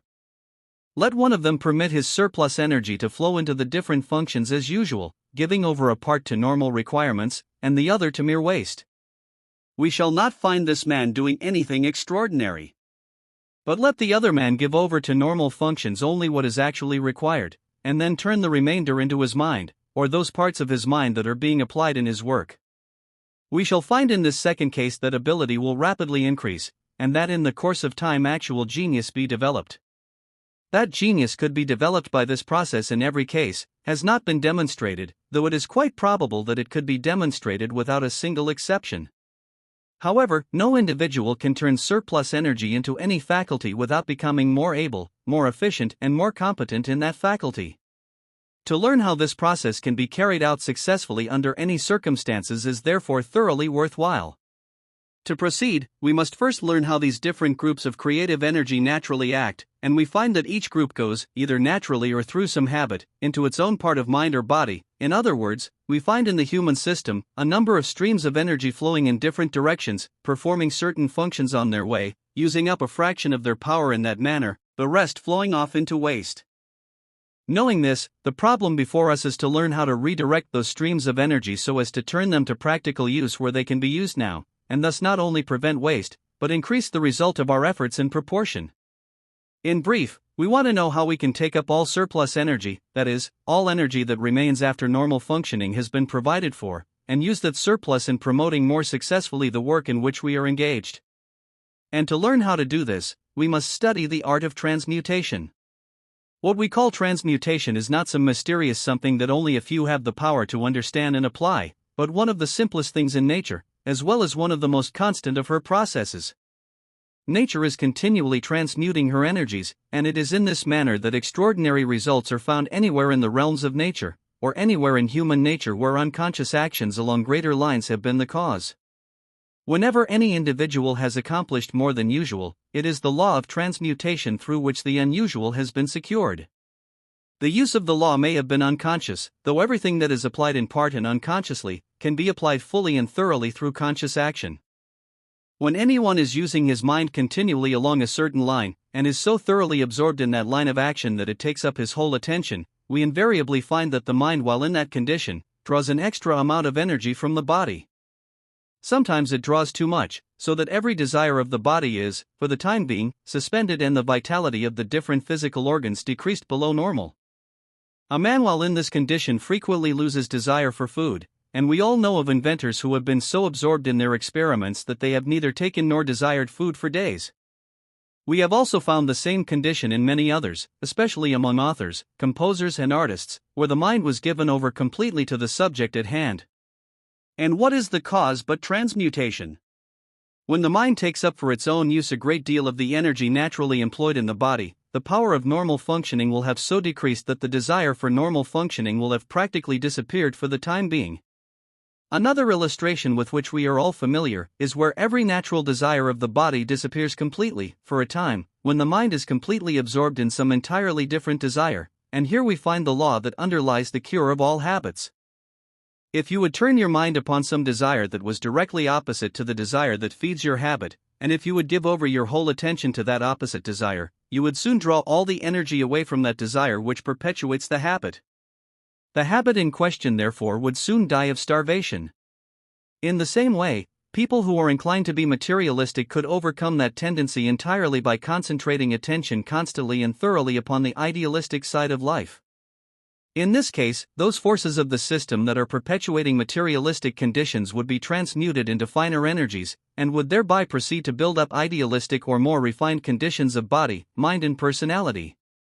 Both nature and human experience are full of illustrations of transmutation, so that we are not dealing in this study with something that lies outside of usual human activity. We are dealing with something that is taking place in our systems every minute, and we want to learn how to take better control of this something, so that we can apply the underlying law to the best advantage. In learning to apply the law of transmutation, our first purpose should be to employ all surplus energy either in promoting our work or in developing faculties and talents. This process alone would practically double the working capacity of any mind, and would steadily increase ability and talent, and also to turn energy to good account that cannot be used in its own channel now. To illustrate, suppose you have a desire for a certain physical or mental action, and you know that it would not be possible to carry out that desire at the time. Instead of permitting the energy that is active in that desire to go to waste, you would turn that energy into some other channel where it could be used to advantage now. Our second purpose should be to direct all surplus energy into the brain and the mind in case we had more energy in our body than we could use, or that was required for physical functioning, and thereby become stronger and more efficient in all mental activities. Our third purpose should be to transmute all reproductive energy into talent and genius when there was no need of that energy in its own particular sphere. And in this connection, it is well to mention the fact that a man who is morally clean, other things being equal, has in every instance greater agility, greater capacity, and greater endurance by far than the man who is not. While the latter is wasting his creative energies in useless pleasures, as well as in disease-producing habits, the former is turning all of his creative energy into ability and genius, and the result is evident. In carrying out these three purposes, we can prevent all waste of mental and personal power. We can control our desires completely, we can eliminate impurity, and we can turn life and power into channels that will invariably result in greater mental power and brilliancy, if not marked ability and rare genius. To experiment, turn your whole attention upon your mind for a few minutes, and desire gently to draw all your surplus energy into the field of mental action. Then permit yourself to think along those lines where the mind is inclined to be most active. In a few moments you will discover the coming of new ideas, and in many instances, you will for several hours receive ideas that are brighter and more valuable than what you have received for some time. Repeat the process later, and again for many days in succession, and it will be strange indeed if you do not finally secure a group of ideas that will be worth a great deal in your special line of thought or work.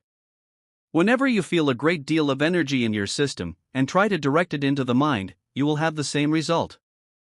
Ideas will come quickly and rapidly, and among them all you will surely find a few that have exceptional merit.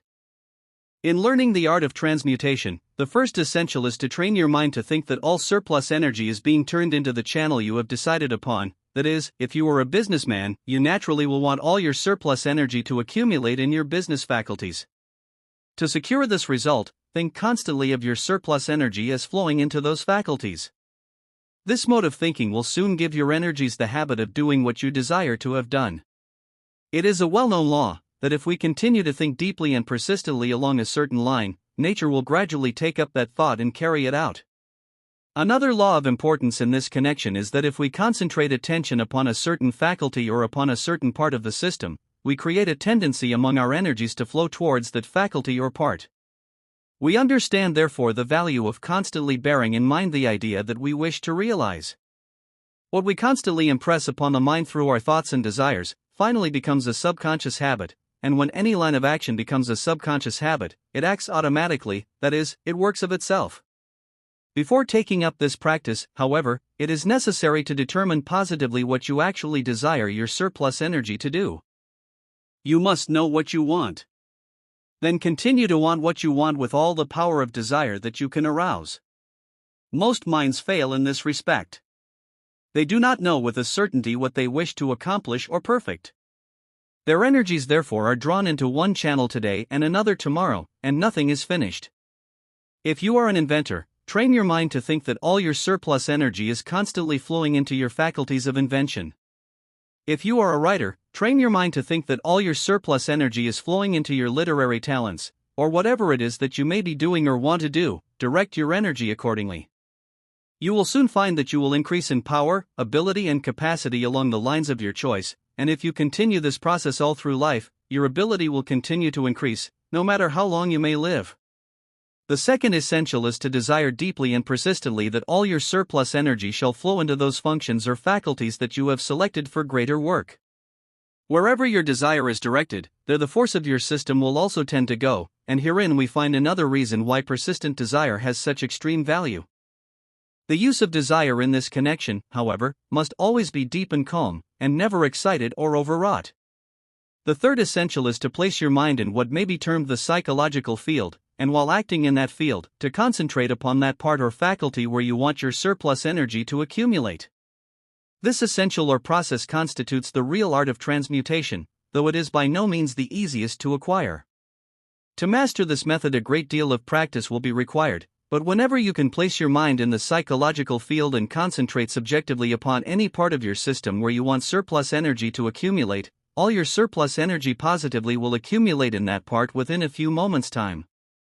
Through the same process, you can annihilate any desire instantaneously, and change all the energy of that desire into some other force.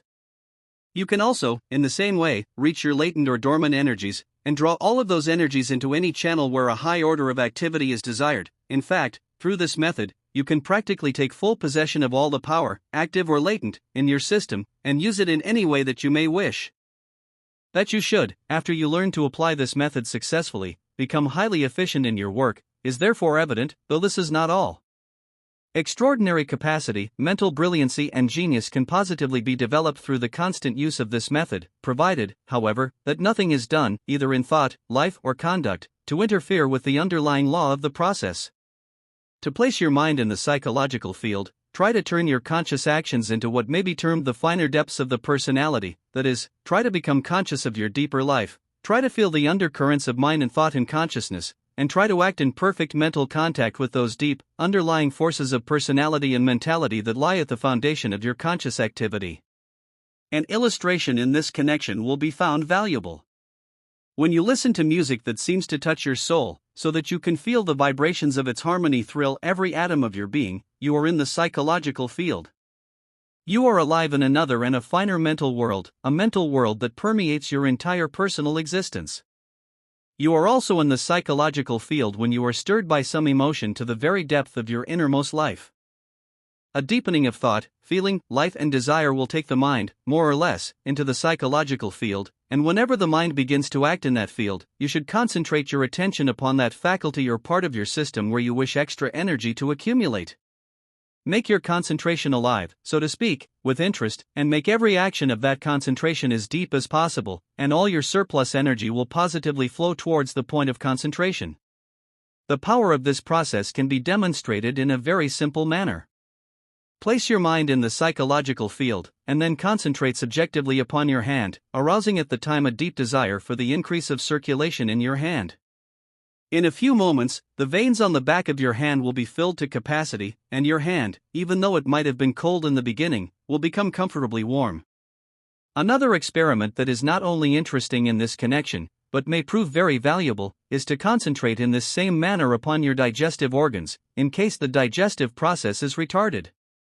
You will soon feel more energy accumulating throughout the abdominal region, and any unpleasant sensation that you might have felt on account of indigestion will disappear entirely. In fact, even chronic indigestion can be cured in this way if the method is applied for a few minutes immediately before and after each meal. The idea is simply this, that when you give extra energy to an organ, it will be able to perform its function properly, and whenever any function is performed properly, any ailment that might have existed in the organ of that function will disappear. A number of similar experiments may be tried, all of which will prove equally interesting, and besides, will train the mind to apply this great law of transmutation. The following effects may be secured through transmutation: working capacity in any part of the personality or mentality may be constantly increased, all the energy generated in the system may be employed practically and successfully, the mind may be made more brilliant, as it is an extraordinary amount of creative energy going into the mind that invariably causes mental brilliancy. Any faculty selected can be given so much of this surplus energy of the system, that it will almost from the beginning manifest an increase in ability, and will, in the course of time, manifest rare talent and even genius. Moral purity may become second nature, as all that energy that was previously squandered in impure thought, impure desire, or impure action can be transmuted readily, and applied in the building of a more vigorous personality and a more brilliant mind. A better control of all the forces of the personality may be obtained, and that mysterious something called personal magnetism may be acquired to a remarkable degree. The attainment or accumulation of personal magnetism is something that we all desire, and the reason why is evident. What is called personal magnetism is the result of an extra amount of creative energy stored up in the personality and caused to circulate harmoniously throughout the personality. And the effect of this power is very marked. People who possess it are invariably more attractive, regardless of shape and form, and they are invariably more successful, no matter what their work may be. Hundreds of illustrations could be mentioned proving conclusively the extreme value of personal magnetism, though we are all so familiar with the fact that we do not require proof in the matter.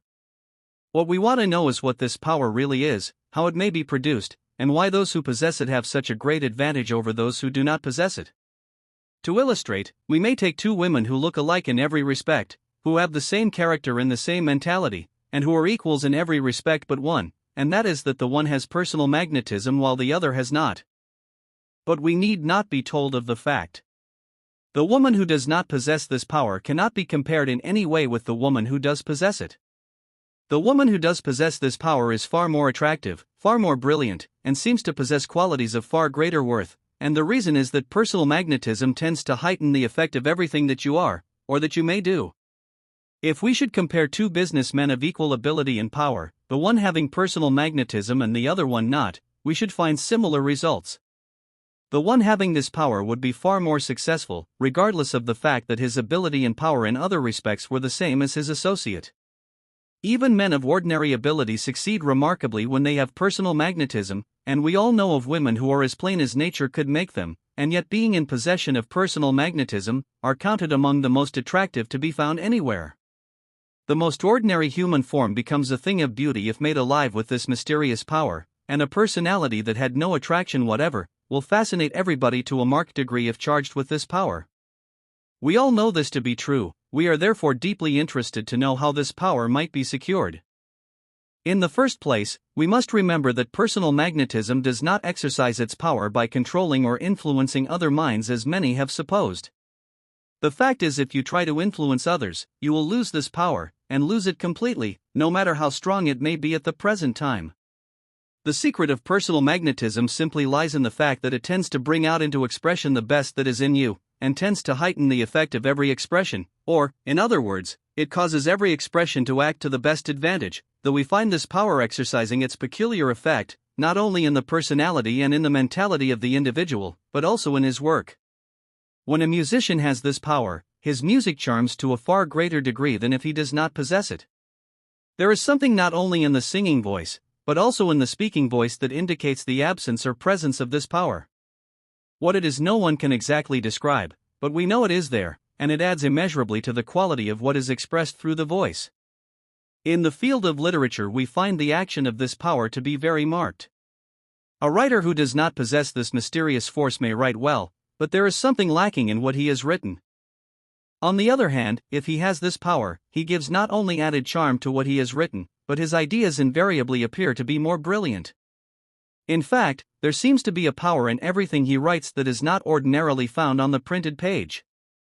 On the stage, this power is one of the principal factors, and we frequently find that the only difference between the good actor and a poor one is the possession of a high degree of personal magnetism.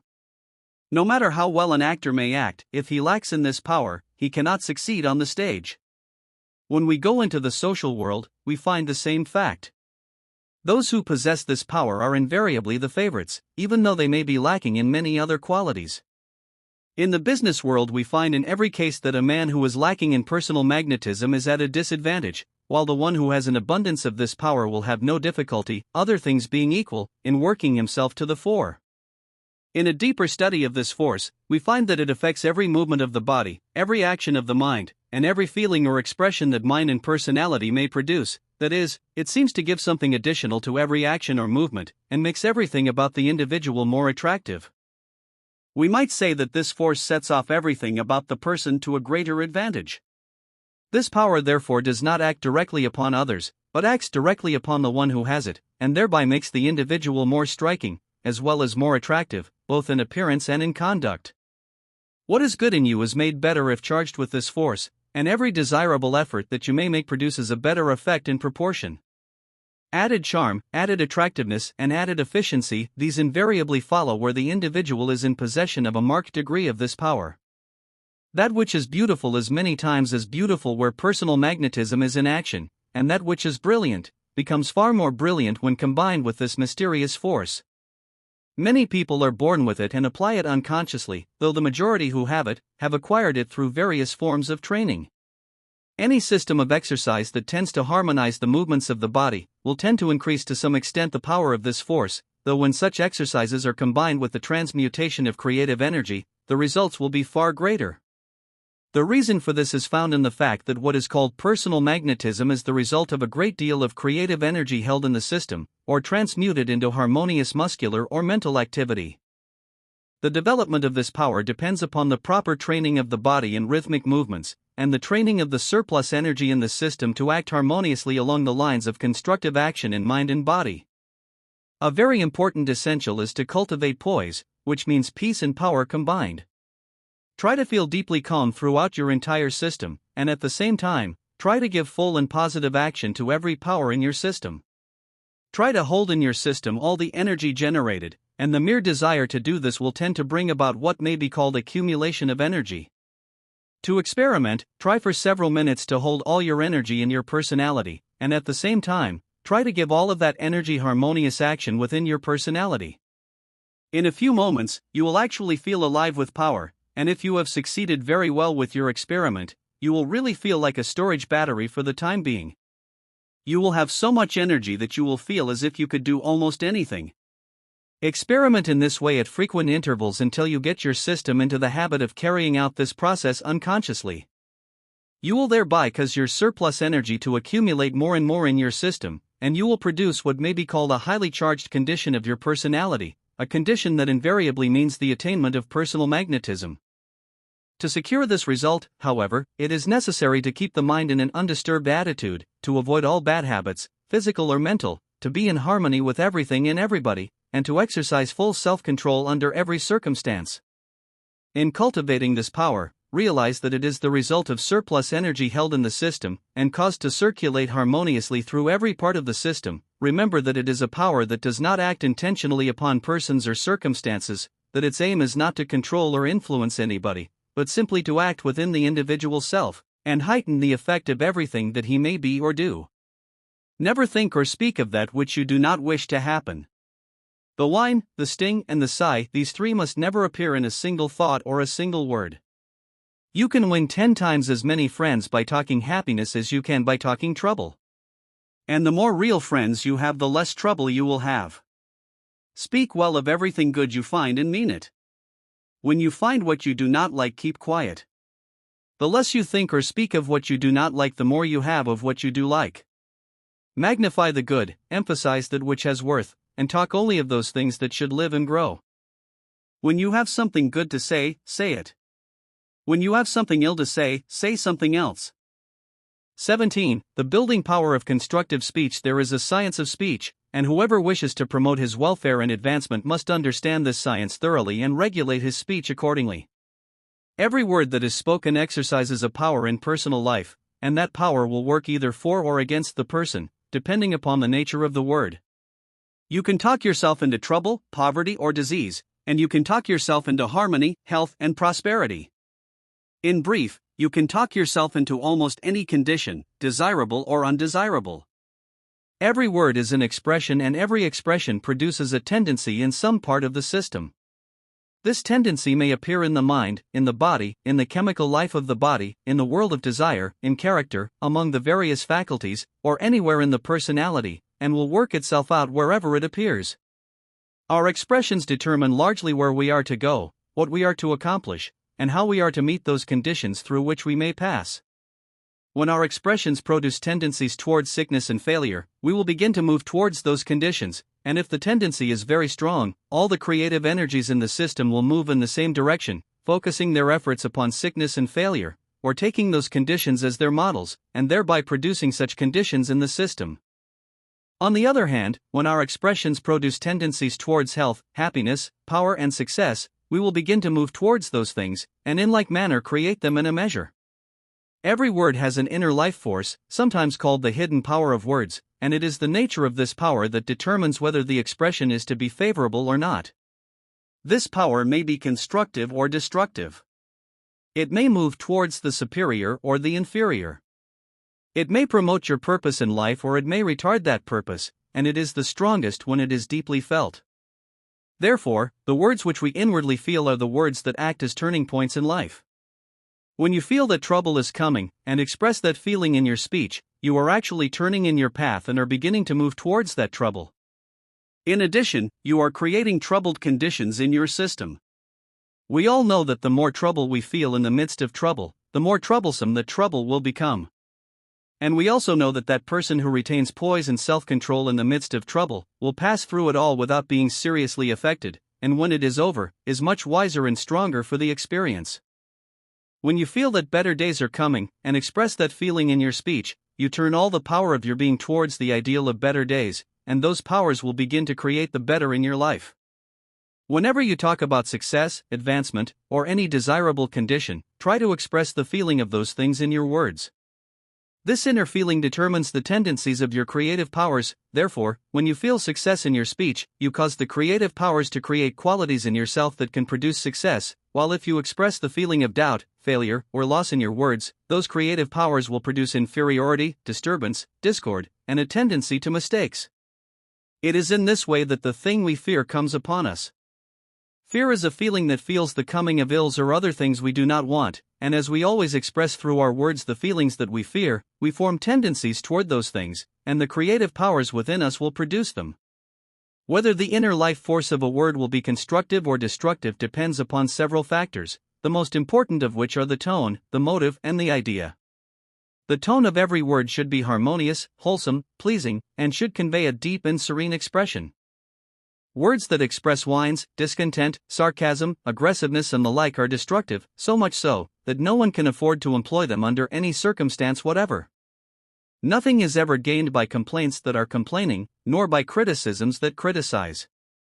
When things are not right, state so in a tone of voice that is firm and strong, but kind.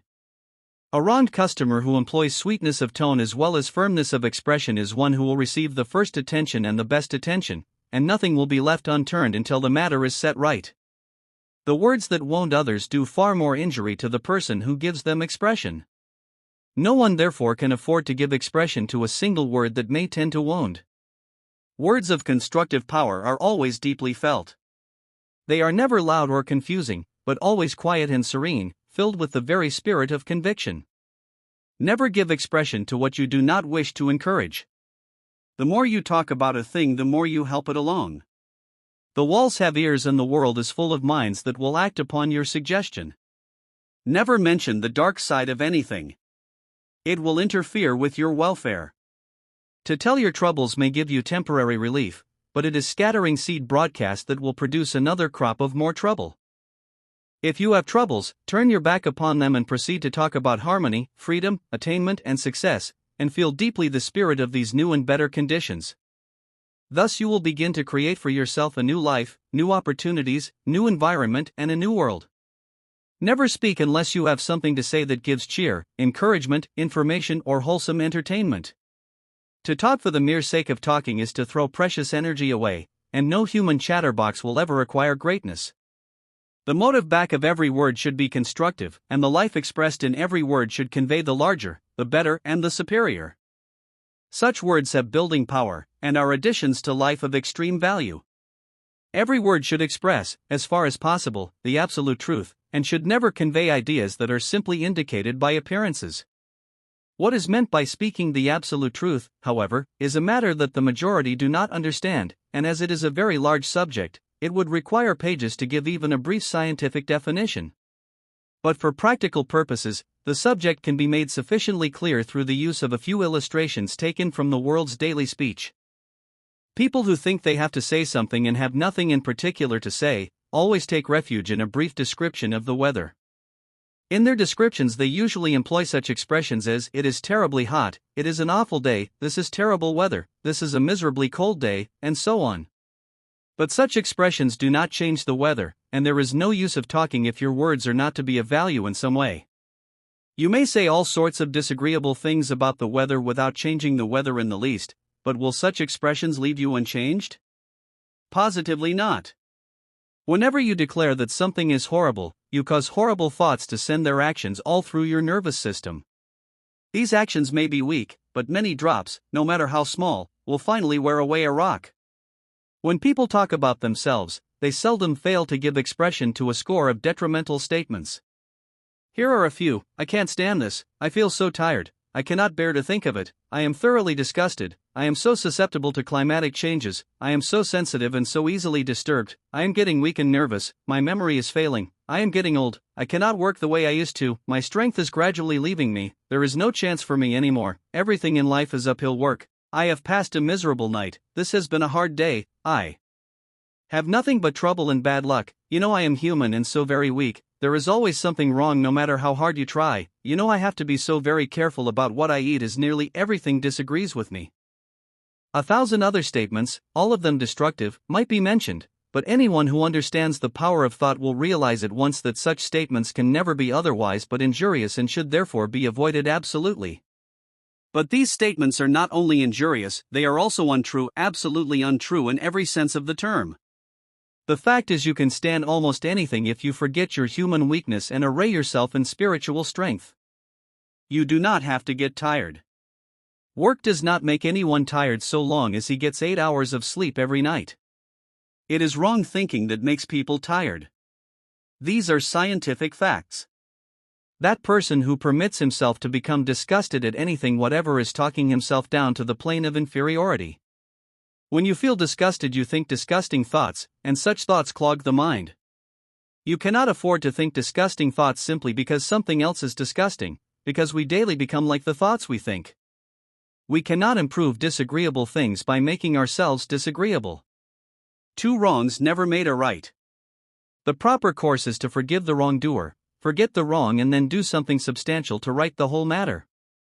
When we think kindly of the weather, place ourselves in harmony with nature, think properly and dress properly, we shall not be susceptible to changes in the atmosphere. But so long as we say that we are affected by changing atmospheres, we not only make ourselves negative and susceptible, but we also produce detrimental effects in our systems through our own unwholesome beliefs.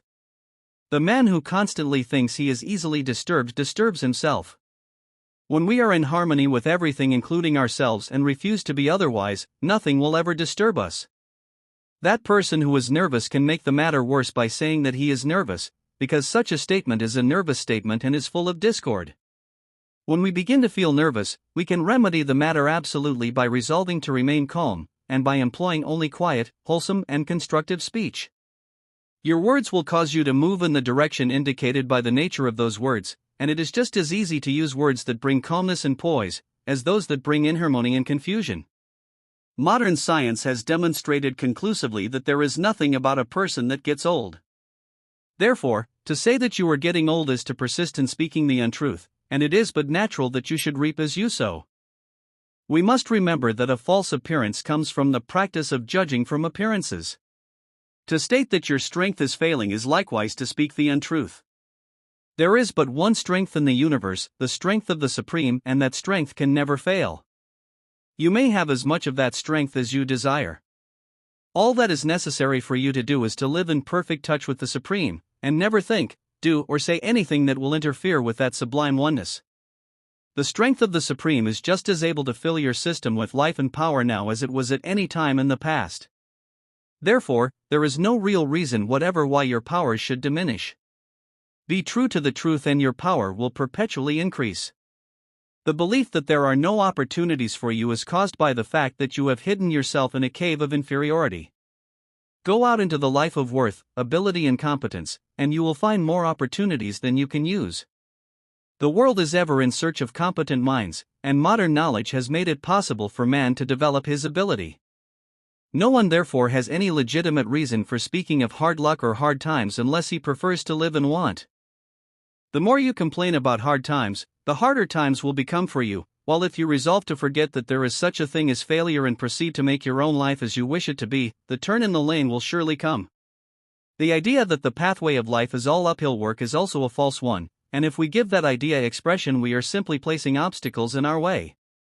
Nothing is uphill work when we approach it properly, and there is nothing that helps more to place us in true relationship with things than true expression.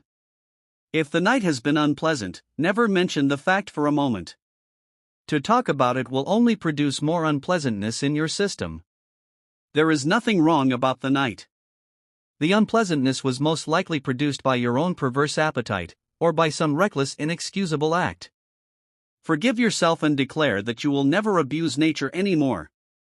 Such powerful words, if repeated often, will turn the tendency of your habits, and your life will become natural and wholesome. No day would be hard if we met all things with the conviction that we are equal to every occasion. Live properly, think properly, work properly, and talk properly, and trouble and ill luck will not trouble you seriously anymore. That person who declares that there is always something wrong is always doing something to make things wrong. When we have wrong on the brain, we will make many mistakes, so there will always be something wrong brewing for us. When wrong things come, set them right and look upon the experience as an opportunity for you to develop greater mastership. When you agree with yourself, all wholesome and properly prepared food will agree with you. But you cannot expect food to agree with you so long as you are disagreeable, and to declare that this or that always disagrees with you is to fill your system with disagreeable thoughts, disturbed actions, and conditions of discord. That nature can digest food under such circumstances no one can justly expect. There is nothing that injures digestion more than the habit of finding fault with the food. If you do not think that you can eat this or that, leave it alone, but leave it alone mentally as well as physically. It is not enough to drop a disagreeable thing from your hands, you must also drop it from your mind. Remember, you are mentally living with everything that you talk about, and there is nothing that affects us more than that which we take into our mental life. It is therefore not only necessary to speak the truth about all things, but also to avoid speaking about those things that are unwholesome. To speak about that which is wrong or inferior is never wholesome, no matter how closely we think we stand by the facts. Seeming facts, or what is called relative truth, should never receive expression unless they deal with that which is conducive to higher worth, and when circumstances compel us to make exceptions to this rule, we should avoid giving any feeling to what we say. The greatest essential, however, is to make all speech constructive. Search for the real truth that is at the foundation of all life, and then give expression to such words as convey the full significance to that truth. The results, to say the least, will be extraordinary. In daily conversation, the law of constructive speech should be most conscientiously applied. What we say to others will determine to a considerable degree what they are to think, and what tendencies their mental actions are to follow, and since man is the product of his thought, conversation becomes a most important factor in man.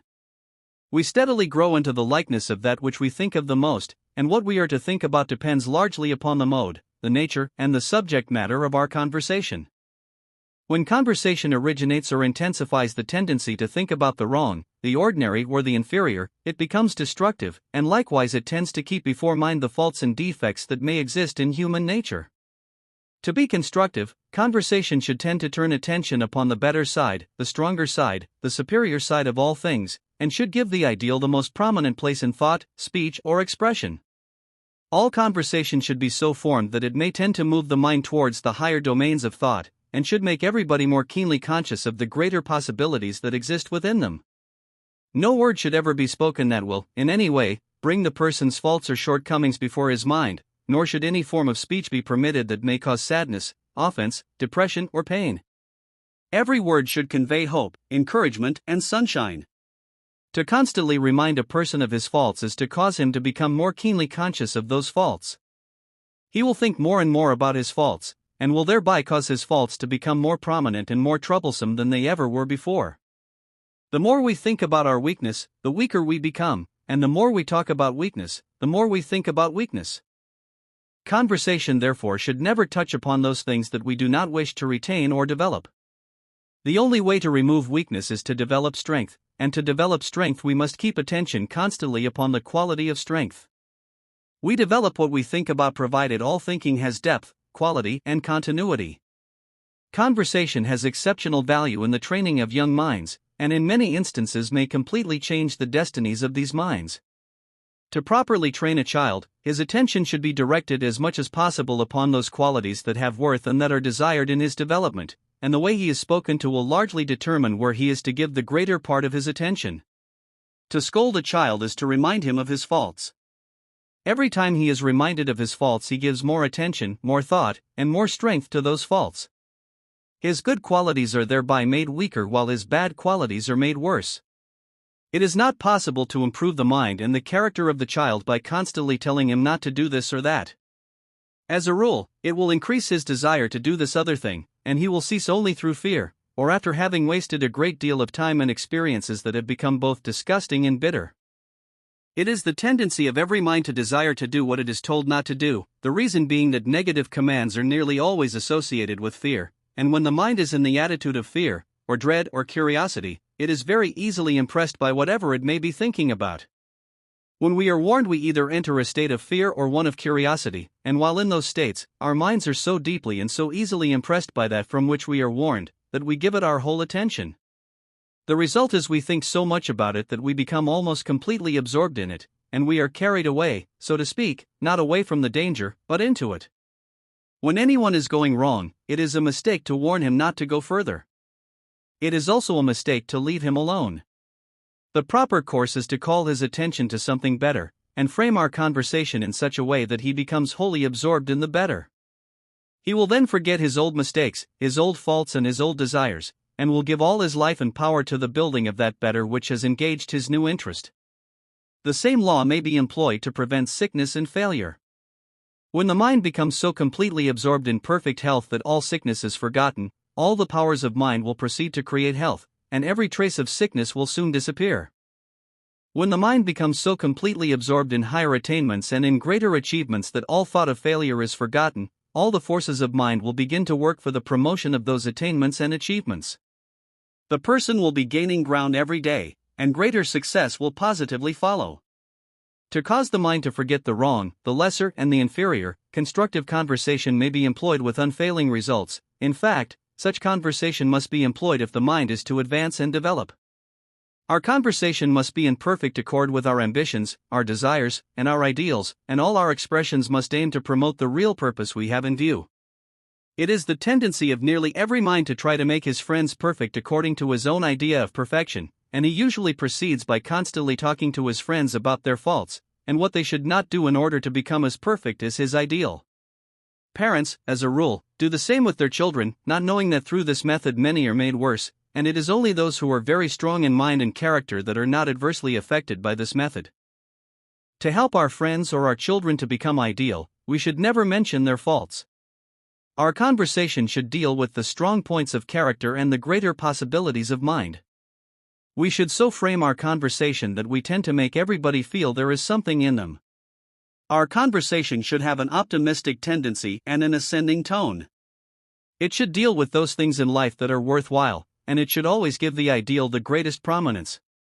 Weaknesses of human nature should be recognized as little as possible, and should seldom, if ever, be mentioned.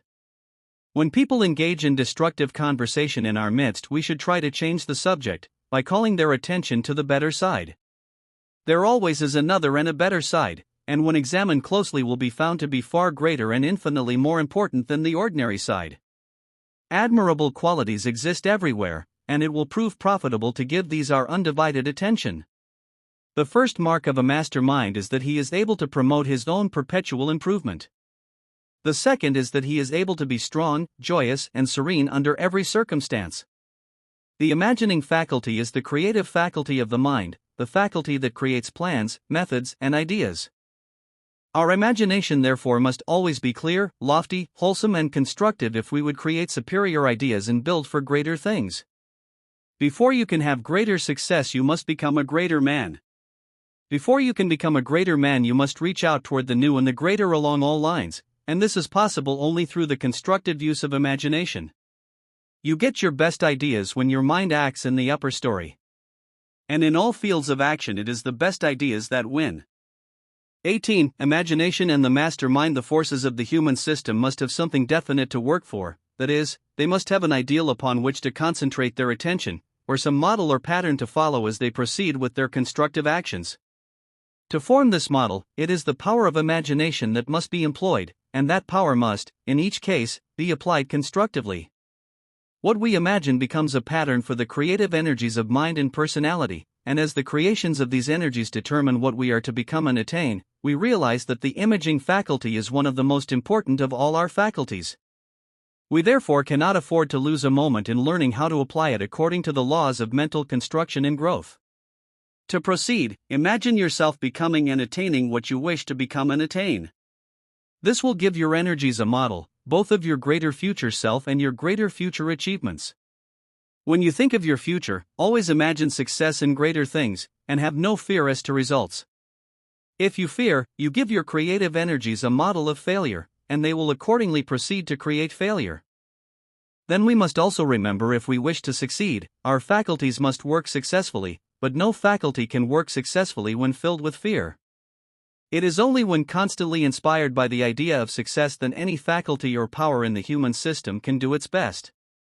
To inspire our faculties with this idea, we should always imagine ourselves obtaining success. The picture of success should be placed upon all the walls upon the mind, so that the powers within us will see success, and success only is their goal. Hang up pictures in your mind that will inspire you to do your best, hang up pictures in your mind that will cause you to think constantly of that which you desire to accomplish, and this you may do by imagining yourself being that greater something that you want to be and doing that greater something that you want to do. An excellent practice is to use your spare moments in creating such pictures in your imagination and placing them in the most conspicuous position of your mind, so that all your faculties and powers can see them at all times. We are always imagining something. It is practically impossible to be awake without imagining something. Then why not imagine something at all times that will inspire the powers within us to do greater and greater things? To aid the imagination in picturing the greater, the higher and better, we should hitch our wagon to a star. The star may be something quite out of reach as far as present circumstances indicate, but if we hitch our wagon to something in such a lofty position, our mind will begin to take wings. It will no longer be like a worm crawling in the dust. We shall begin to rise and continue to rise. The only thing that can cause the mind to rise is imagination. The only thing that can make the mind larger than it is imagination. The only thing that can make the mind act along new lines is imagination. This being true, it is unwise to use the imagination for any other purpose than for the best that we can think or do. In this connection, there are a few suggestions that will be found of special value. First, make up your mind as to what you really want in every respect. Determine what surroundings or environment you want. Decide upon the kind of friends you want and what kind of work you would prefer. Make all those ideals so good and so perfect that you will have no occasion to change them. Then fix those ideals so clearly in mind that you can see them at all times, and proceed to desire their realization with all the power of mind and soul. Make that your first step. Your second step should be to imagine yourself living in those surroundings that you have selected as your ideal, then make it a point to live in that imagination every moment of every day. Instead of imagining a number of useless things during spare moments, as people usually do, imagine yourself living in those surroundings and those ideals. Imagine yourself in the presence of friends that are exactly what you wish your ideal friends to be, and permit your fancy to run as far as it may wish along all of those idealistic lines. If you have not found your work, proceed to imagine yourself doing what you wish to do. If you have already found your work, imagine yourself doing that work as well as you would wish, and imagine the coming of results as large as your greatest desires could expect.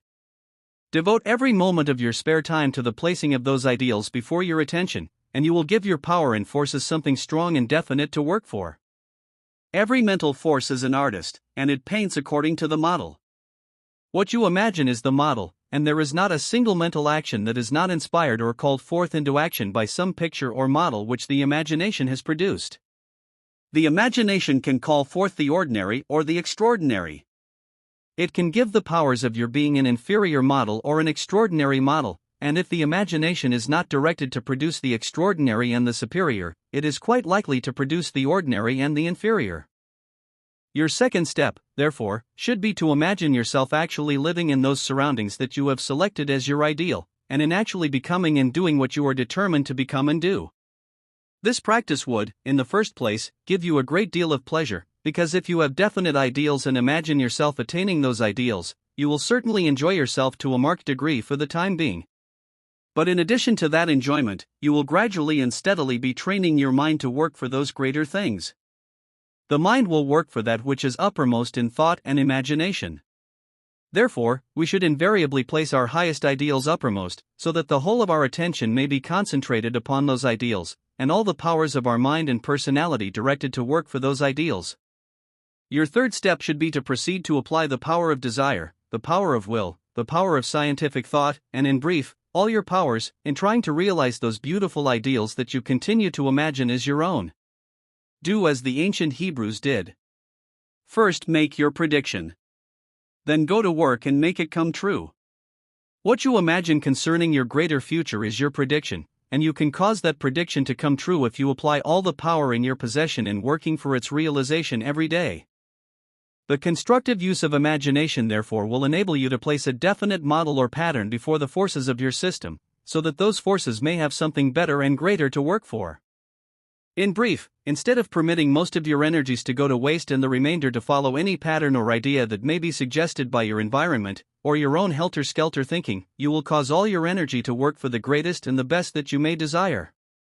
This is the first use of imagination, and it easily places this remarkable faculty among the greatest in the human mind. Another use of the imagination is found in its power to give the mind something definite to think about at all times, so that the mind may be trained to always think of that which you really want to think. That is, through this use of the imagination, you can select your own thought and think your own thought at all times, and he who can do this is gradually becoming a mastermind.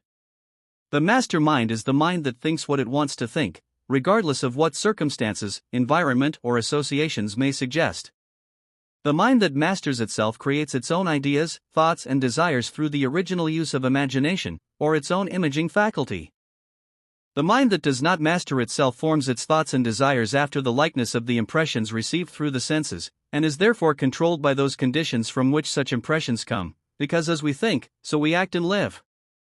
The average mind usually desires what the world desires without any definite thought as to his own highest welfare or greatest need, the reason being that a strong tendency to do likewise is always produced in the mind when the desires are formed in the likeness of such impressions as are suggested by external conditions. It is therefore evident that the person who permits himself to be affected by suggestions will invariably form artificial desires, and to follow such desires is to be misled. The master mind desires only that which is conducive to real life, and in the selection of its desires is never influenced in the least by the desires of the world. Desire is one of the greatest powers in human life. It is therefore highly important that every desire be normal and created for the welfare of the individual himself. But no desire can be wholly normal that is formed through the influence of suggestion. Such desires are always abnormal to some degree, and easily cause the individual to be misplaced. A great many people are misplaced. They do not occupy those places wherein they may be their best and accomplish the most. They are working at a disadvantage, and are living a life that is far inferior to what they are intended to live. The cause is frequently found in abnormal or artificial desires. They have imitated the desires of others without consulting their present needs.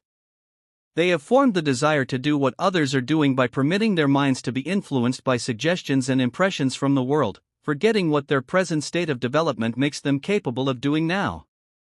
By imitating the lives, habits, actions, and desires of others, they are led into a life not their own, that is, they are misplaced. The master mind is never misplaced because he does not live to do what others are doing, but what he himself wants to do now. He wants to do only that which is conducive to real life, a life worthwhile, a life that steadily works up to the very highest goal in view. The average mind requires a change of environment before he can change his thought. He has to go somewhere or bring into his presence something that will suggest a new line of thinking and feeling. The master mind, however, can change his thought whenever he so desires. A change of scene is not necessary, because such a mind is not controlled from without. A change of scene will not produce a change of thought in the master mind unless he so elects. The master mind changes his thoughts, ideals, or desires by imaging upon the mind the exact likeness of the new ideas, the new thoughts, and the new desires that have been selected. The secret of the master mind is found wholly in the intelligent use of imagination. Man is as he thinks, and his thoughts are patterned after the predominating mental images, whether those images are impressions suggested from without, or impressions formed by the ego acting from within.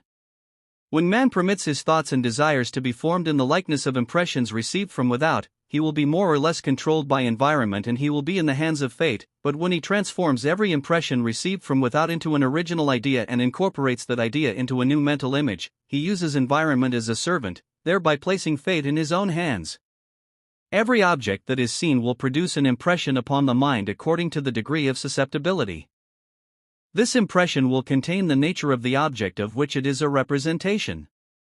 The nature of this object will be reproduced in the mind, and what has entered the mind will be expressed more or less throughout the entire system. Therefore, the mind that is susceptible to suggestions will reproduce in his own mind and system conditions that are similar in nature to almost everything that he may see, hear, or feel. He will consequently be a reflection of the world in which he lives. He will think, speak, and act as that world may suggest. He will float with the stream of that world wherever that stream may flow. He will not be an original character, but an automaton. Every person that permits himself to be affected by suggestion is more or less an automaton, and is more or less in the hands of fate. To place fate in his own hands, he must use suggestions intelligently instead of blindly following those desires and thoughts that his surroundings may suggest. We are surrounded constantly by suggestions of all kinds, because everything has the power to suggest something to that mind that is susceptible, and we are all more or less susceptible in this respect. But there is a vast difference between permitting oneself to be susceptible to suggestion and training oneself to intelligently use those impressions that suggestions may convey. The average writer on suggestion not only ignores this difference, but encourages susceptibility to suggestion by impressing the reader with the remark: that suggestion does control the world. If it is true that suggestion controls the world, more or less, we want to learn how to so use suggestion that its control of the human mind will decrease steadily, and this we can accomplish, not by teaching people how to use suggestion for the influencing of other minds, but in using those impressions conveyed by suggestion in the reconstruction of their own minds. Suggestion is a part of life, because everything has the power to suggest, and all minds are open to impressions. Nothing therefore can be said against suggestion by itself. Suggestion is a factor in our midst, it is a necessary factor. The problem is to train ourselves to make intelligent use of the impressions received, instead of blindly following the desires produced by those impressions as the majority do. To proceed in the solution of this problem, never permit objects discerned by the senses to reproduce themselves in your mind against your will. Form your own ideas about what you see, hear, or feel, and try to make those ideas superior to what was suggested by the objects discerned. When you see evil, do not form ideas that are in the likeness of that evil. Do not think of the evil as bad, but try to understand the forces that are back of that evil, forces that are good in themselves, though misdirected in their present state. By trying to understand the nature of the power that is back of evil or adversity, you will not form bad ideas, and therefore will feel no bad effects from experiences that may seem undesirable. At the same time, you will think your own thought about the experiences, thereby developing the power of the mastermind. Surround yourself as far as possible with those things that suggest the superior, but do not permit such suggestions to determine your thought about the superior. Those superior impressions that are suggested by superior environment should be used in forming still more superior thoughts. If you wish to be a mastermind, your thought must always be higher than the thought your environment may suggest, no matter how ideal that environment may be. Every impression that enters the mind through the senses should be worked out and should be made to serve the mind in its fullest capacity. In this way, the original impression will not reproduce itself in the mind, but will become instrumental in giving the mind a number of new and superior ideas. To work out an impression, try to see through its whole nature. Look at it from every conceivable point of view, and try to discern its actions, tendencies, possibilities, and probable defects. Use your imagination in determining what you want to think or do, what you are to desire, and what your tendencies are to be. Know what you want, and then image those things upon the mind constantly. This will develop the power to think what you want to think, and he who can think what he wants to think is on the way to becoming what he wants to become. The principal reason why the average person does not realize his ideals is because he has not learned to think what he wants to think. He is too much affected by the suggestions that are about him. He imitates the world too much, following desires that are not his own. He is therefore misled and misplaced. Whenever you permit yourself to think what persons, things, conditions, or circumstances may suggest, you are not following what you yourself want to think. You are not following your own desires but borrowed desires. You will therefore drift into strange thinking, and thinking that is entirely different from what you originally planned. To obey the call of every suggestion and permit your mind to be carried away by this, that, or the other, will develop the tendency to drift until your mind will wander. Concentration will be almost absent and you will become wholly incapable of actually thinking what you want to think. One line of constructive thinking will scarcely be begun when another line will be suggested, and you will leave the unfinished task to begin something else, which in turn will be left incomplete. Nothing, therefore, will be accomplished. To become a mastermind, think what you want to think, no matter what your surroundings may suggest, and continue to think what you want to think until that particular line of thought or action has been completed.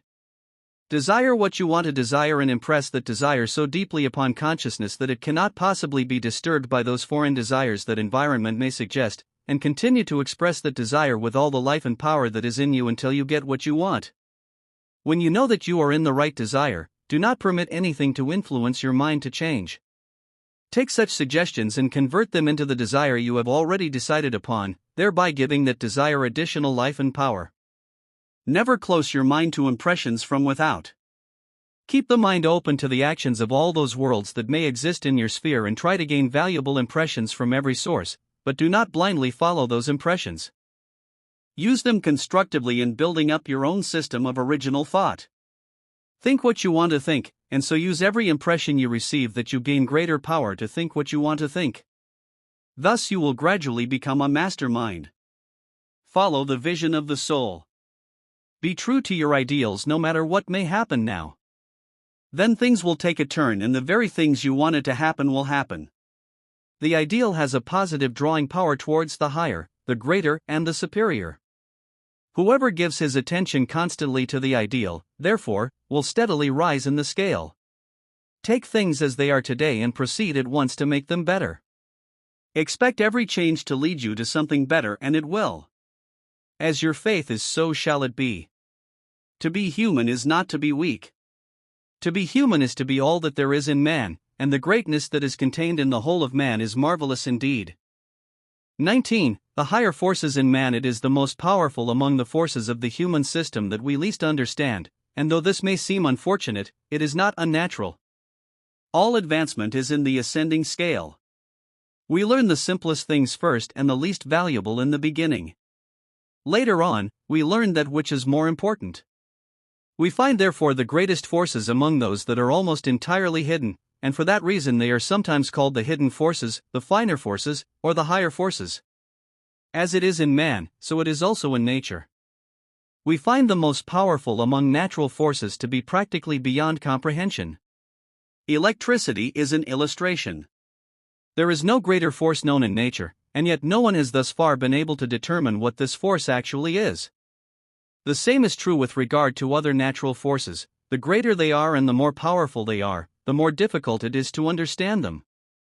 In the human system, there are a number of forces of exceptional value that we know nothing about, that is, we do not understand their real nature, but we can learn enough about the action, the purpose, and the possibilities of those forces to apply them to practical life, and it is practical application with which we are most concerned. The field of the finer forces in mind may be termed the unconscious mental field, and the vastness of this field, as well as the possibilities of its functions, is realized when we learn that the greater part of our mental world is unconscious.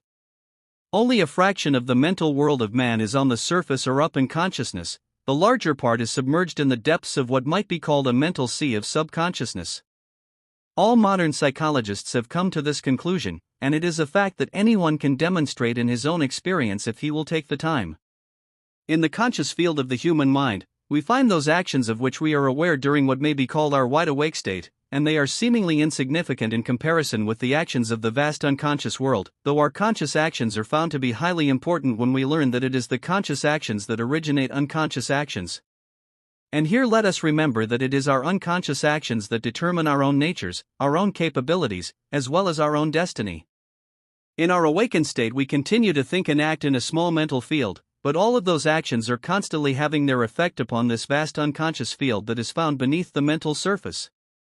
To realize the existence of this unconscious mental world, and to realize our power to determine the actions of that world, is to awaken within us a feeling that we are many times as great and as capable as we thought we were, and the more we think of this important fact, the larger becomes our conscious view of life and its possibilities. To illustrate the importance of the unconscious field and your finer forces, we will take the force of love. No one understands the nature of this force, nor has anyone been able to discover its real origin or its actual possibilities. Nevertheless, it is a force that is tremendously important in human life.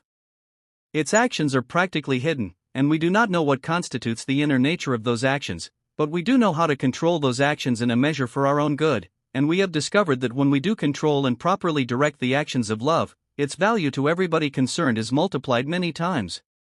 It is the same with a number of other forces with which we are familiar. They act along higher or finer lines of human consciousness, and they are so far beyond ordinary comprehension that we cannot positively know what they are. But we do know enough about them to control them and direct them for our best and greatest good. In like manner, the unconscious mental field, though beyond scientific analysis, is sufficiently understood as to its modes of action, so that we can control and direct those actions as we may choose. When we analyze what comes forth from the unconscious field at any time, we find that it is invariably the result of something that we caused to be placed in that field during some past time. This leads up to the discovery of unconscious mental processes, and it is not difficult to prove the existence of such processes.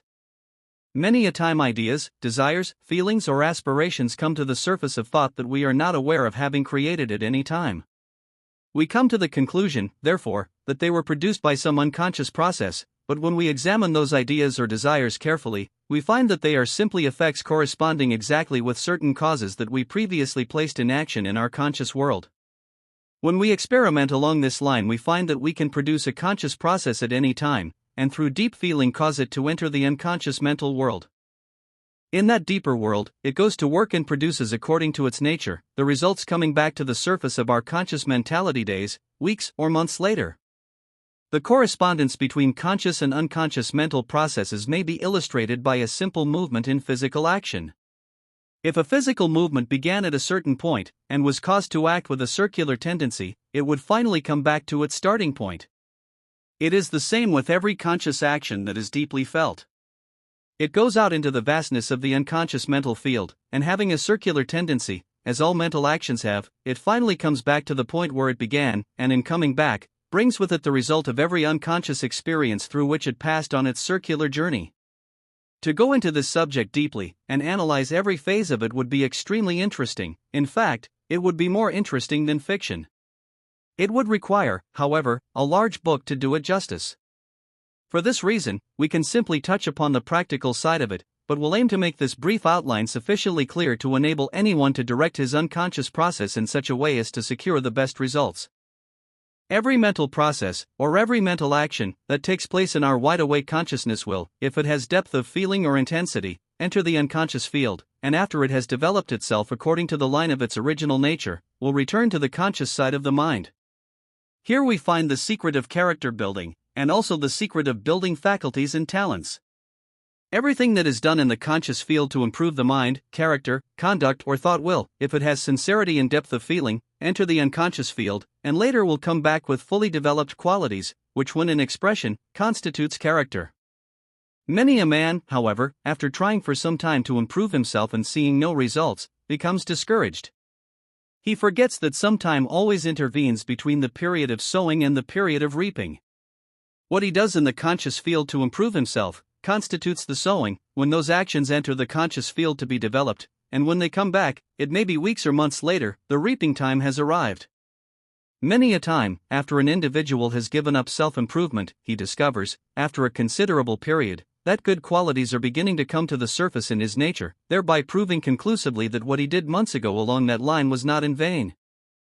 The results of past efforts are beginning to appear. We have all had similar experiences, and if we would carefully analyze such experiences, we would find that not a single conscious process that is sufficiently deep or intense to become an unconscious process will fail to come back finally with its natural results. Many a time ideas come into our minds that we wanted weeks ago, and could not get them at that time, but we did place in action certain deep, strong desires for those ideas, at that particular time, and though our minds were not prepared to develop those ideas at once, they finally were developed and came to the surface. The fact that this process never fails indicates the value of giving the mind something to work out for future need. If we have something that we want to do months ahead, we should give the mind definite instruction now and make those instructions so deep that they will become unconscious processes. Those unconscious processes will, according to directions, work out the ideas and plans that we want for that future work, and in the course of time, will bring results to the surface. To go into detail along the line of this part of our study would also be more interesting than fiction, but again, a large book would be required to do it justice. However, if we make it a practice to place in action our best thoughts, our best ideas and our best desires now in every moment of the eternal now, we will be giving the unconscious mental field something good to work for at all times, and as soon as each product is finished, or ready to be delivered from the unconscious world, it will come to the surface, and will enter the conscious mind ready for use. Some of the best books that have been written have been worked out during months of unconscious mental processes. The same is true with regard to inventions, dramas, musical compositions, business plans, and in fact, anything and everything of importance that could be mentioned. Every idea, every thought, every feeling, every desire, every mental action may, under certain circumstances, produce an unconscious process corresponding with itself, and this process will in every instance bring back to consciousness the result of its work. When we realize this, and realize the vast possibilities of the unconscious field, we will see the advantage of placing in action as many good unconscious processes as possible. Give your unconscious mental world something important to do every hour. Place a new seed in that field every minute. It may take weeks or months before that seed brings forth its fruit, but it will bring forth, after its kind, in due time without fail. We understand, therefore, how we can build character by sowing seeds of character in this field, and how we can, in the same way, build desirable conduct, a different disposition, different mental tendencies, stronger and greater mental faculties, and more perfect talents along any line. To direct these unconscious processes, it is necessary to apply the finer forces of the system, as it is those forces that invariably determine how those processes are to act. Those forces, however, are very easily applied, as all that is necessary in the beginning is to give attention to the way we feel. The way we feel determines largely what our finer forces are to be and how they are to act, and there is not an hour when we do not feel certain energies at work in our system. All the finer forces are controlled by feeling. Try to feel what you want done either in the conscious or the unconscious mental fields, and you will place in action forces that correspond to what you want done. Those forces will enter the unconscious mental world and produce processes through which the desired results will be created. Whenever you want to redirect any force that is highly refined, you must feel the way you want that force to act. To illustrate, we will suppose you have certain emotions in your mental world that are not agreeable. To give the energies of those emotions a new and more desirable force of action, change your emotions by giving your whole attention in trying to feel such emotions as you may desire. And here let us remember that every emotion that comes up in the system is teeming with energy, but as most emotions continue to act without any definite control, we realize how much energy is wasted through uncurbed emotions. We know from experience that whenever we give way to our feelings, we become weak. The reason is that every uncontrolled feeling wastes energy. A great many people who are very intense in their feelings actually become sick whenever they give way to strong or deep emotions. On the other hand, emotions that are controlled and properly directed not only prevent waste, but will actually increase the strength of mind and body. Here is a good practice. Whenever you feel the way you do not wish to feel, begin to think deeply and in the most interesting manner possible of those things that you wish to accomplish. If you can throw your whole soul, so to speak, into those new directions, you will soon find your undesired feelings disappearing completely. Every individual should train himself to feel the way he wants to feel, and this is possible if he will always direct his attention to something desirable whenever undesired feelings come up.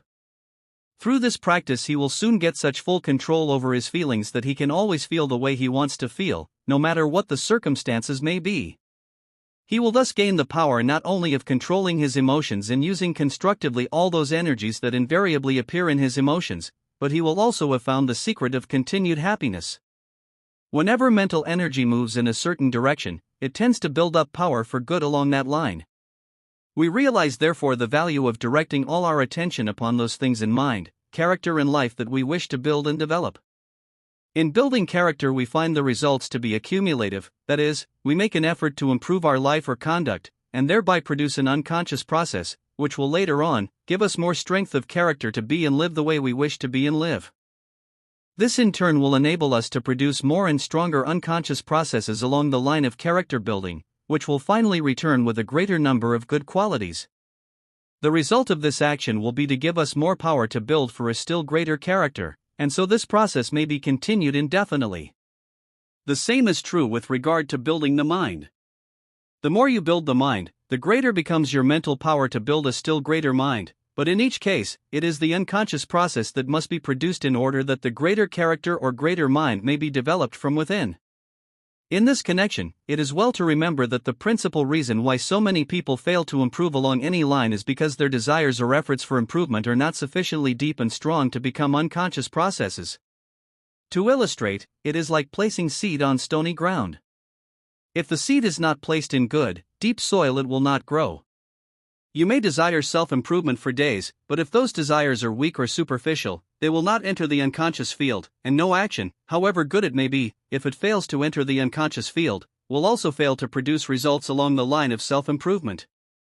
With regard to the building of character, we must also remember that character determines in a large measure the line of action of all the other forces in the human system. If your character is strong and well developed, every force that you place in action will be constructive, while if your character is weak, practically all your forces will go astray. This is not true in the moral field alone, but also in the field of mental achievement.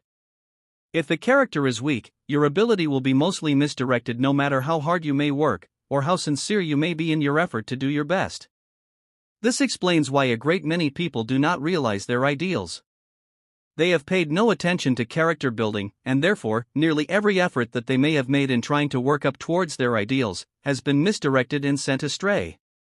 Whatever our ideals may be, therefore, or how great our desires may be to realize those ideals, we must first have character, and even though we may be able to place in action the most powerful forces in the human system, we will not get results until we have character. It is character alone that can give the powers of man constructive direction, and it is a well-known fact that those people who have a strong, firm, well-developed character easily move from the good to the better, no matter what the circumstances. What may be called the higher forces in man act invariably through our most sublime states of consciousness, and as it is these higher forces that enable man to become or accomplish more than the average, it is highly important that we attain the power to enter sublime consciousness at frequent intervals. No man or woman of any worth was ever known who did not have experience in these sublime states. In fact, it is impossible to rise above the ordinary in life or achievement without drawing, more or less, upon the higher realms of consciousness. People are sometimes criticized for not being on the earth all the time, but it is necessary to get above the earth occasionally in order to find something worthwhile to live for and work for while upon earth. The most powerful forces in human life can be drawn down to earth for practical use, but to get them we must go to the heights frequently.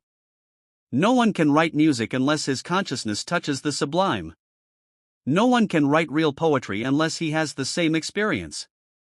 No one can evolve ideas worthwhile unless his mind transcends the so-called practical sphere of action, and no individual can rise in the world of attainment and achievement unless his mind dwells almost constantly on the verge of the sublime. Examine the minds of people of real worth, people who have something in them, people who are beyond the average, people who are rising in the scale, people whom we truly admire, people that we look up to, people who occupy high positions that they have actually won through merit, and we find in every instance that their minds touch frequently the sublime state of consciousness. When we touch that state, our minds are drawn up above the ordinary, and mental actions are developed and worked out that are superior to ordinary or average mental actions. It is therefore simply understood that experience in sublime consciousness, if properly employed, will invariably make man greater and better. When we look upon a man that we can truthfully say is a real man, we find that something unusual has been or is being expressed in his personality, and that something unusual is hidden in every personality.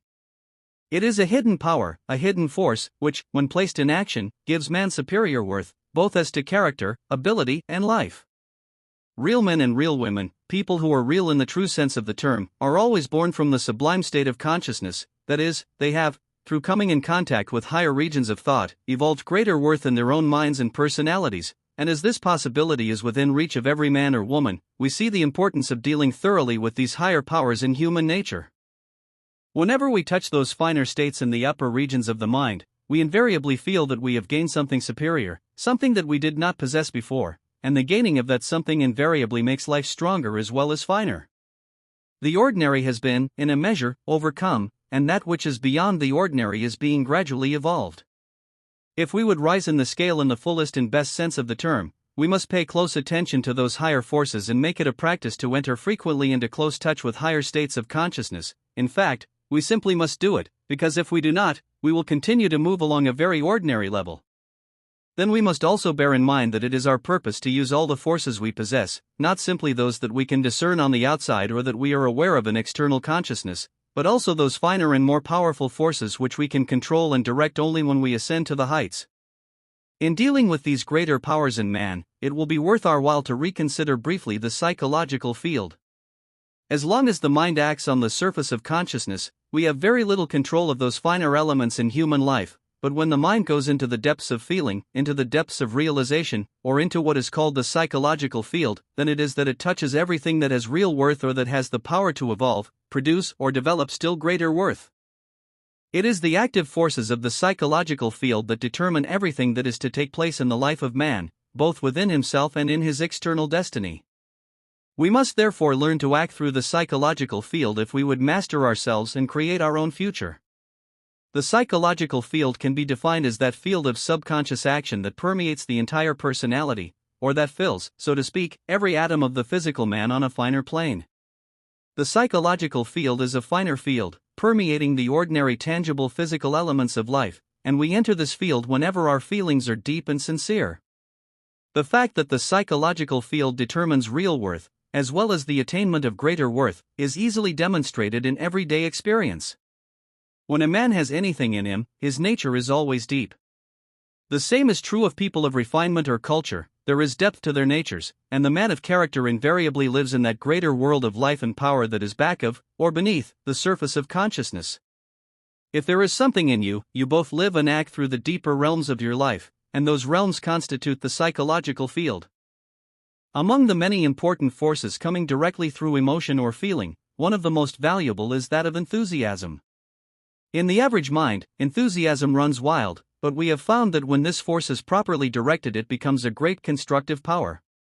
When you are enthusiastic about something, it is always about something new or something better, something that holds possibilities that you did not realize before.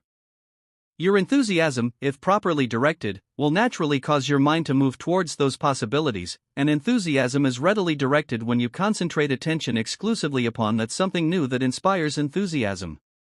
By turning your attention upon the thing that produces enthusiasm, the mind will move forward toward those greater possibilities that are discerned. This forward movement of the mind will tend to renew and enlarge the mind so that it will gain a still greater conception of those possibilities. This will increase your enthusiasm, which will in turn impel your mind to move forward still further in the same direction. Thus, a still larger conception of those possibilities will be secured, which in turn will increase your enthusiasm and the power of your mind to take a third step in advance. We thus realize that if enthusiasm is directed upon the possibilities that originally inspired that enthusiasm, we will not only continue to be enthused, but we will in that very manner cause the mind to move forward steadily and develop steadily, so that in time it will gain sufficient power to actually work out those possibilities upon which attention has been directed. In this connection, we must also remember that we can grow and advance only as we pass into the new.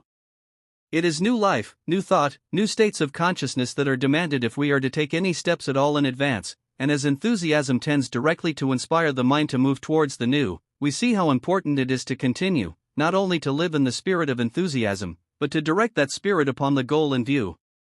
It is invariably the enthusiastic mind that moves forward, that does things, and that secures results. Two other forces of great value, belonging to this group, are appreciation and gratitude. Whenever you appreciate a certain thing, you become conscious of its real quality, and whenever you become conscious of the quality of anything, you begin to develop that quality in yourself. When we appreciate the worth of a person, we tend to impress the idea of that worth in our own minds, and thereby cause the same effect to be produced, in a measure, in ourselves. The same is true if we appreciate our own worth, in a sensible and constructive manner. If we appreciate what we already are, and are ambitious to become still more, we focus our minds upon the greater, and employ what we already possess as stepping stones towards the greater attainment. But when we do not appreciate ourselves, there are no stepping stones that we can use in attaining greater things. We thus realize why people that do not appreciate themselves never accomplish much, and why they finally go down grade in nearly every instance. When we appreciate the beautiful in anything, we awaken our minds to a higher and better understanding of the beautiful. Our minds thus become, in a measure, more beautiful. The same is true with regard to any quality. Whatever we appreciate, we tend to develop in ourselves, and here we find a remarkable aid to the power of concentration, because we always concentrate attention perfectly, naturally, and thoroughly upon those things that we fully appreciate. Thus we understand why it is that we tend to develop in ourselves the things that we admire in others. Whenever you feel grateful for anything, you always feel nearer to the real quality of that particular thing. A person who is ungrateful, however, always feels that there is a wall between himself and the good things in life. Usually there is such a wall, though he has produced it himself through his ingratitude. But the man who is grateful for everything places himself in that attitude where he may come in closer contact with the best things everywhere, and we know very well that the most grateful people always receive the best attention everywhere. We all may meet disappointment at some time and not get exactly what we wanted, but we shall find that the more grateful we are, the less numerous will those disappointments become. It has been well said that no one feels inclined to give his best attention to the man who is always knocking, and it is literally true. On the other hand, if you are really grateful and mean it, It is very seldom that yon do not receive the best attention from everybody wherever you may go.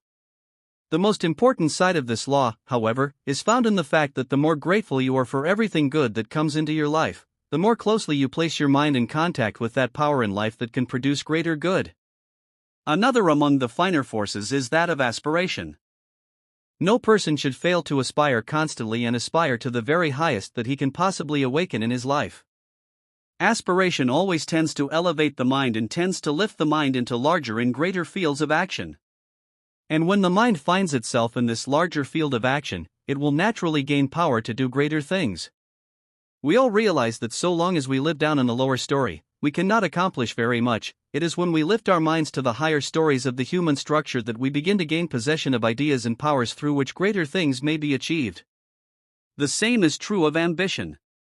Ambition not only tends to draw the mind up into higher and larger fields, but also tends to build up those faculties through which we are to work.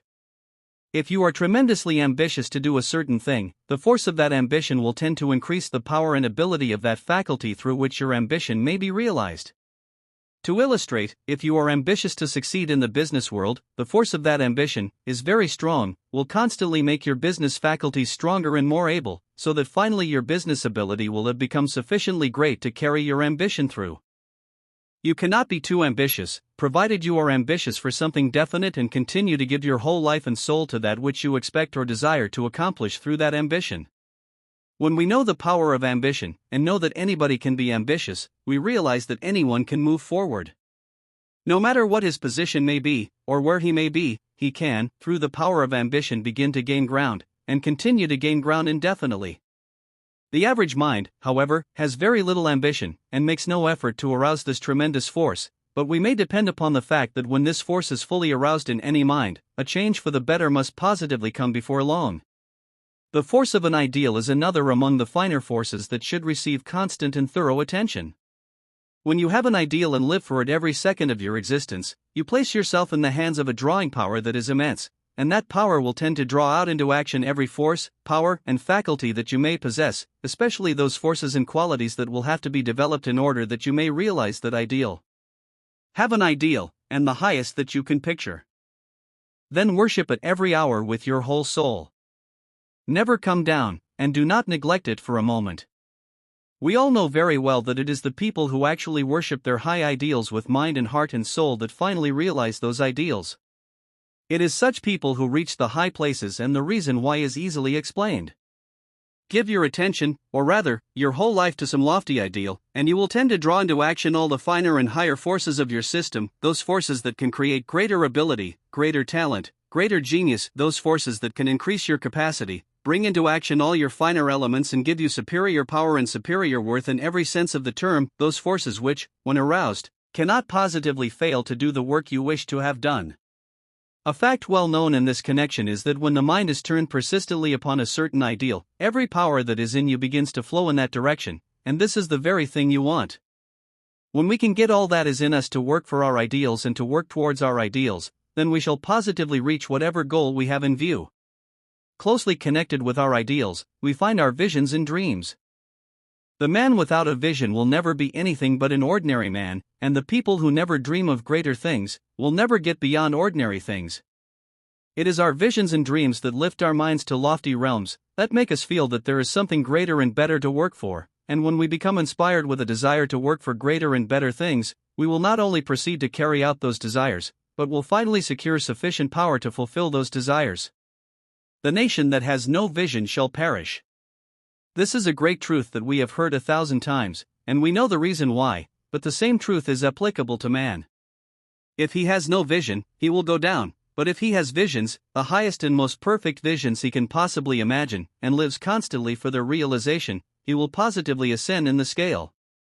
He will become a greater and a greater man, and those things that were at one time simply dreams, will, in the course of time, become actual realities.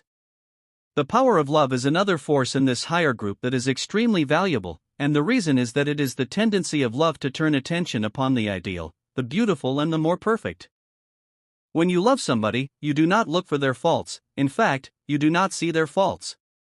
Your whole attention is turned upon their good qualities, and here let us remember that whatever we continue to see in others, we develop in ourselves. The power of real love always tends to draw out into expression the finer elements of mind, character, and life. For that reason, we should always love much, and love the most ideal and the most perfect that we can discover in everybody and in everything that we may meet in life. We have all discovered that when a man really loves an ideal woman, or the woman that constitutes his ideal, he invariably becomes stronger in character, more powerful in personality, and more able in mind.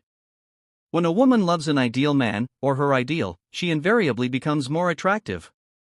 The beautiful in her nature comes forth into full expression, and many times the change is so great that we can hardly believe that she is the same woman. The power of love, if genuine, constant and strong, tends to improve everything in human life, and as this power is one of the higher forces in human nature, we readily understand the reason why. We can therefore, without further comment, draw our own conclusions as to how we will use this power in the future. The last of these finer forces that we shall mention, and possibly the strongest, is that of faith, but we must remember, if we wish to use this force, that faith does not constitute a belief or any system of beliefs. It is a mental action, an action that goes into the very spirit of those things which we may think of or apply at the time we exercise faith. When you have faith in yourself, you place in action a force that goes into the very depth of your being and tends to arouse all the greater powers and finer elements that you may possess. The same is true when you have faith in a certain faculty or in a certain line of action. The power of faith goes into the spirit of things and makes alive, so to speak, the all that is in you. The power of faith also produces perfect concentration. Whenever you have faith along a certain line, you concentrate perfectly along that line, and you cause all the power that is in your mind or system to work for the one thing you are trying to do. It has been discovered that the amount of energy latent in the human system is nothing less than enormous, and as faith tends to arouse all this energy, we realize how important and how powerful is faith. The effect of faith upon yourself, therefore, is beneficial in the highest and largest sense, but this is not its only effect. The more faith you have in yourself, the more faith people will have in you. If you have no confidence in yourself, you will never inspire confidence in anybody, but if you thoroughly believe in yourself, people will believe in you and in your work. And when people believe in you, you can accomplish 10 times as much as when they have no confidence in you whatever. When a man has tremendous faith in himself, he becomes a live wire, so to speak. It is such a man that becomes a real and vital power wherever he may live or go. It is such a man who leads the race on and on. It is such a man who really does things, and it is people of such a type that we love the best. They invariably inspire others to love the nobler life and to attempt greater things in life, and for this reason their presence is of exceptional value to the progress of the race. To go into details, however, is not necessary. We all know and appreciate the value of faith. We all know that it is one of the highest and one of the greatest forces that man can exercise. We therefore realize how important it becomes to train ourselves to have unbounded faith in everything and in everybody at all times, and under all circumstances. With all thy faults I love thee still, thus sings the poet, and we call him sentimental, that is, at first thought we do. But upon second thought we change our minds. We then find that faults and defects are always in the minority, and that the larger part of human nature is so wonderful and so beautiful that it needs must inspire admiration and love in everybody. With all their defects, there is nothing more interesting than human beings, and the reason is that for every shortcoming in man there are 1,000 admirable qualities. The poet, being inspired by the sublime vision of truth, can see this. Therefore, what can he do but love? Whenever his eyes are lifted and whenever his thoughts take wings, his soul declares with greater eloquence than ever before, "What a piece of work is man!" Thus every moment renews his admiration, and every thought rekindles the fire of his love. The greatest power in man. It is the conclusion of modern psychology that the powers and the possibilities inherent in man are practically unbounded. And this conclusion is based upon 2 great facts. First, that no limit has been found to anything in human nature, and second, that everything in human nature contains a latent capacity for perpetual development.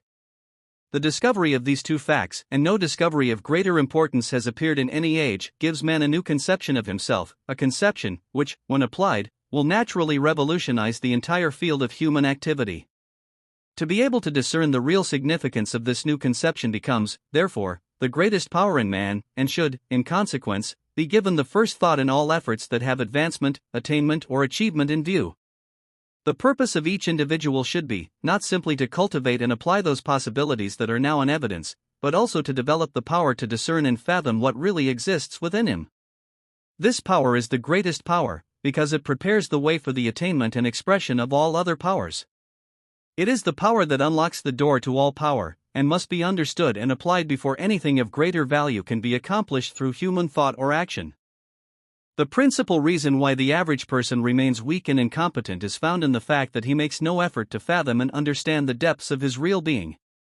He may try to use what is in action on the surface, but he is almost entirely unconscious of the fact that enormous powers are in existence in the greater depths of his life. These powers are dormant simply because they have not been called into action, and they will continue to lie dormant until man develops his greatest power, the power to discern what really exists within him. The fundamental cause of failure is found in the belief that what exists on the surface is all there is of man, and the reason why greatness is a rare exception instead of a universal rule can be traced to the same cause. When the mind discovers that its powers are inexhaustible and that its faculties and talents can be developed to any degree imaginable, the fear of failure will entirely disappear. In its stead will come the conviction that man may attain anything or achieve anything. Whatever circumstances may be today, such a mind will know that all can be changed, that the limitations of the person can be made to pass away, and that the greater desires of the heart can be realized. That mind that can discern what exists in the depths of the real life of man does not simply change its views as to what man may attain and achieve, but actually begins to draw, in a measure, upon those inexhaustible powers within, and begins accordingly to develop and apply those greater possibilities that this deeper discernment has revealed. When man can see through and understand what exists beneath the surface of his life, the expression of his deeper life will begin, because whatever we become conscious of, that we tend to bring forth into tangible expressions, and since the deeper life contains innumerable possibilities as well as enormous power, it is evident that when this deeper life is clearly discerned and completely taken possession of in the consciousness, practically anything may be attained or achieved. The idea that there is more of man than what appears on the surface should be so constantly and so deeply impressed upon the mind that it becomes a positive conviction, and no thoughts should be placed in action unless it is based upon this conviction. To live, think, and act in the realization that there is more of me should be the constant aim of every individual, and this more will constantly develop, coming forth in greater and greater measure, giving added power and capacity in life to everything that is in action in the human system. When the average individual fails, he either blames circumstances or comes to the conclusion that he was not equal to the occasion. He therefore easily gives up and tries to be content with the lesser. But if he knew that there was more in him than what he had applied in his undertaking, he would not give up. He would know by developing and applying this more, he positively would succeed where he had previously failed. It is therefore evident that when man gives attention to his greater power, the power to discern the more that is in him, he will never give up until he does succeed, and in consequence, he invariably will succeed. That individual who knows his power does not judge according to appearances. He never permits himself to believe that this or that cannot be done. He knows that those things can be done, because he has discovered what really exists within him. He works in the conviction that he must, can, and will succeed, because he has the power, and it is the truth, he does have the power, we all have the power. To live, think, and work in the conviction that there is more of you within the real depths of your being, and to know that this more is so immense that no limit to its power can be found, will cause the mind to come into closer and closer touch with this greater power within, and you will consequently get possession of more and more of this power. The mind that lives in this attitude opens the door of consciousness, so to speak, to everything in human life that has real quality and worth.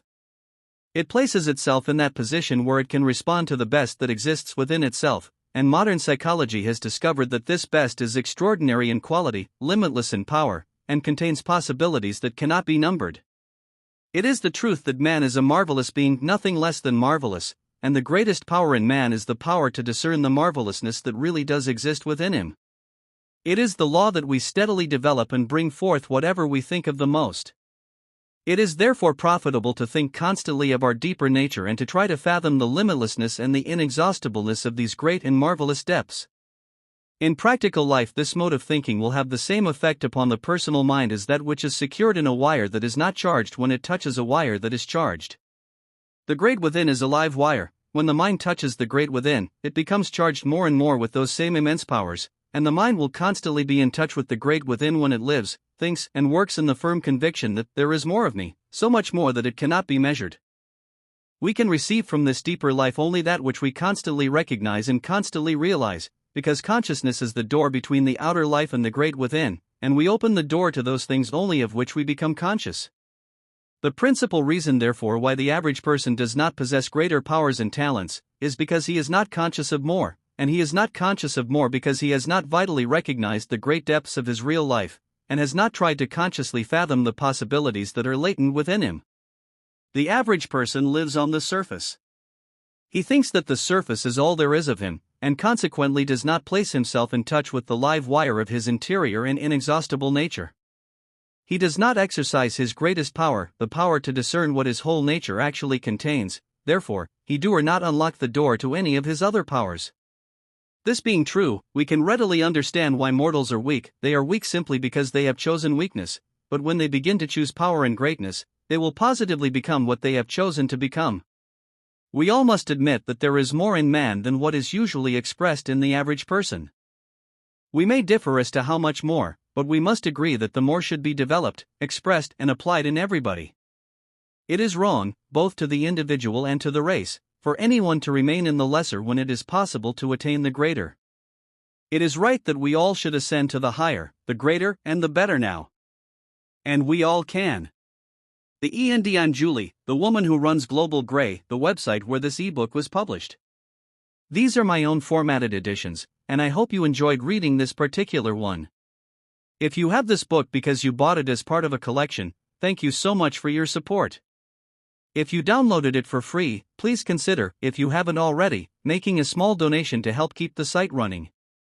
If you bought this from Amazon or anywhere else, you have been ripped off by someone taking free ebooks from my site and selling them as their own. You should definitely get a refund, uneasy face. Thanks for reading this, and I hope you visit the site again. New books are added regularly, so you'll always find something of interest, smiley face.